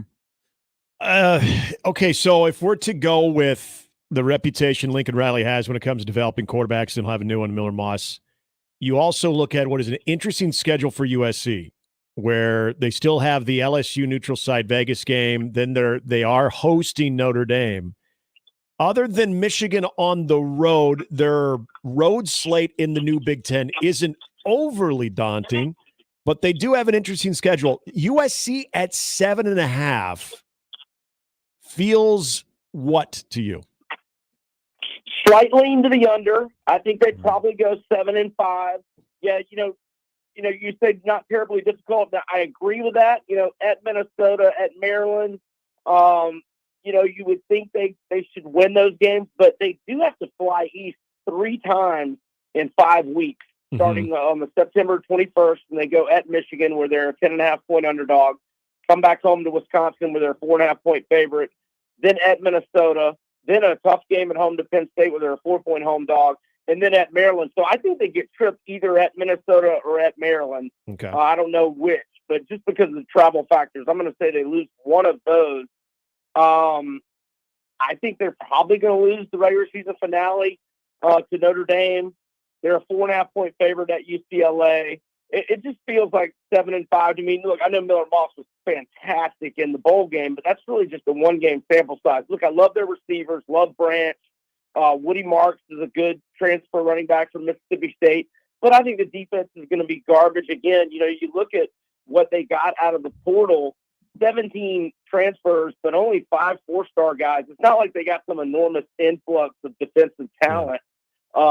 They did get a 4-star transfer, the safety Kamari Ramsey from UCLA, but I still think the defense is going to be garbage, and I slightly lean to the under. I think they go 7-5.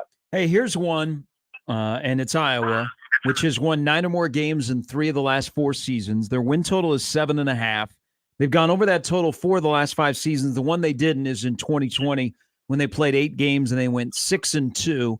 New offensive coordinator, Cade McNamara, healthy at quarterback. We're about to find out in the next month. That defense loses a couple of key players, but they have the player of the year in the preseason on defense in Jay Higgins. This seems like a layup to go over with Iowa at 7.5 based on past history. Yeah, I agree, Gary. I like the over a lot here. I mean, other than the game at Ohio State where they're a 24-point dog at DraftKings, every other game is winnable, and I think they're going to win most of them. At Minnesota, could be tricky, but like the road games work. I mean, I think they win at UCLA and at Maryland.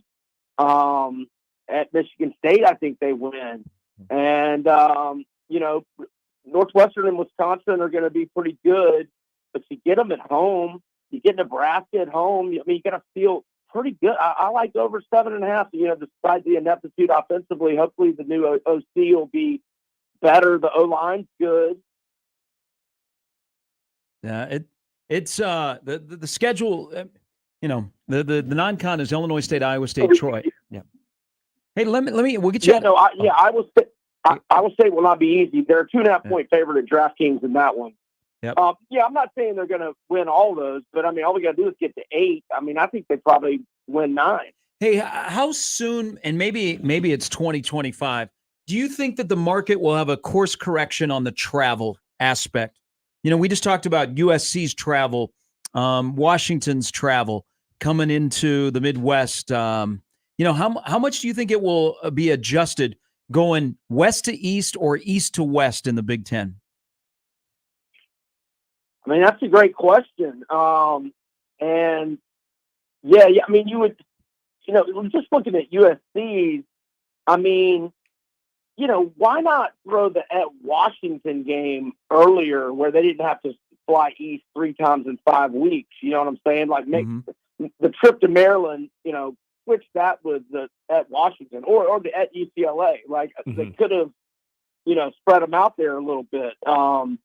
But yeah, I'm sure it's super difficult. Don't they just throw all that into a computer and let them do it? Yes, they don't have the old husband and wife in Major League Baseball that would do the schedule. But yeah, I think we always say, well, you got to just play the schedule that's in front of you.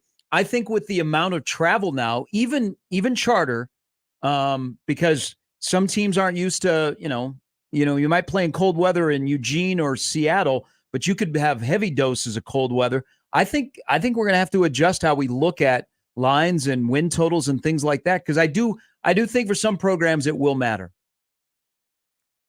I think when Nebraska went to the Big Ten, kind of travel was, a pain for them, but Nebraska's now very centrally located to the Big Ten. So I think travel probably works pretty good for Nebraska. Yep, it does. Hey, B, have a great weekend. Enjoy game 4 on Friday night, and we'll take care of your Gators here playing on Saturday night in the primetime game against Texas A&M. All right, gentlemen. Thanks. Y'all have a great weekend. That's Brian Edwards. You can follow him on Twitter at Vegas B Edwards for the latest. I don't know what the line will be in game 4, but Jason Kidd just called out Luka. Wendy finished him off already. Wow. You can't kick a dead horse. Now you're just basically dancing on the grave. If you're Jason Kidd. Wow. Luka. Derek Harper not walking through that door. Luka's going to respond. Dallas offensively looks like from those medieval times when you eat chicken without your hands. The medieval times restaurants, yes. All right, tomorrow's the College World Series. We'll discuss that tomorrow, and also what's going on at the U.S. Open, where you jinxed Tiger. I guess I did. Yep, it was fun. He'll be back. Don't worry. Yep, he'll be back. Just don't withdraw. Just make the cut, please. Be around for the weekend, please. Scheffler goes off at 12:14. The Connor Happer crossover comes up here in a little bit. For Jimmy, for Nick, I'm Gary. We're back tomorrow at 6 to kick off the College World Series on 1620 The Zone.